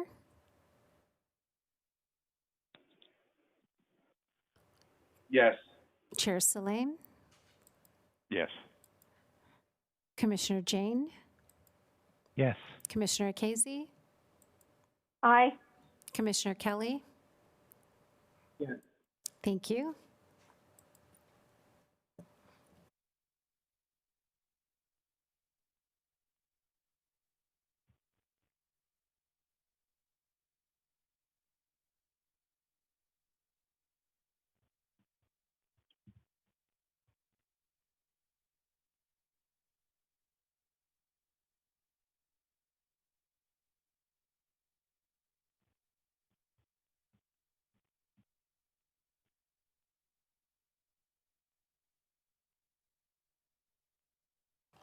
The motion is passed. All right. So we can open up the conversation. I'll wait and save my comments for last. So we'll start with Commissioner Biagini. I have 3 questions. I think you might have answered the first one, Gloria. So what's before us today is the attached second edition, right? It's not the separated one, correct? Yes, it was correct? the proposal that was submitted to the DRH, and that was basically continued for redesign. So they're proposing the exact same form and square footage that they proposed at that hearing. Okay, gotcha. So here's my questions. One, tell me if you can answer this. Is a variance required either way they were to go? I don't need to know what it is. For the 2-story, they would need a variance, but if it's, right, the 2-story, because we don't allow 2-story ADUs by right. So they would need a variance for the height, and I'm not sure if there's anything else involved in the request. If it was to reduce the setback even further, I'm not sure what else would be involved. But for the height alone, yes, it would need the variance. Okay, I understood. Whether it's attached or not, it's the 2-story. Second question I have, and yeah, it was kind of really tiny font, but could you explain, Lori, this would be a question for you, my second question, what the effect of a historically significant, meaning Abby, home would have on You know, I can take that actually. Oh, unless you'd like to go ahead, Gloria. That's fine. Oh, I just didn't hear all the question because Commissioner Biagini was fading in and out. So if you could just rephrase the question, please. Okay, I'm sorry. I understand Abby saying that there was a document that indicated her home was historically significant, but I couldn't really tell because the font was so small. Could you tell me what the effect, and I quote unquote, historically significant, right, what that would have on? Okay.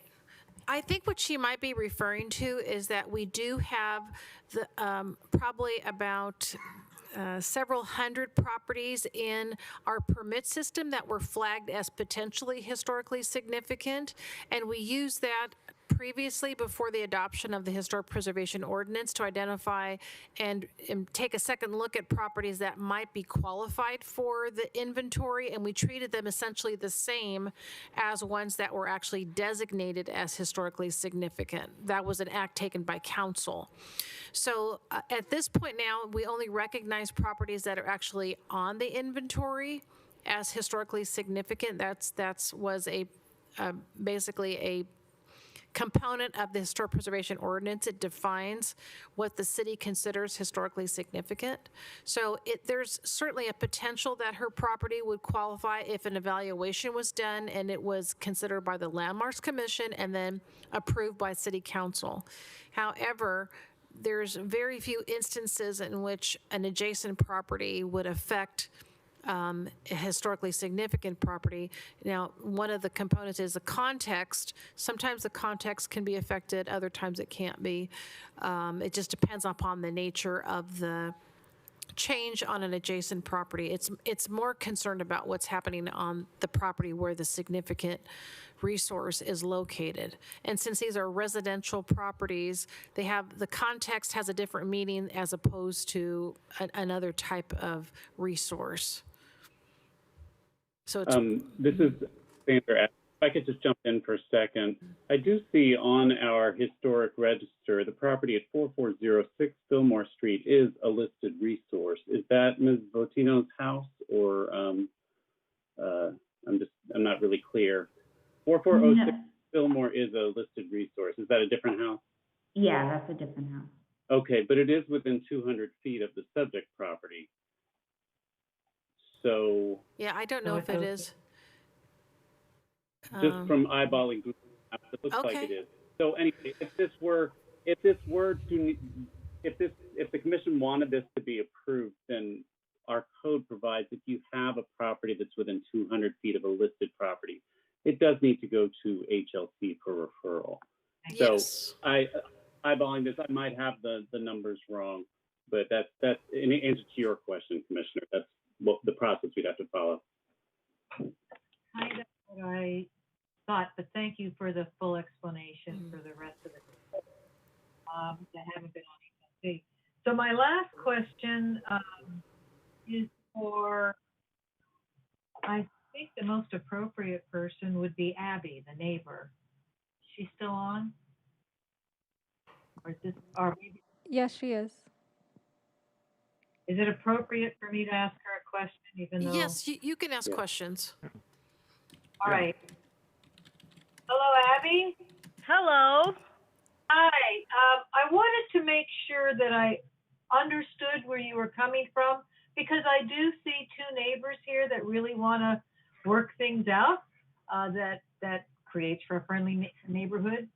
Am I understanding you correct that if what we're calling the ADU is treated as a separate house and pushed back, which I know then goes into a different set of variances and a whole different issue and a whole different submission and the rest, but if it was separate and the plans weren't significantly more massive, would that be something that would get you closer to being okay, for lack of a better? Absolutely, and I actually stated that. I mean, Thor and I have talked about things in the past, so my understanding when we left the last meeting was very different than the one that I'm hearing now from Koneshka and Thor. There was no moving it back. It was going to be as it was, right where it is, butting up against my property, blocking any sort of view or anything, and feeling like I was enclosed because of the huge one that's also behind me. Well, it may be a procedural thing because of how they first presented it, but I understand. That's what I wanted to make sure of. Chair, I will go ahead and let some other commissioner talk, but I'll probably come back with a couple more, okay? Okay, so let's move on. God, it keeps resorting, and when it resorts, I have no idea who actually was raising their hands before someone else. It looks like Commissioner Akezi. Oh, and Mr. Chair, can I just throw one sentence in before Commissioner Akezi speaks? I apologize for muddying the waters earlier. The historic property I spotted is 400 feet away. It's not relevant. Okay, that's helpful. Thank you. Commissioner Casey. Thank you, Chair. So the house that's causing the drainage issue, did it pass inspection? Because if it didn't meet the original drawing, wouldn't it have caused a problem? Even if it was the issue, I don't think it applies to this right now. Well, we're talking about the planning process, so I like to understand this issue.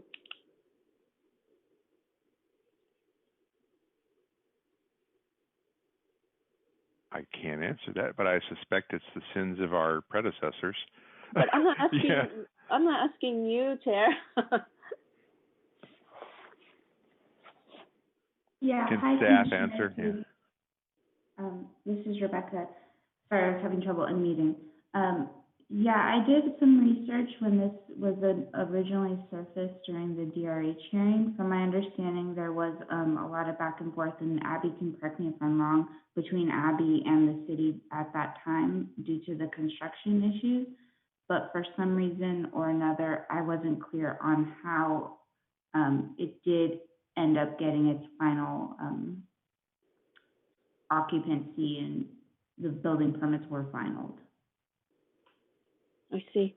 So may I offer that Payal was involved, and she will remember the face-to-face meeting with both the inspector and me.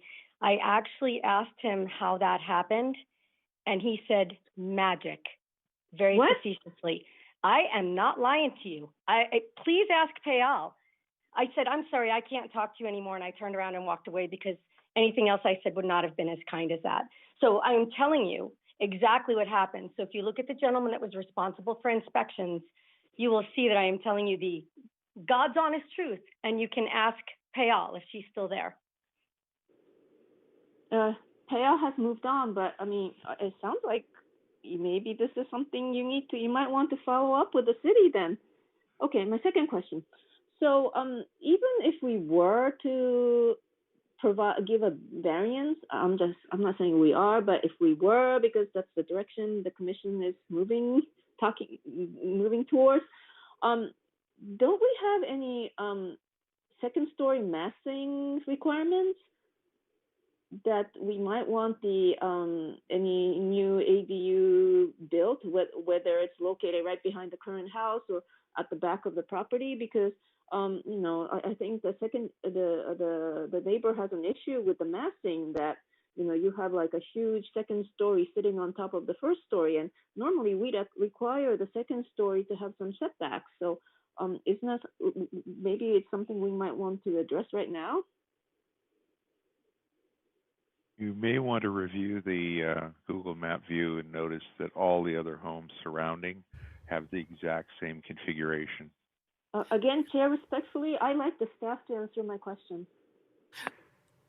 I would just caution against evaluating that now, because first of all, you haven't seen the proposal, and that isn't on the floor right now for your consideration. It's a concept, but they would have, yeah, basically you still have to meet the design guidelines, because a two-story ADU is a discretionary approval. It's not allowed by right. So it would have to conform to all the design guidelines, just like a single-family house would. So right now, as the ADU is proposed, the second story massing will not meet the design guideline. Is that correct? It has to meet the design guideline. I mean, the design guidelines, because it is a discretionary approval. So we can apply that, but we're not saying they have to have the step-ins, that kind of thing. It just depends on the design. We've seen others that have more continuous wall lines, but might have other types of features that break up the overall height of the building, or to have a change in materials. There's different ways to approach that. But right now, as it's being proposed, it does not meet the design guidelines. Is that correct?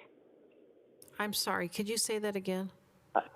The way the you know, that the drawing and the plan that the applicant has is asking us to consider for today's hearing, I'm not sure if that meets the design guideline. Okay, so essentially the project was evaluated and the staff felt that it was consistent with the design guidelines, but I understand what you're saying is that normally it requires a step in. However, they were taking advantage of a provision in the zoning code that allows a 3-foot setback when the lot is a substandard width, and then it could be basically 10% of the lot width, or not less than 3 feet. And that's the reason why they were proposing both the first and second floor at 3 feet.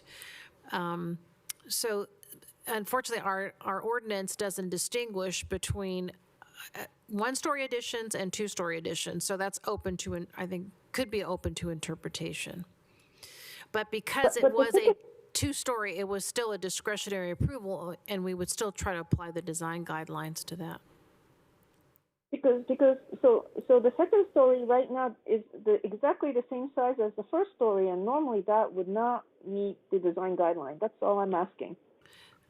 Generally speaking, yes, we have a limitation of no more than 60. I think it's 65% of the ground floor area on the second floor. So that's true.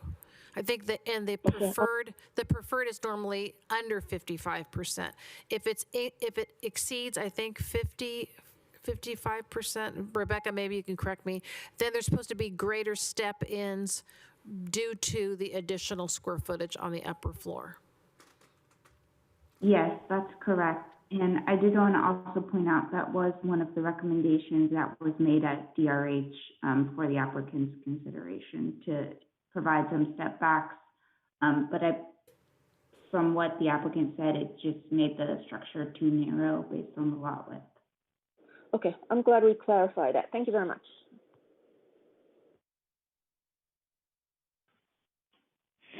All right. I think Commissioner Kelly was next, and it resorted him.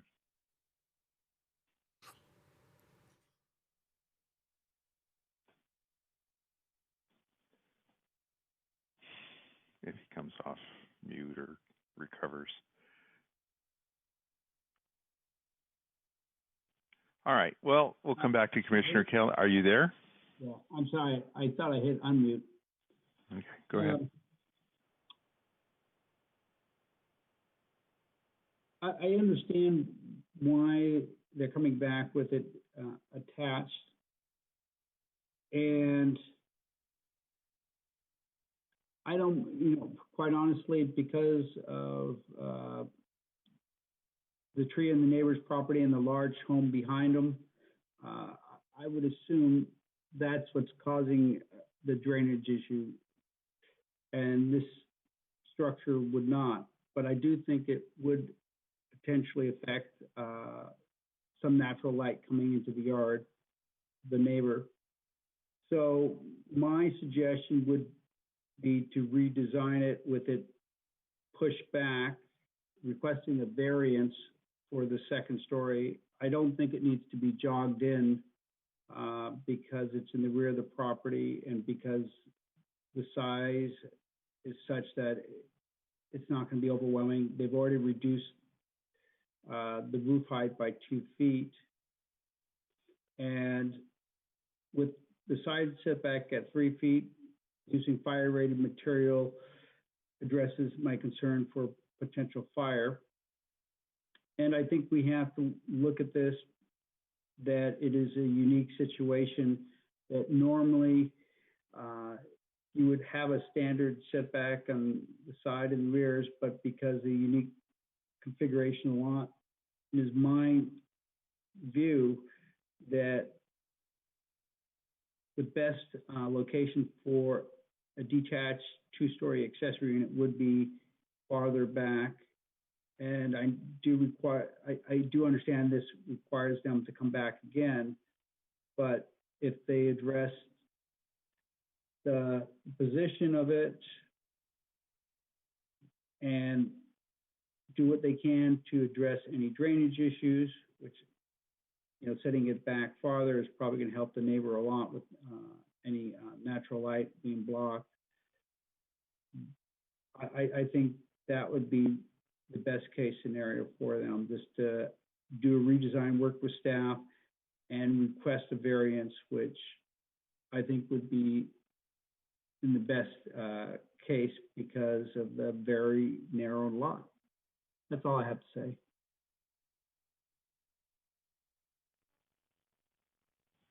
Okay, thank you. Commissioner Chair Kuro. Thank you, Chair. I have 3 observations, and I refrain from any earlier comments to both the staff and applicant. One, I just putting on my historic preservationist hat, I have a feeling there's going to be, if it goes through a discretionary approval, I'd hope that they actually review this for significance, this property for significance, because it's very likely that it is part of a larger lot and that it was part of that bigger historic property. So that's my observation. But 2, I want to give a different perspective. If we considered this addition to be the primary home and the existing home to become an ADU, in which case that would be the 539 square feet ADU, and then the primary house would have met all the setback requirements and all the regular framework for an actual primary residence.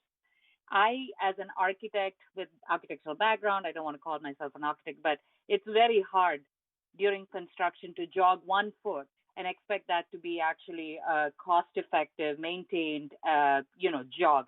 Even in the zoning amendments, I've asked for that clause to be removed because it really doesn't add much value in terms of that 1 foot. It becomes a maintenance issue. It becomes an added cost. It really does. And to see that it would end up looking at 15 feet, which does not allow for any significant usage.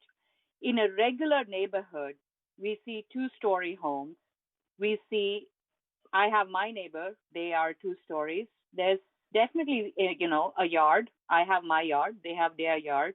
There's going to be windows, and I'm glad to see that the applicant has taken all measures to avoid any privacy issues to interface. But I can see how the first report from the staff has basically asked the DRH, the design review hearing, to approve this project as is. And now, because of course, the neighbor, and the more apparent issues are the drainage, which has nothing to do with this project and can be rectified, can be corrected, is being asked to go back to the drawing board with added costs coming back for a variance, with added redesign. I feel we've just lost the applicants. We're breaking the horse's back here. So that's my perception as a private homeowner, as somebody who understands the nightmares they go to just to come to this point. So if we were just to look at it, and even if this was considered a primary house, 2-story, every other house in this block has 2 stories. They have the same, if you take into consideration new subdivisions or, smaller lots, what we call planned developments, they have the same, adjacencies. So I just feel like we've gone back and forth in pushing this applicant with a small family. 539 is absolutely impractical. The lot is substantial. We are looking at housing densities here, and we are asking this applicant to go back through the hurdle. I'm glad they're amicable, but it's going back. And I just feel that we've put them through the hoops and loops for something that is not really the actual concern. If the drainage and general neighborhood setbacks apply, this is like every other house in the neighborhood, if it was built before this time. So with that, I'll give my comments. I'll yield my comments, but I will say that the either direction is fine, but I'm not in favor of having them go through this again and again.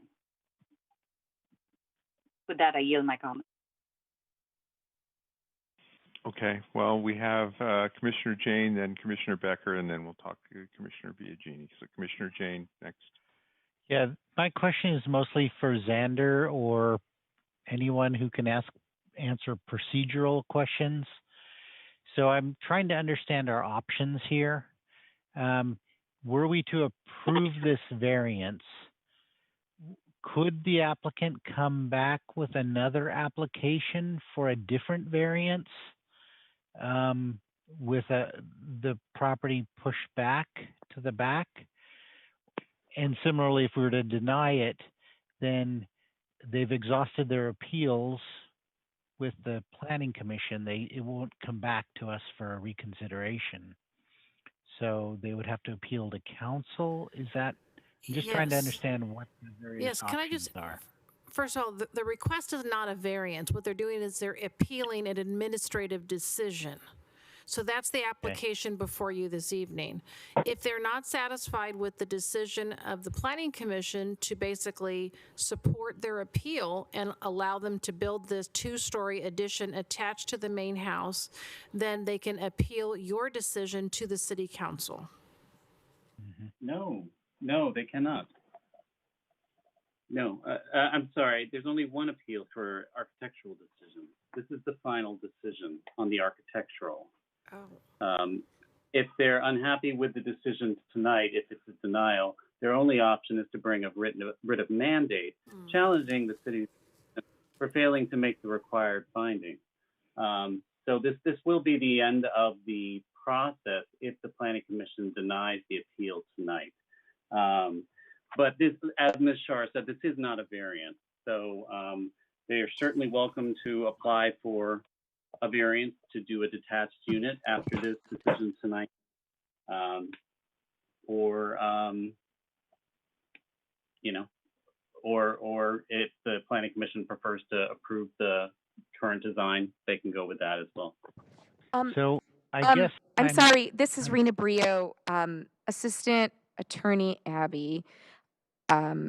I was just reading that section of the code today because we had this come up with another issue. And for single-family residences, I believe that when we amended this section of the zoning code earlier this year, actually, we retained the double appeals so that individuals could appeal a planning commission decision for single family residences to the city council. That was the only type of application that there's a dual appeal process for, and I think that was in response to maybe even the second reading of the ordinance where an individual expressed interest in wanting the council to review all appeals.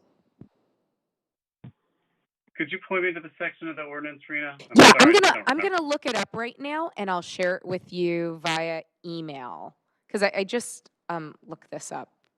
But yeah, let me find that. I actually I just shared this. While she's doing that, I'm still confused. I'm sorry.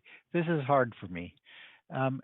They are appealing a DRH decision, meaning that if we rule on that, that's not final. They can still come back for a variance? Yes, because it would be a different form of an application. So instead of having it attached, if they're looking to do a detached unit that's 2 stories, that's a new application. Okay. But I guess my question is that generally we don't allow 2-story ADUs. Well, the Planning Commission has supported other variances in that. There's been a few in the But old it's quad. not a variant. Not a variance. Yes. You have had other variance application. No, this one is not, as it's presented as an attached 2-story unit, doesn't require a variance because it meets all the setbacks and the area for an ADU. But you have approved 2-story detached ADUs as under variance applications. I believe there's 3 there's 3 of them so far. Correct. Yes. Okay, I was just wondering under which conditions it could come back to us or moves on to council. That's what I'm trying to understand. The one that would move on to council would be if they're aggrieved of the decision that you make tonight on the attached 2-story ADU. Correct. I understand. Okay. And Ms. Brio and I are figuring that out right now. But you would see it again if they applied for a variance. That still has to go to Planning Commission. Okay, and then can I ask the applicant a couple of questions? Yes. I think I'm allowed to do that. Yes. Okay. Regardless of how this goes, it sounds like the applicant is amenable to modifying the fence to put in a curb and to put in a French drain. Is that pretty much a commitment from the applicant that they are agreeable to that? Can you hear me? Hello? Yes, we can hear you. Yeah, we, as I mentioned earlier, that there are a number of things we can do to mitigate any kind of water drainage issues, including installing pumps and whatever. I mean, we could. I've been doing this for 30 years, almost. It's been. I can almost say for sure that you can take care of water going away from a property or from a fence or from an area. We were committed to do that, of course, with this proper construction. And if there's digging involved, obviously there is for a foundation. The dirt would not just be piled. We'll bring a large truck and put it in there and remove it. So there's a displacement there. It's not going to be piled against the fence or any other neighbors. I mean, it's not just because of Abby, but any place you build, you have to be considered like that, right? Yeah, so I understand. Yeah. we will accommodate. But I must tell you something. This process has been extremely treacherous in the sense that the reason we came to this appeal and we're trying to do our best, but it's just like the autonomy, the pursuit of happiness is not here because there's so many factors. Last time the decision was made by one person, even though we met all the qualifications and the recommendation was made to get the approval. I mean, by the staff, planning staff. So we did come forward and we did assure that, hey, we'll take the right steps.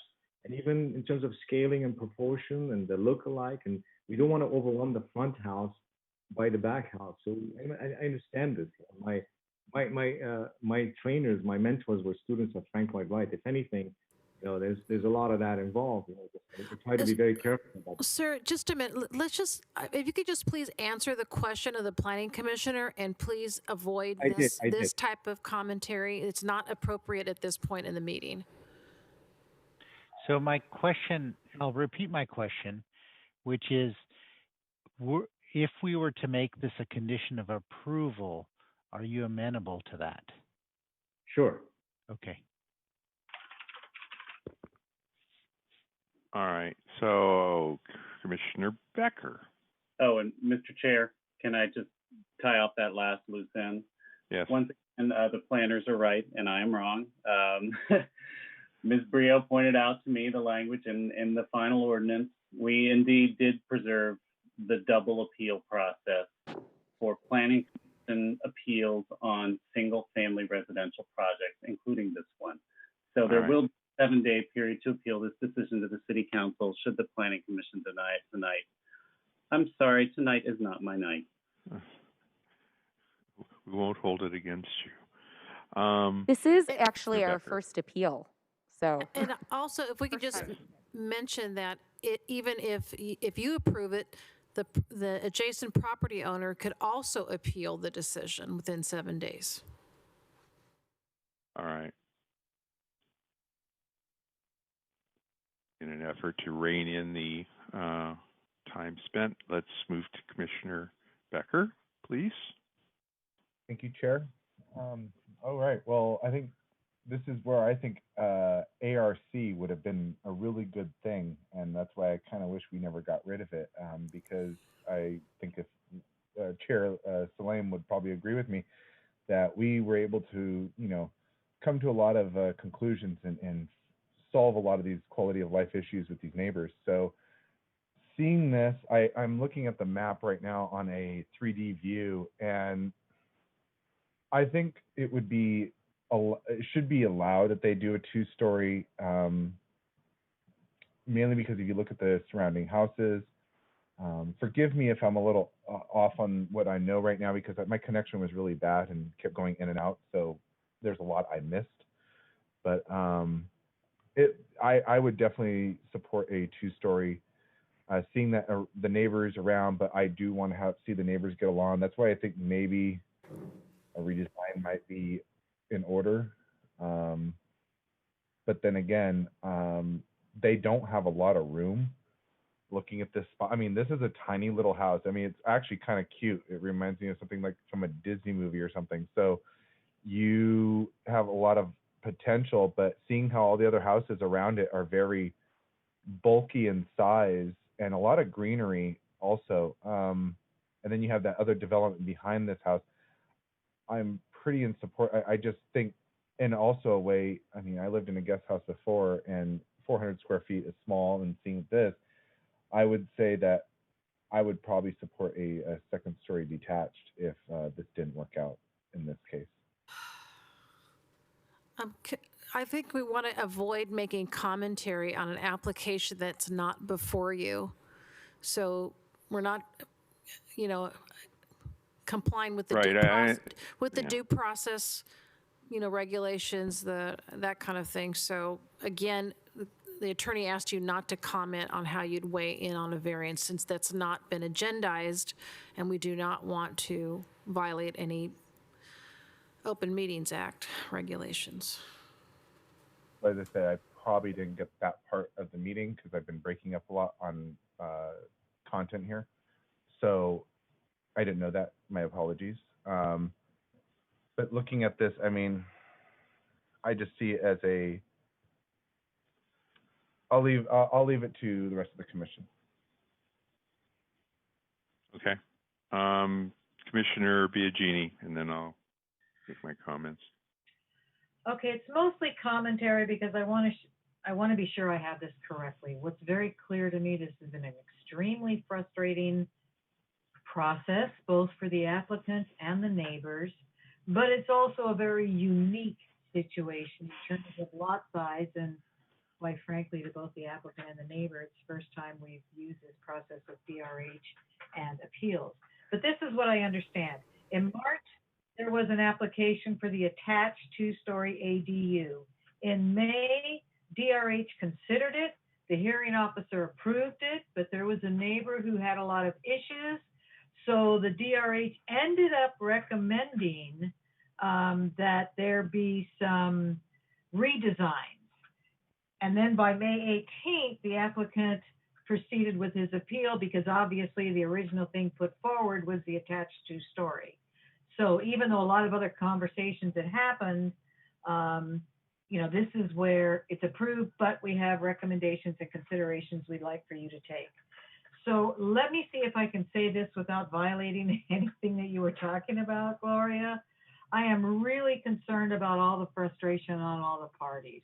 I'm really happy that we have two neighbors who are trying to work things out, especially understanding that the applicant is a growing family.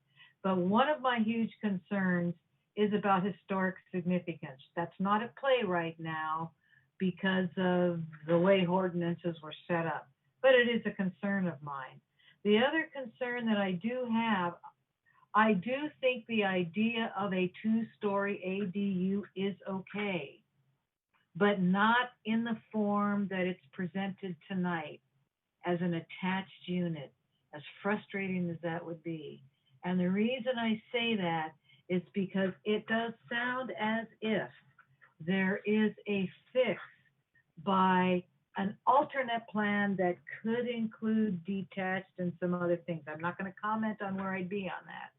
But if that is something that both parties seem amenable to me, then where I come out on this, and again, I'm super appreciative of all the frustration and that the two parties have actually been very good with each other tonight, but it would seem to me that the current attached two-story unit, that the neighborhood and the two neighbors directly affected would be better served if we, I almost hate to say this, but if we denied the appeal and let them go back and come up with something a bit different, like, you know, what's been talked about, that I don't want to give an opinion on, like detached. But it seems to me to be a better way to go for the neighbors. And if they were to talk about something else, they could talk again about setbacks and, you know, subordinate size to the main house, things of that nature, or even if they consider the addition to the main house. You understand my point. But I think there is a solution for both neighbors, and I don't see the solution as approving the appeal that is before us tonight.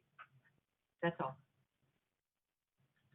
Okay, well, that's a reasonable opinion. It bordered on the original issue of talking about something that's not before us. I'm going to make my comments, and I apologize a little bit up front if it'll offend some people, but I'm really getting frustrated and tired of hearing the guidelines used as a hammer to beat applicants over the head that, oh my God, we are not applying every possible rule to this situation.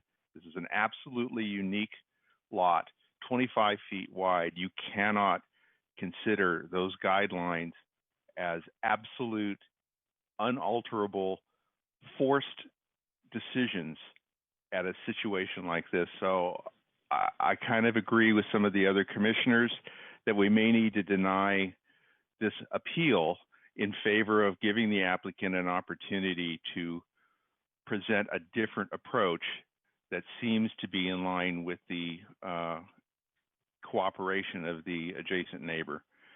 So we have two more hands raised, but then after that, I think we need to wrap it up because we're now completely over time again.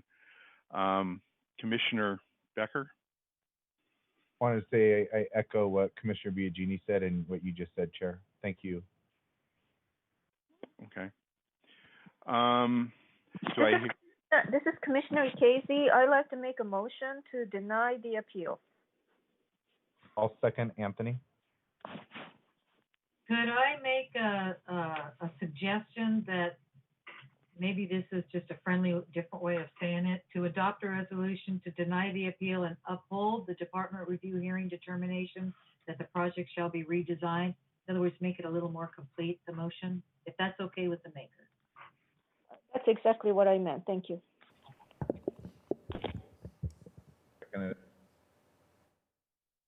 So the motion is on the floor to approve recommendation 1, which is just as was read. So we'll take the vote right now. Commissioner Kelly? Yes. Commissioner Casey? Yes. Commissioner Jane? Yes. Chair Salem? Yes. Commissioner Becker? Yes. Commissioner Biagini? Yes. Commissioner Cherukuru? No. Okay. The motion passes 6-1. Thank you.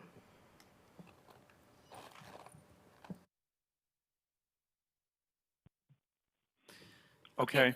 And that action's final unless there's an appeal of that decision within 7 days. Okay. So I think we're ready to move past the public hearing items into reports of commission, board liaison, and committee announcements and other items.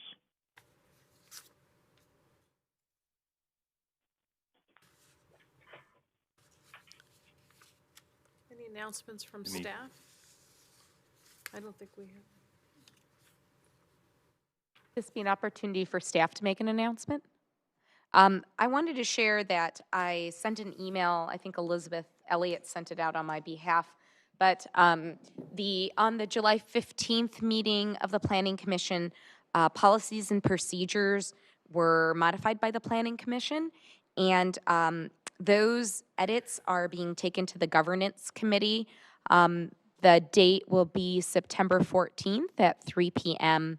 And really, the edits are going to be reviewed by the Governance Committee to just make sure there's alignment between other boards and commissions, alignment with City Council priorities, to develop the right process for certain, items being agendized, perhaps, and really look at this from a employer standpoint, because there are various different considerations that the city, as an employer, has to take when looking at the types of edits that were made at the hearing. So I have communicated this via email, but I wanted to let you all know that the meeting for the Governance Committee is on September 14th.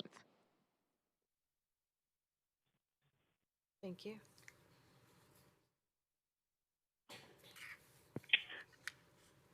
Okay, I see Commissioner Becker's hand up. I assume that he might have an announcement. Thank you, Chair. First, before I get into it, I just want to say thank you to all of our firefighters out there who are battling the blazes. And then also this weekend is Silicon Valley Pride. It's going to be on virtual, so I suggest all of you join in to enjoy the virtual experience because we can't do it because of the pandemic. And then lastly, I just wanted to say, thank you to Commissioner Steve Kelly for all of you done for our Planning Commission for the last, I think it's 8 years. And I really appreciate all your guidance. And I just want to say it was a pleasure to travel with you down to Santa Barbara last year. It was a lot of fun. And like I said, you taught me a lot. A lot of this Planning Commission has taught me a lot. And you were a respectable person. And I wish you the best. And I hope to see you around. And thank you again for that great car ride back from the airport, because I would have been stuck at the airport in San Francisco. So thank you so much. I really appreciate that. Thank you. So I'll also comment that I echo the appreciation for Commissioner Kelly, and he's been here longer than I have by notable amount. So it's been a really great learning experience, and I wish him well in becoming more the person that gets up in front of the podium instead of on the dais. I look forward to hearing from him in the future. Thank you. I too like to thank Commissioner Kelly. I'm sorry we're not going to have a send-off party. It's really too bad, but we'll miss you and we hope to see you around. You will. I echo everybody's comments about, we are so going to miss you, Commissioner Kelly. So, hey, maybe when all the COVID stuff is done, we can have a party. I'm hoping for that. I truly am. Although it may not be till next year. I second that. Yeah, thank you, Steve. You are the senior member of the Planning Commission. Now, I guess Yuki is the senior member of the Planning Commission, having been here the longest. Thank you for all you've done for protecting quality of life for our neighbors, particularly trying to protect garages from being filled with junk so people park on the streets and all of that. And thank you for all the popcorn that you brought us. So thank you. Thank you, Seth. Are there any other? I'll just let the other speakers speak as appropriate. This is Priya. Thank you again, Commissioner Kelly. It's been a wonderful year sitting next to you and learning a lot from you about real estate and all your comments during the commission meetings, invaluable support, and of course the popcorn. So thank you very much. We will miss you and look forward to seeing you again in the circles. Thank you, Priya. Commissioner Kelly, this is Rena Brio. I just want to say, it's not lost on me how much work all the commissioners put in, not just to be at the meetings, but to really do your diligence and pay attention to contemporary issues and topics and constantly be looking for the best for our city and our residents and our businesses. So thank you so much for, the countless hours you have put into this volunteer role. We really, really appreciate it. Commissioner Kelly, this is your liaison. Can I also comment? I was going to do this later, but since everyone brought it up now, I just want to thank you. I've been here with you your entire tenure, and I can't tell you how much I appreciate your common sense perspective, your reason, and also your real estate background has really brought a lot to the table. So thank you for your dedication and your continued education and all that you brought to the commission. It's been a pleasure to work with you. You as well. Thank you. And Commissioner Kelly, this is your attorney. I remember you.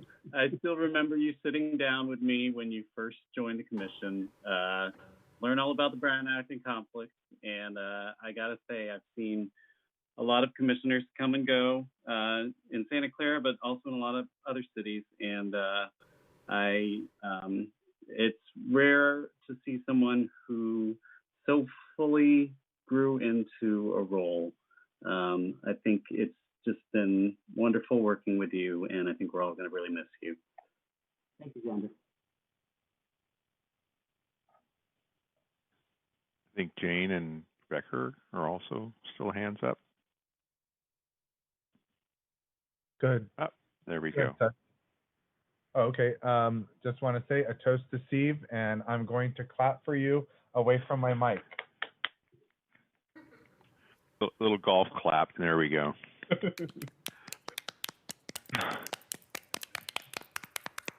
Awesome. Did we make you cry yet? So along the same concept and conversation, we do have our new appointed commissioner sitting as an attendee so far, Mr. Ricky Harrow. I think I said that right. We'll have to get a name check, but I'd like to also welcome him to the commission, and he has some shoes to fill. So good luck, and I look forward to getting your input on our next meeting. Welcome, Ricky. Welcome, Ricky. Welcome aboard. Okay, I think we move on to travel training and other requests to attend training. Anything? I'm going to Yes. assume not. I thought Commissioner you do Jane, have one. yeah, Good. Commissioner Jane had a request. Oh, Yeah, go there's ahead. a conference coming up on September 15th and 16th called the Net Zero Virtual Conference. It's related to basically our climate action plan that we just discussed. It's about how to get to zero carbon. And so it's only $150 to attend. So I'm requesting $150 from our training budget to attend that. And I believe Elizabeth can then register me for that. It's going to be September 15th and 16th. Yeah, I think that was getting opened up to other commissioners, and I was also interested in attending, and I was told to sign up. But I guess we do need to make an official request for the deduction. Yeah, I thought it was tonight because I was likewise interested. This is Nancy, sorry. So can we get a head count and then make a motion to set aside the funds? I'm hearing 3 so far. I will make a motion. When is the conference again? September 15th and 16th. Oh, okay. Yeah, and it's virtual, so it's not travel or, it's just get up and join it. What time? It's all day, but yeah. attend as you wish. It's not that much money. Oh, I'd like to join too then. This is Anthony Becker, Commissioner Becker, that said the motion. I forgot to say my name. Well, we just need a head count, and then the funds will be set aside, and we can individually sign up.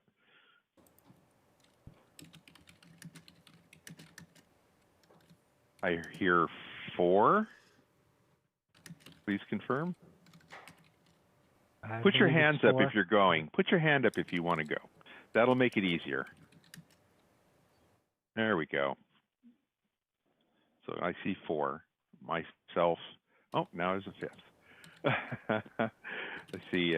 Myself, Commissioner Cherukuru, Biagini, Jane, and Nikezi. Well, being virtual, I guess there's no Brown Act violation. No, we're not speaking directly to each other, theoretically.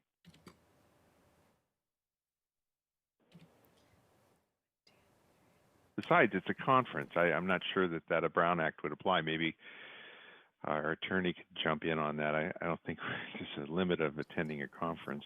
There is a conference exception to the Brown Act, but you're still not allowed to cluster in the back of the room and talk about city business. All right. Making it virtual makes that a lot less likely. Yeah. No breakout rooms. So do we have a motion on the floor? Yeah. The motion was made by Commissioner Becker, seconded by I'll second it. Commissioner Jane to expend funds for 5 commissioners to attend the Net Zero Conference, correct? Yes. Yes. Okay. Commissioner Kelly? Yes. Commissioner Casey? Yes. Commissioner Jane? Yes. Chair Salim? Yes. Commissioner Becker? Yes. Commissioner Biagini? Yes. Commissioner Cherukuru? Yes, sorry. Thank you. The motion passes. It would be an interesting result if anyone voted against it that wanted to go. So Elizabeth, will you register us to that? Yes, I will take care of the registration tomorrow, and I will email out confirmations to all of you. Thank you. Awesome. Thank you very much. Thank you. Thank you, Suz. That was a very good timing for this conference and after today's meeting. Thank you. Yeah. Are there any other items to talk about on travel or training? This is Priya. Chair, So I just wanted to acknowledge today's study session, but as we all noted, 1 hour is not sufficient for our study sessions. We do really get engaged. There were several comments that are still pending. It would really help that if we can actually have it scheduled separate, if it's overlapping and is going to take substantial amount of time for other public comments. So just a thought under training that I actually revisit this topic because I think it's such an important topic, and with our recent webinar interest, I can sense that we are going to have to revisit our climate action plan and goals. But I wanted to also add that with the recent operational changes and significant move towards virtual, our GHG should be coming down significantly if regionally we also allow for telework and remote working option to become the norm. So I didn't see that come up in any conversations, but I wanted to throw it out there. So with that, I'll yield. Thanks. Awesome. Thank you. I see hands still up. Are there any others that want to comment? Commissioner Regini. My only comment was on the same lines of these study sessions. It feels to me as if the presentation by whoever it is, staff or otherwise, if it's expected to be 20 to 30 minutes, and they'll know that ahead of time, that we should definitely have more than an hour because we like to ask questions. And if it's something that's going to take longer than 30 minutes, I think we really need to put it on a different date. That's just my thoughts for what it's worth. Thank you. So noted. Awesome. So we can move on to Planning Commission budget updates. Yes, thank you. Chair Salim, we just have your budget memo here, and your current balance is $28,129.15, and this is before the registration for the upcoming net zero conference. So that still is not going to, that's only about $600 then, about somewhere around there. So anyway, you have a substantial balance left. This is Rena Brio. I just want to add that I don't have specifics as it relates to the Planning Commission budget, but I do know in general the city is looking at a lot of opportunities for cost savings, and trainings are a category that they're looking closely at across the board, even with staff. So I would just, I would maybe encourage you to look at what you want to prioritize maybe spending money on, and consider that because, I don't know, the money that's been allocated this year, everything is being reviewed by finance and by the city council. So I don't know if anything really that's been allocated is guaranteed. That's a reasonable feedback. Given this is my first and only conference so far in 3 years, that might help. Also, the fact that we have absolutely no travel or hotel or any other expense might help. Yeah, I understand. I think it's a really noble idea to try and cut our costs where we can. That's all the report on the budget. Okay, upcoming agenda items, please.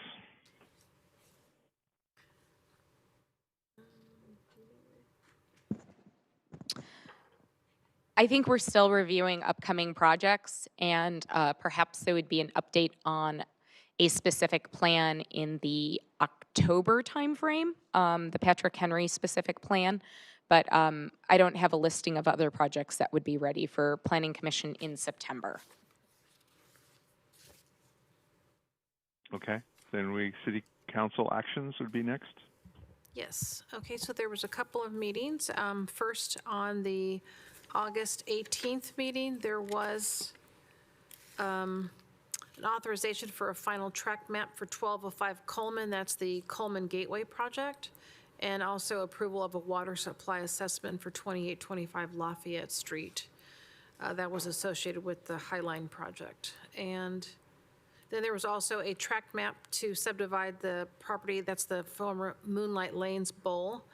At 2780 El Camino Real, there was a subdivision for 20 lots. And just to mention, there was request to continue discussions with the state regarding relocation of the downtown. And then there was an early consideration for property located at 4949 Great America Parkway, and this was for a general plan text amendment to allow a greater floor area ratio than currently allowed under the regional commercial general plan designation, and this is almost a 4-acre property. So that was supported by council, subject to FAA input on the heights of the buildings. And then on the yesterday, on the 25th, there was a tentative map approved for 2305 Mission College Boulevard, and this is a 2-lot subdivision for facilitating the development of a data center. And this data center's been approved a few years ago, but then a revised project was just approved, and that is to facilitating 2 buildings on that site. And that's it.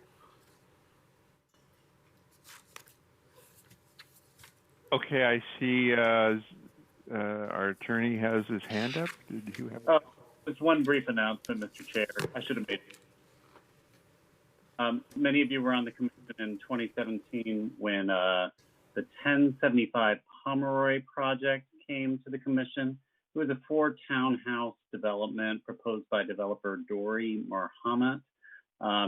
After it went to council and got approved, the neighbors sued on CEQA grounds, the Pomeroy Eichler neighborhood, they call themselves.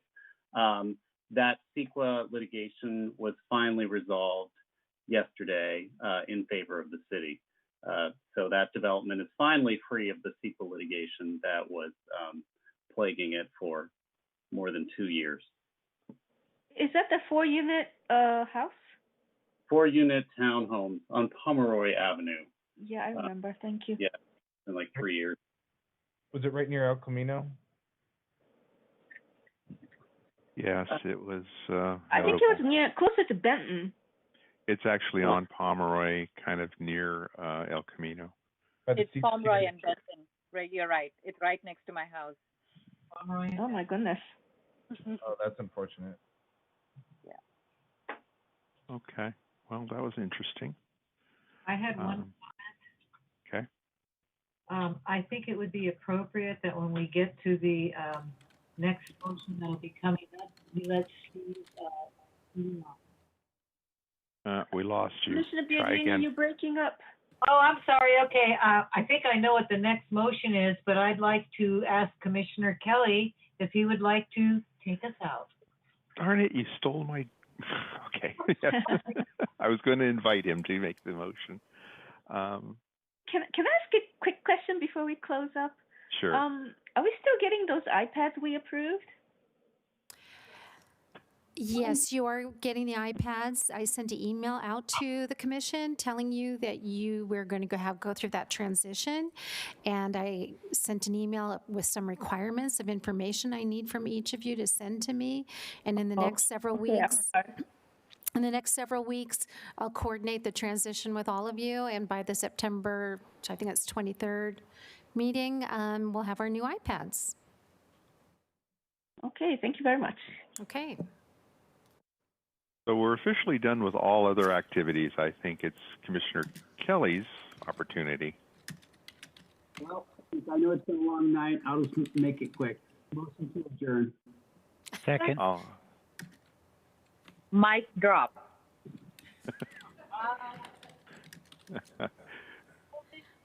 Motion by Commissioner Kelly, seconded by everybody. We can just take a voice vote. I mean, we can just unanimously.